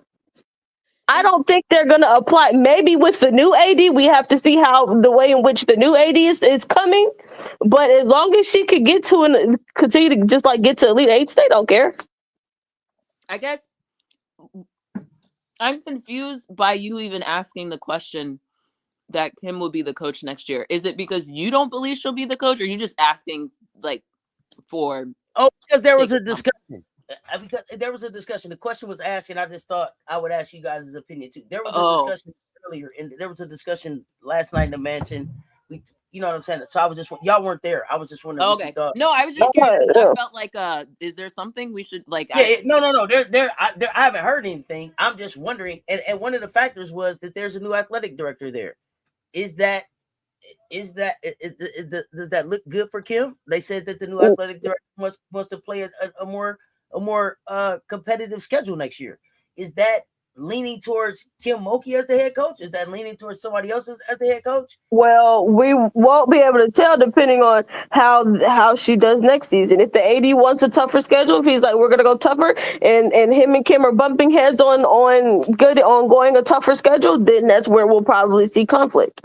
But right now, it's Kim will be there. Okay. It all depends. We just have to see how aggressive is their new AD in making them compete at the highest standard. And what is winning? Is okay, and y'all keep saying that she can stay there as long as she's winning. She doesn't win the SEC tournament. She doesn't win the SEC. She doesn't win the national championship. So are y'all telling me that the LSU standard for winning is, hey, get 20 wins? Is that winning? Get to the Elite Eight. She'll be fine. Also, okay. Well, I don't know what their standard is, nor do I care. Yeah, that's what I wanted to know. Kim brings money into the school. That's fair. I'll take that. No, I just want, because I keep seeing people staying in the chat now.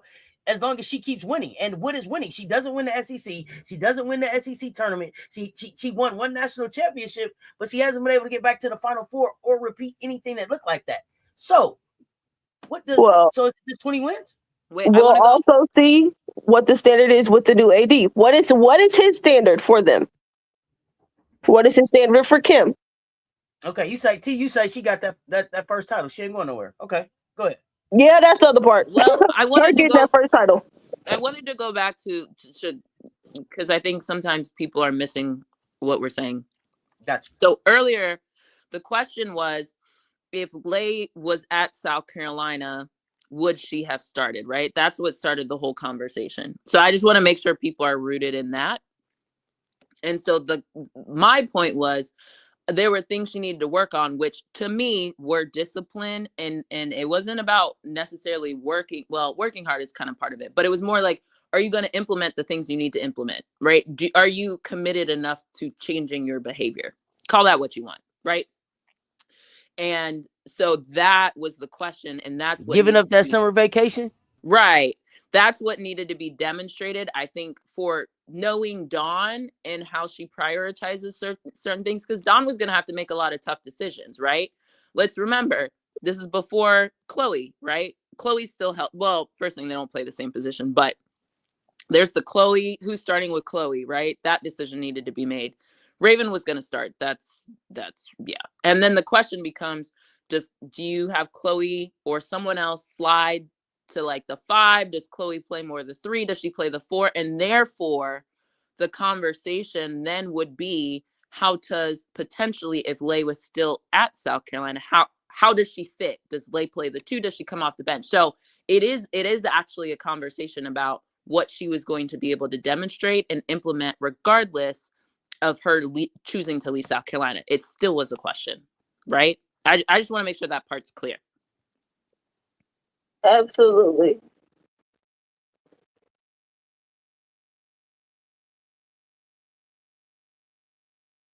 And it was up to her to make it happen. It's all on you. But that's why I started the conversation by saying it's kind of hard to answer that because of the events that transpired. Yep. So like, to me, I was just talking through what it would have been, but there's no way to answer that because she left. Yep. It'll for always whatever be reason, she left. Yep. So there's always going to be the what if, or what would have been had she stayed, but she chose to leave.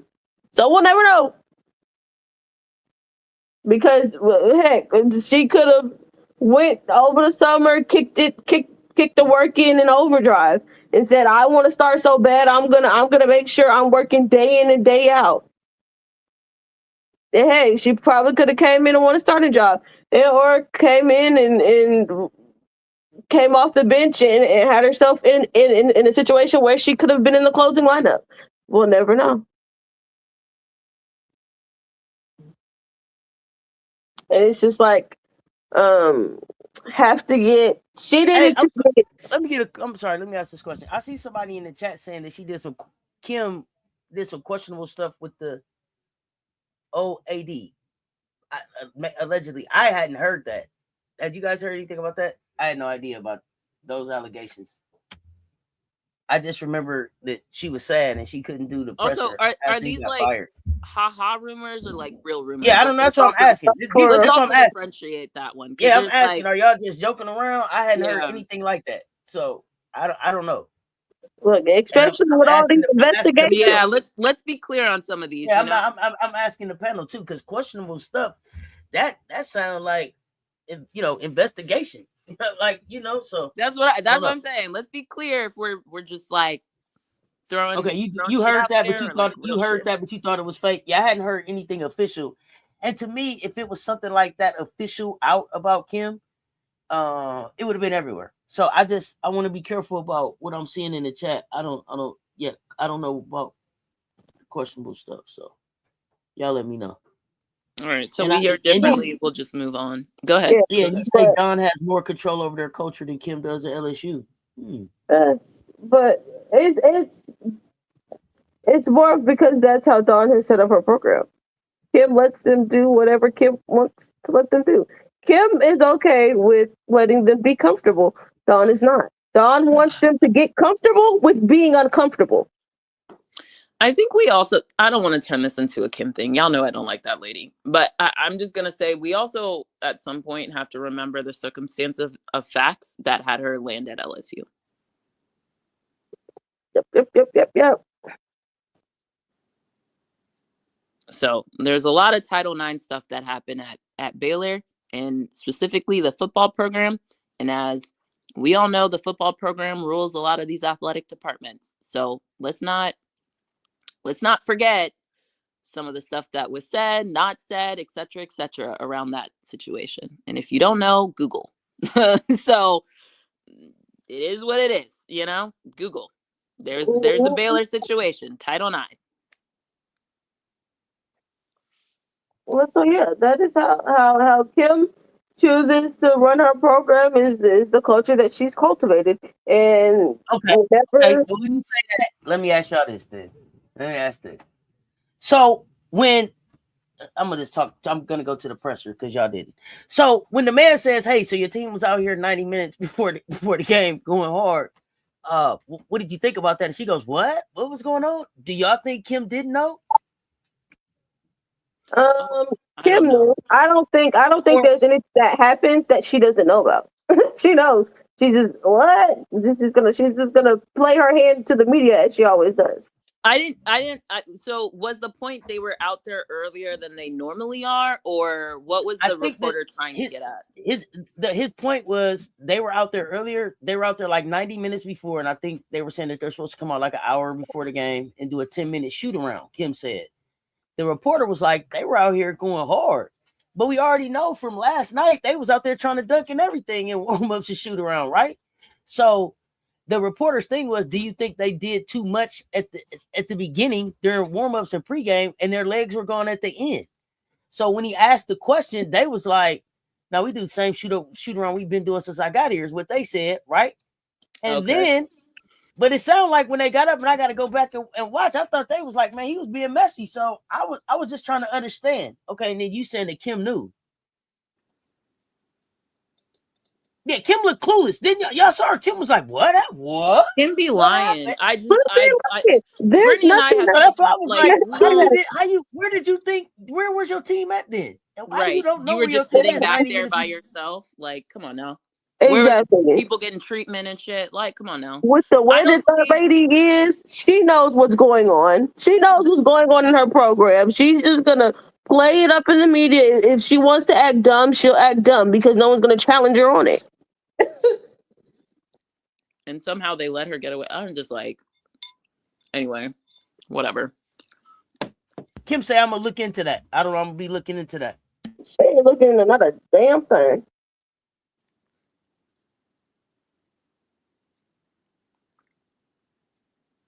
She ain't gonna look into nothing. It's the okay. I have to seem fake concerned.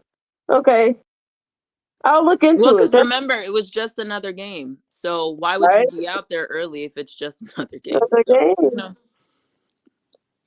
it is what it is. Reese and they went out and did the shoot around early for game day, or Kim just wasn't sure for game day? Because when they asked, Michaela said we did the same shoot around we always do, and Florida was like, "Yeah."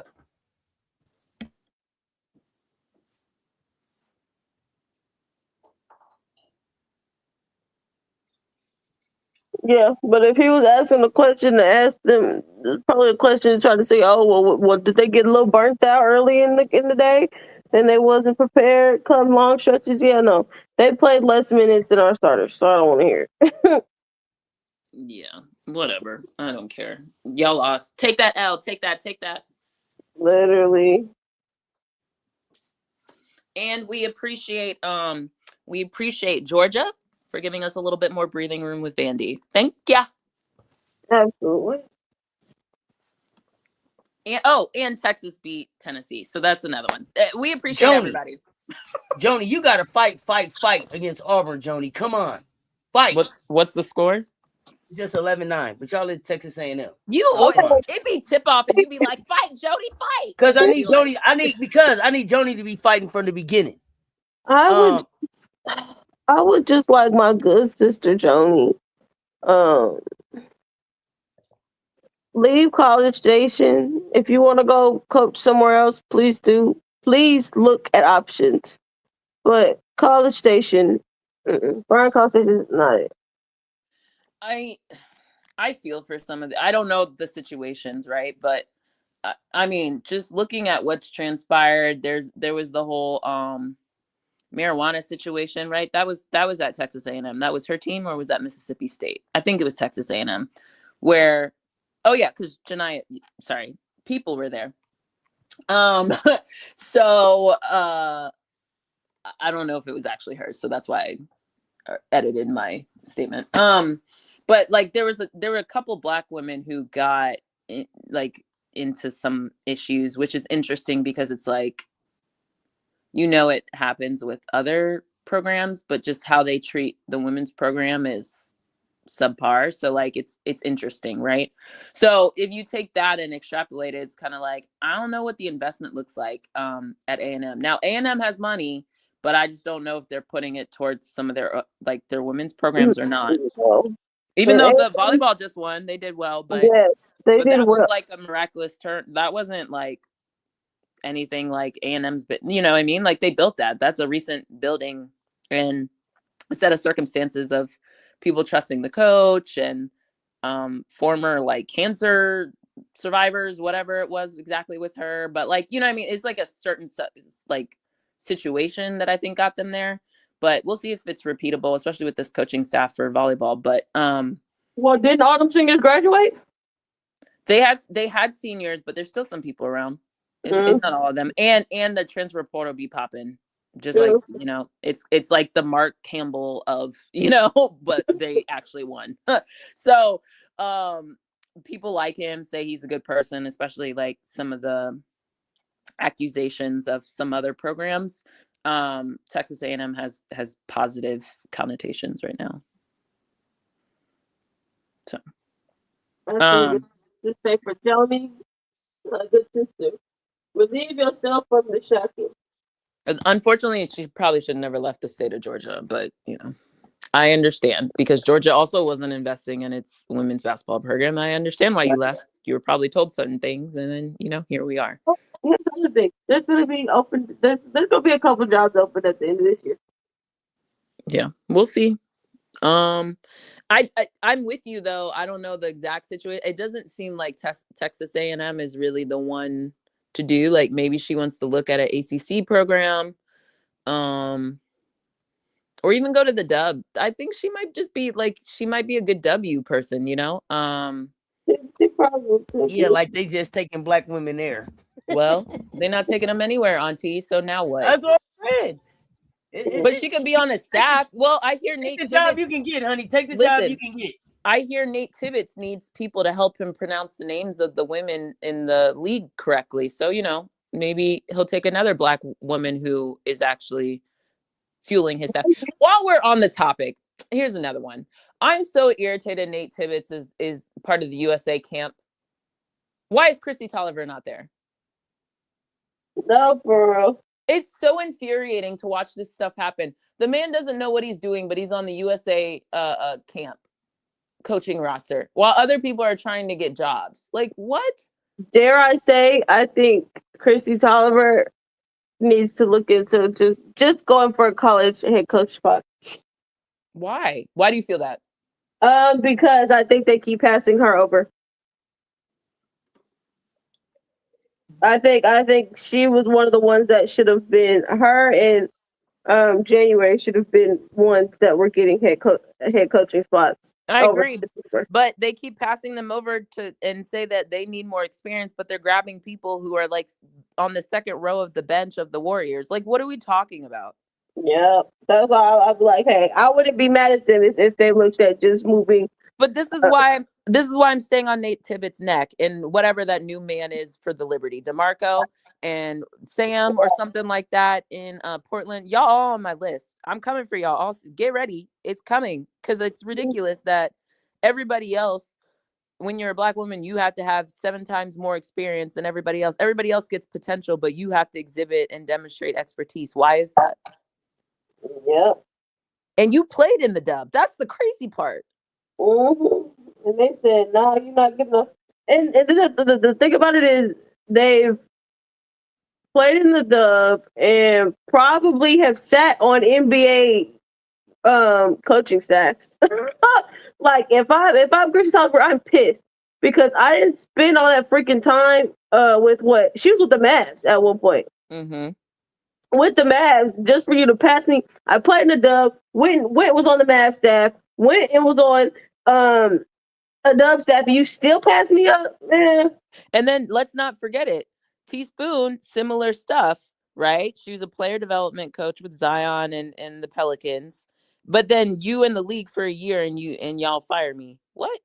Like, yeah. Why would I? And then the same thing with Harding, right? Harding, is she with the Lakers or the Pacers now? One of the two. I think she's with the Lakers. Yeah, it's trash. Anyway, this is why I be trying to tell y'all, stop trying to get all these Black women fired because I don't know where the path is to get them jobs. I don't want them to be fired. I want them to hopefully find something better and shoot them the deuces. I'm with you. Specifically with Teaspoon, do you guys do you all feel that they hold Zion's lack of success against her? They don't do that to anybody else.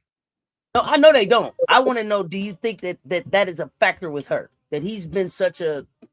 I think they come up with whatever explanation they want. You know what I mean? And that's the problem. Like, they can come up with whatever explanation they want to say why these people aren't good or aren't qualified. But then everybody else gets 7,000 opportunities and 7 different lives to change it. So it's possible. I don't know. You're going to have to ask them. But I think it's trash. I can tell you they can tell you whatever they want. You know what I mean? Just like I just wanted to know if you thought that they were trying to use that as one of the reasons why Zion, she didn't how many first round picks got drafted to teams and were busts? Or a version of bust. I don't mean bust because sometimes I do think people use that in ways they shouldn't. But how about let me use words matter. Let me use this a little differently. How many people got drafted who didn't live up to their draft potential? Right? There's numerous. Like half of the first round be that way. It's a good draft if your top 5 are even still around, right? Like Markelle Fultz. You know what I mean? Like, is anybody holding that person? Like, you know what I mean? I just think it's trash. I just think it's so trash how they'll come up with whatever narrative they want to fit the story, whatever facts they want to fit. And no one ever challenges why systemically it keeps happening to a certain, not no one, but the fact that people can't look at systemic, like that's the definition, systemic system, right? Like more than one person, like the root of the word is right there, that systemically it keeps happening to certain demographics over others. So long way of saying, like, I don't know. It's possible, but I don't think you're going to get a straight answer, even if you were to ask them, you know? So. Commish, we answer the question that's on the board. Oh, hold on. Let me zoom in. Oh, I can read it. What coaches should be out of here in women's NCAA?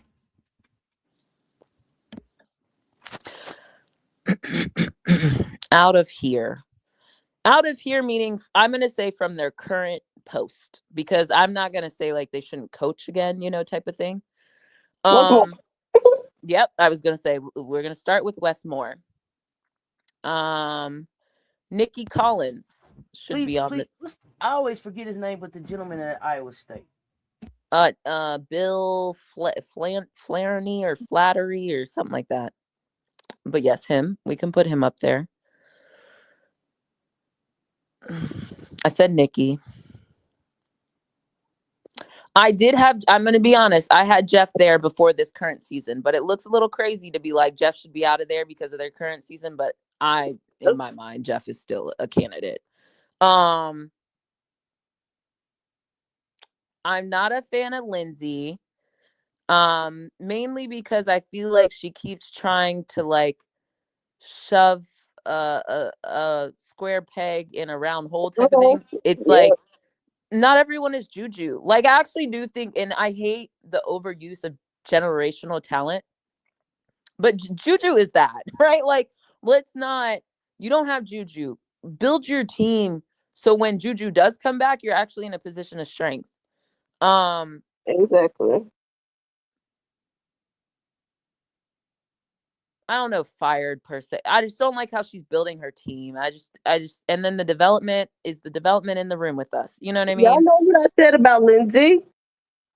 Kiki, we thought Kiki shouldn't have even gotten drafted in the first round or the lottery when time was done. And it wasn't until Juju went down that Kiki started looking decent. Now, some of that is like her stepping up, but it's also like there's something wrong with your system or how you're choosing to implement people or whatever's going on over there. Let me think. Who else?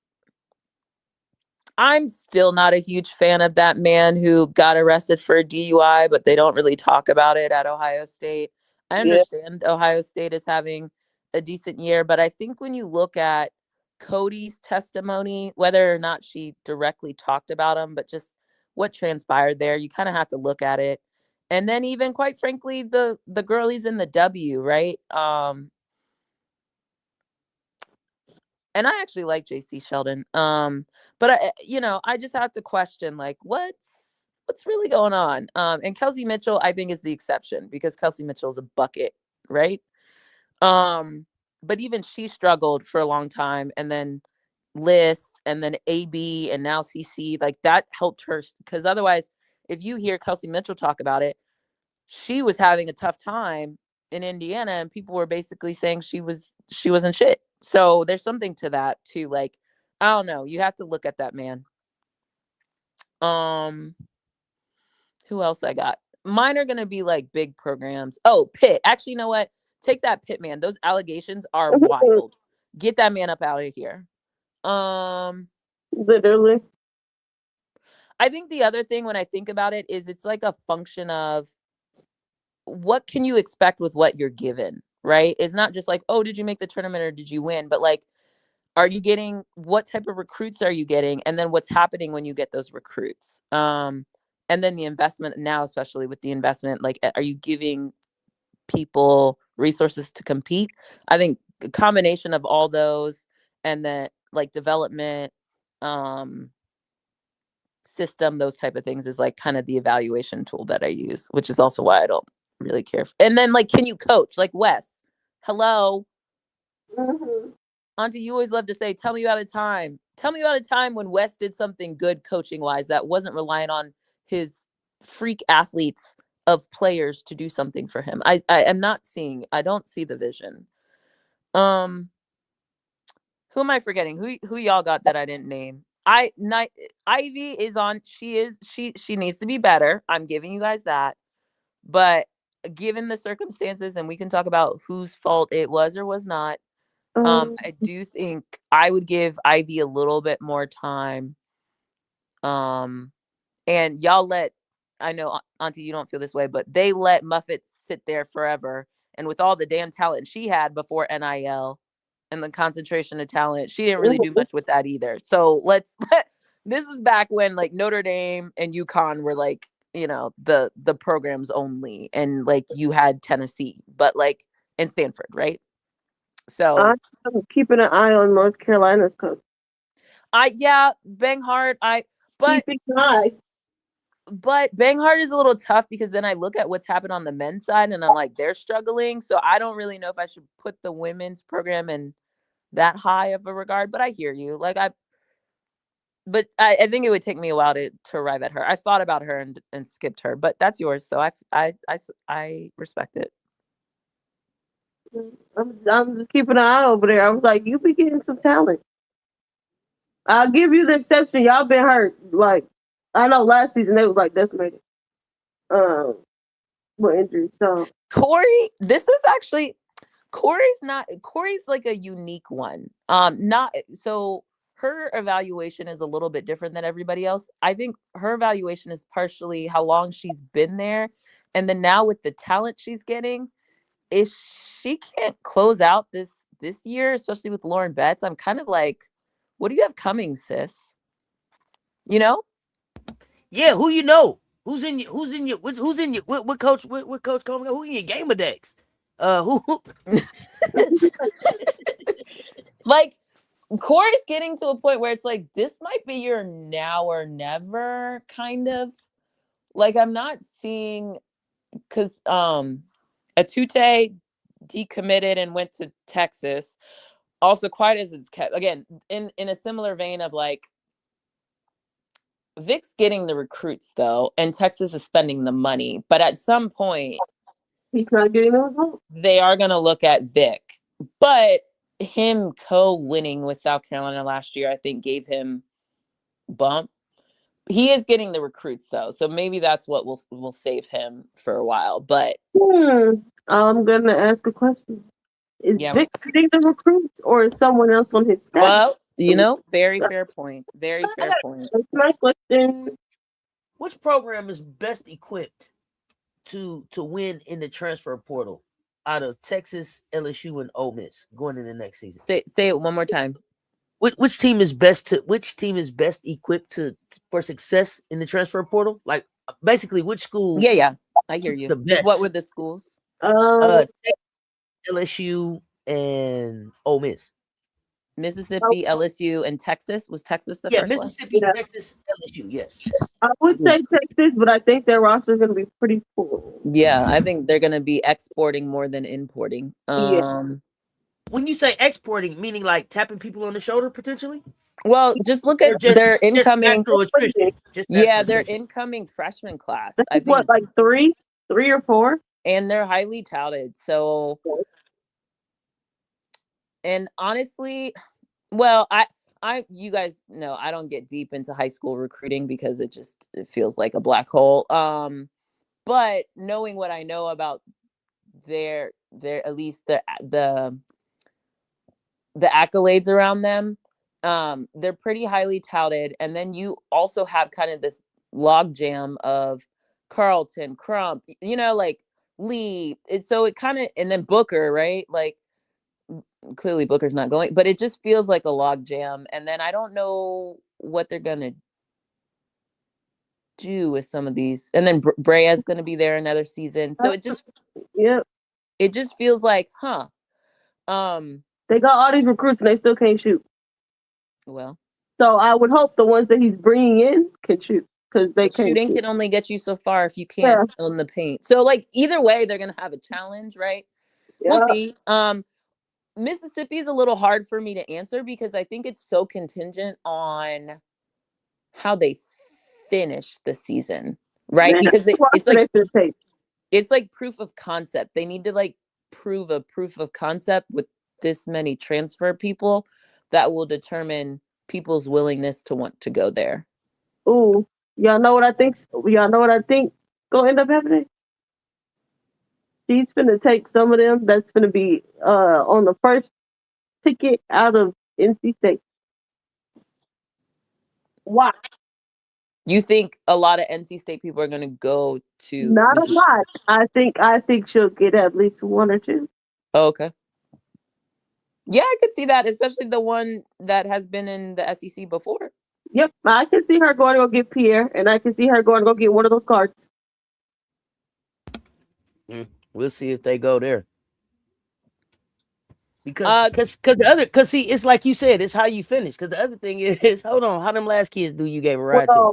See, they'll see what I'm finish saying? That's what better I'm than saying. what's Like, going on hers over is there. hard because it really depends how far they go in the tournament, and it's proof. Yeah, of that's what I'm saying. concept. I agree with you. It's what you do, because it's gonna be. I don't know. You know, I saw the last kid you picked up. Right. Exactly. But I think what will be enticing for them is, okay, I saw what you did with Cody. If anyone wants to do a position change, But who's the listen. Cody sitting out there? Who's the Cody sitting out there? Oh, I don't even know if it's a Cody sitting out there. But here's the That's thing. what I'm saying.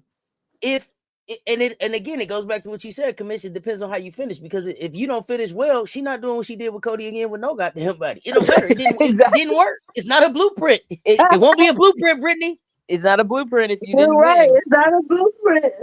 They don't win. It'll be interesting. Well, I think it'll be more of the freedom that she gave Cody compared to where she was at. But I'm gonna be honest. But I'm gonna be honest, because this is not me accusing her of like favoritism or anything like that. I just want to be clear up front. But I think Cody's freedom is different than other people's freedom that came in the transfer portal.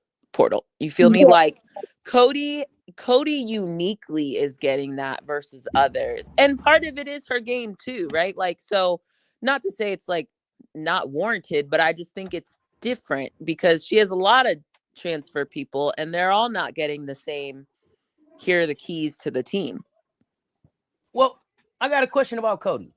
Now that we've seen the interview and know that there were other things going on and Cody felt a certain way about Ohio, was it just all basketball that led her to Coach Yo? Was it the opportunity to play for a Black woman in this who maybe can understand her better? Just after everything. I wouldn't be surprised. Not. I wouldn't be surprised, but I think it factored in. I do too. Yes, and I also think that would be the other little bit of enticing thing. You're over there playing for that old white man. Maybe I need to change the scenery. I want to come play for a Black woman. But I didn't realize, you know what I'm saying, that she kept trying to tell people, hey, something ain't right. And they was like, girl, you crazy. Go play basketball. That's what I mean. That's why it's like, like totally dismissing. Like, you don't know your body. Right. I said, go play. Like, that's crazy to me. Like, that was crazy to even hear. But then it also made me wonder, like, damn, man, how many of those stories exist? Women, right? These other young girls are in these situations at these universities. That's why when people are constantly like, everything's not about race, I'm like, what world do you live in that it's a vacuum of race exists in just one place? We know the mortality rates of Black women, regardless of socioeconomic status, are higher than their counterparts within their same, economic status. So if stuff like that can happen, of course, I'm not surprised it's happening, unfortunately, at the collegiate level, because the same biases exist whether you walk into a hospital or you walk into Nordstrom, right? Like, to think that people are able to just turn their brains off in their biases depending on the situation that they're a part of, I wish more people would be intellectually honest about that. That's why that doesn't surprise me. Look, I'm like, when they say stuff like that, everything don't revolve around race, man. Racism is the reason why we don't have free healthcare in America. Right. Well, there's a lot of things too. Exactly. So like, why we don't have stuff for free. Which drives me back at my original point of all these people bad mouthing Dawn on a consistent basis. Okay. I continue to be frustrated that some people, when it came to certain coaches who happen to be Black, and there's multiple examples of this, so, I'm not naming one person here. When they were with Black coaches, it was one thing, but then they get to maybe a different situation and under a white coach, we don't hear anything, but they're dogging them out in the media. You know what I mean? Like, yeah. I don't understand that. Like, it's weird to me that you're willing to accept it in this circumstance and not in another, or, whatever. I just find it strange.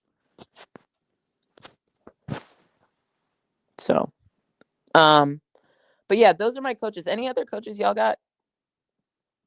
I don't No. have Coach Yo on the slip, by the way, because I think that university and its investment is not the same as others. Nor is the brand of that school one in which historically people have wanted to come to. And actually, quite frankly, I think, is this an accurate statement?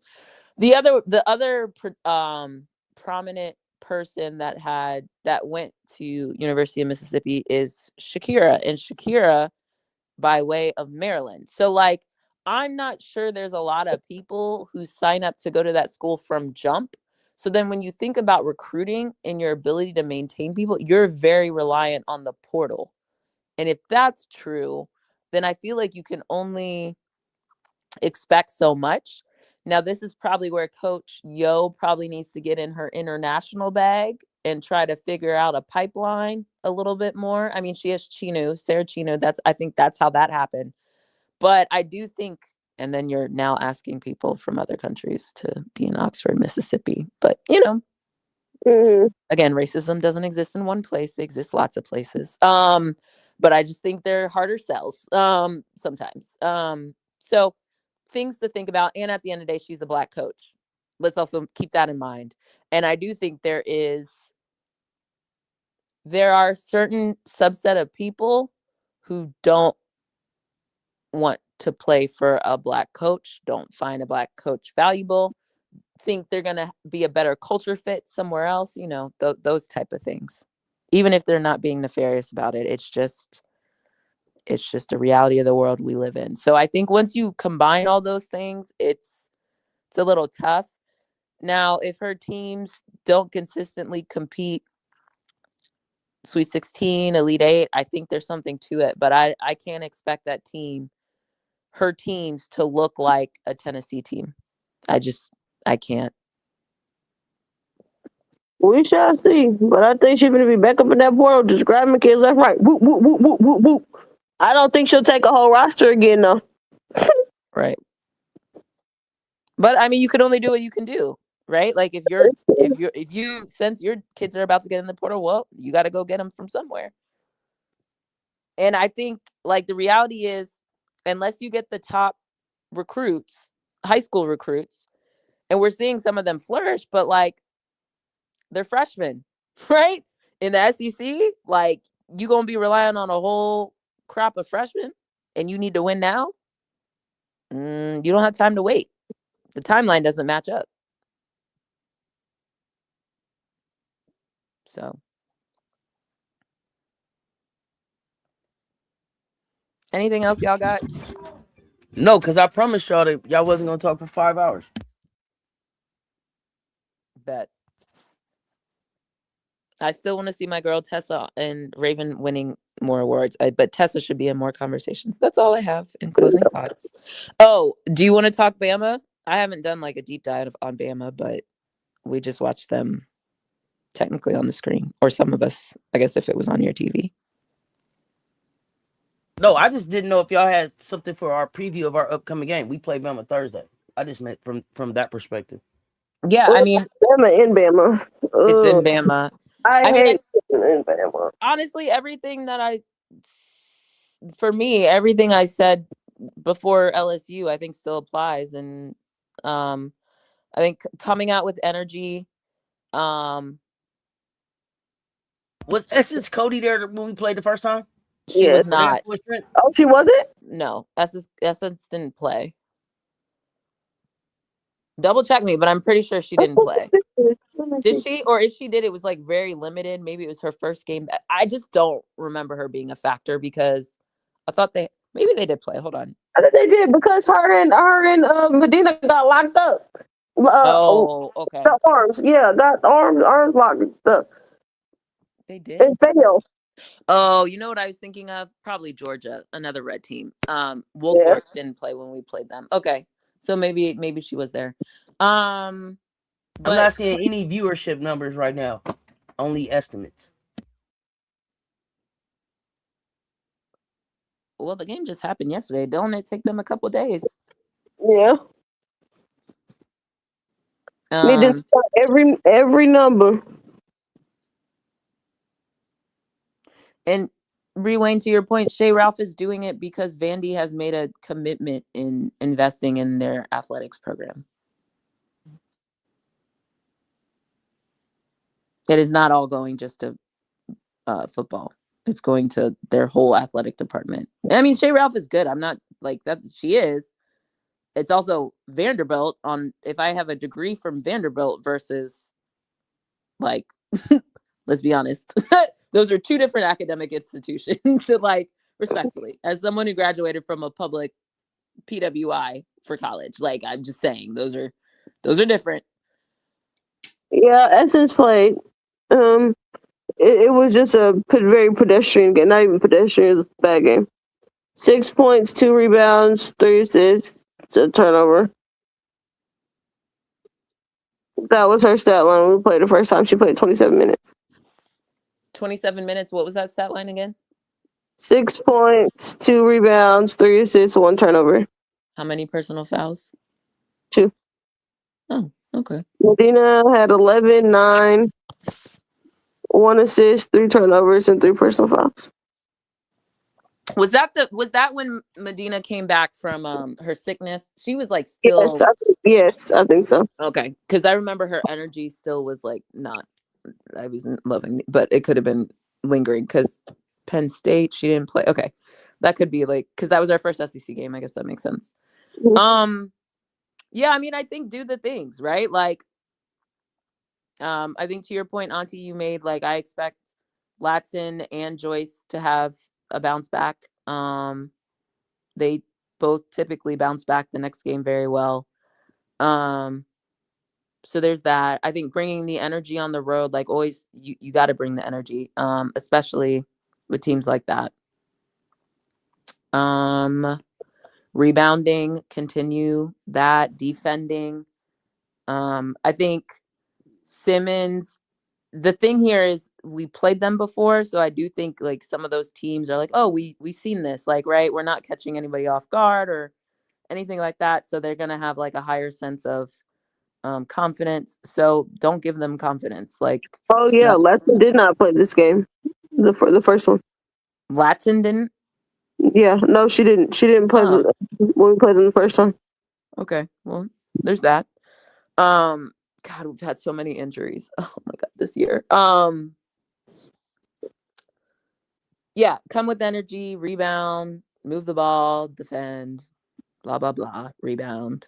You know, the usual spiel I have. Cut Timmons off because that defense, I think our defense is better than what we displayed that time, but I was not loving our drop coverage at times. So, like, I'm sure there will be some adjustments. Cut off Timmons water early. So you'll probably see Reagan on her.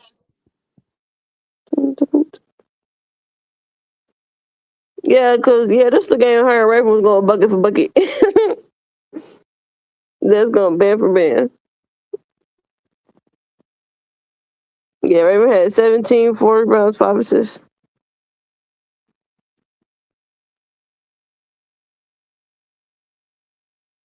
But yeah, I expect the same thing. I expect Joyce to have a better game. I expect Tanai to have a better game as well.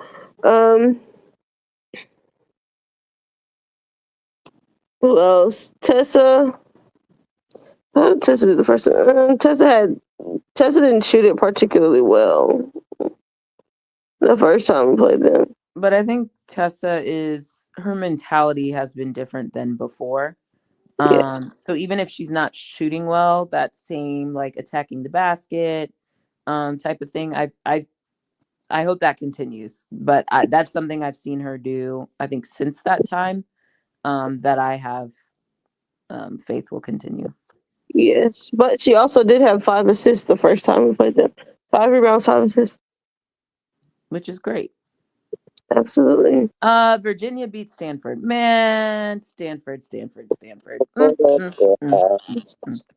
promising at the beginning of the season. I had questions. I said there's a lot of freshmen. and a lot of travel, but this is now you getting beat at home. So that's even worse. I thought the travel would be to your advantage, but yeah, this is worse than I thought, for sure. Somebody said Naomi Jones was the problem. Who? When we played them the first time. I thought it was Simmons. Is it Jones? Is that her name? She had only 5 rebounds. Hey, oh goodness, I gotta get out of here, y'all. This is crazy. This is ridiculous. So now we paid off the refs. Don paid the refs. But that's what I said at the beginning. I said, how did Don pay the refs? And Joyce fouled out. In your house, he came and paid the refs off. And you came and paid the refs off in your crib. You had more free throws than we did, and our final 4 were phantom because we were winning the game. Y'all were fouling us. Like, it was a huge. The disparity was different. They shot 23 free throws. I don't want to hear nobody paying nothing. They shot 23 free throws and only made 14 of them. Man, get out of here. Yeah, I had. That's why I said I had nothing. They were sitting in the bonus in the third and the fourth quarter. They were sitting in the bonus at maybe at the 5-minute mark. Yeah, it was like right at 6. It was like under 6, but it was like closer to 6 than 5. Yeah, exactly. Like, man, get out of here. Talking about somebody Don paid the refs off. Well, they must not have got their check then. It must have got lost in the mail. Mm-hmm. Ain't y'all got motion? Go use that NIL money. Go use that NIL money. Awful first half. No time to cry about the loss. Tennessee at home on Tuesday. Rebel Nation, we need y'all in the stands. Student, faculty, community. What is that? Is that Coach Yo's tweet? You know it is from an hour ago. Oh my gosh. Oh, so they get Tennessee and then they gotta play us. And they are in. What do you say? They gotta play Tennessee. They gotta play LSU. Then they play us. Oh shoot, that's that. Oh, that's that. That's the death row, and they just lost to Kentucky. So like they're already starting. Like Kentucky, yeah. And now you got Tennessee. Who knows what Kim said after the presser? You got Tennessee who just lost in a close one to Texas, so they're gonna feel some type of way. On the bright side, 2 of those are at home, so that's a plus. You get LSU at home and you get Tennessee at home. Hopefully that gives you don't have to worry about the travel. And because those are 2, oh shoot, they play Tuesday, Thursday, and Sunday. Shoot. Yes, indeed. Yeah, so the plus for them is it's at home. So it negates the travel purposes for those first 2 games, but they're going to have to travel to CLA. Oh, they go to CLA and then they go to Florida. I feel bad, but I'm so sorry. We're gonna have to do it to you, Coach Yo. It's college game day. You know, we winding down the season. I am so sorry. I'm so sorry. Yeah, Coach Yo, come catch your smoke. Y'all gotta come. Yeah, and then you were out here tweeting about PGs. I'm so sorry. I hope Raven puts belt to ass. Just like anyway, we just gonna play y'all anyway and play y'all tough anyway. But because you made that comment, I really hope you get belt to ass for real. Sorry, nothing personal. It's just a game. And maybe Raven can show you what a point guard is. She didn't say she didn't know what a point guard is. She just said she wouldn't draft one if she was a contending team. Well, look, and I bet by the time the game's over, she'll be rethinking that statement. Like, hold on, wait a second. Maybe it's her way of trying to tamper and say, hey y'all, I want a veteran PG to come to Oxford. So, you know, maybe it's a smoke signal. She's trying to get people to come. She tell her, look, she's a point guard, go develop one. Yeah, Bree Wayne. Check the where did I post it? The college channel. I think I posted it maybe 2 days ago, yesterday. Well, And actually, you know what matchup I am intrigued to see? Which one? Okay, I'm skipping all the way to Ole Miss. I'm intrigued to see who gets the Cody matchup. I think Raven will. I think it will be a combination of people, but I think Raven will be on her for ball pressure purposes, and she's not going to get knocked off her spot. I think what Cody has done to some other teams is she's able to kind of play that AT bully ball type of thing, Right. and get to where she wants to off pick and rolls or just going downhill. I think with Raven, you're going to have a harder time pushing her around. So I think that might be one of the levers they pull. I could also see a Joyce at times potentially. So Yeah, That's what I would be interested. I wonder if Dawn's gonna give the assignment to Joyce and let Joyce play really, probably get more work in the perimeter that game. yeah, or they could start off and switch if they need an adjustment later. That would actually be great. That would actually work well in terms of when they want to get into the like first half. It. Yeah, first half is Joyce, and then third or fourth quarter would be Raven or somebody. So. Yeah, that would be very interesting. But first, I handle business with Bama first. In Bama, I don't know what it is about playing Bama. The game just starts off so slow. That's what I said. We have to come with the energy. We can't be playing around. Bama be all right, man. All right, let's hit this little fourth quarter run right quick. I'd be like, oh gosh. So let us see. Let's hope we can come out with some energy in Bama.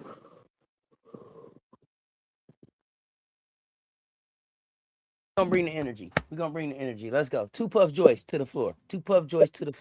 Yeah, I think she'll come out. Yeah, I'm ready for Two Puffs to come back. Get rid of that single. It's not working for me, please.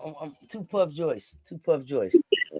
I expect her to. I think she'll be the one to really come out with a lot of energy, in part because I don't think she liked the way in which she performed at LSU. So. Yep. Well, another great conversation, ladies. I got to get ready to get some rewatch and some finish watching. There's still basketball coming on and going off and happening. I think we got Unrivaled coming up Tuesday. I think they got 2 days off, and Unrivaled Tuesday, and we're back on our regular schedule. AU, we got draft coming up. Is that right? Monday, tomorrow. So I'm back later today with the CC show. Me and Coach Coleman will talk today's hoops, tomorrow's hoops. We get ready for now with the sound off. You ladies have anything before we get ready to get out of here? I would like to remind everyone that the SEC still runs through Columbia, South Carolina. Thank you. As Lay told us. Meanwhile, in Columbia, we're going to get out of here, y'all. Until next time, y'all know what it is. That's Commish. Brittany, CessTalksSports. Y'all stay tuned. Talk soon. Baseline Brunch.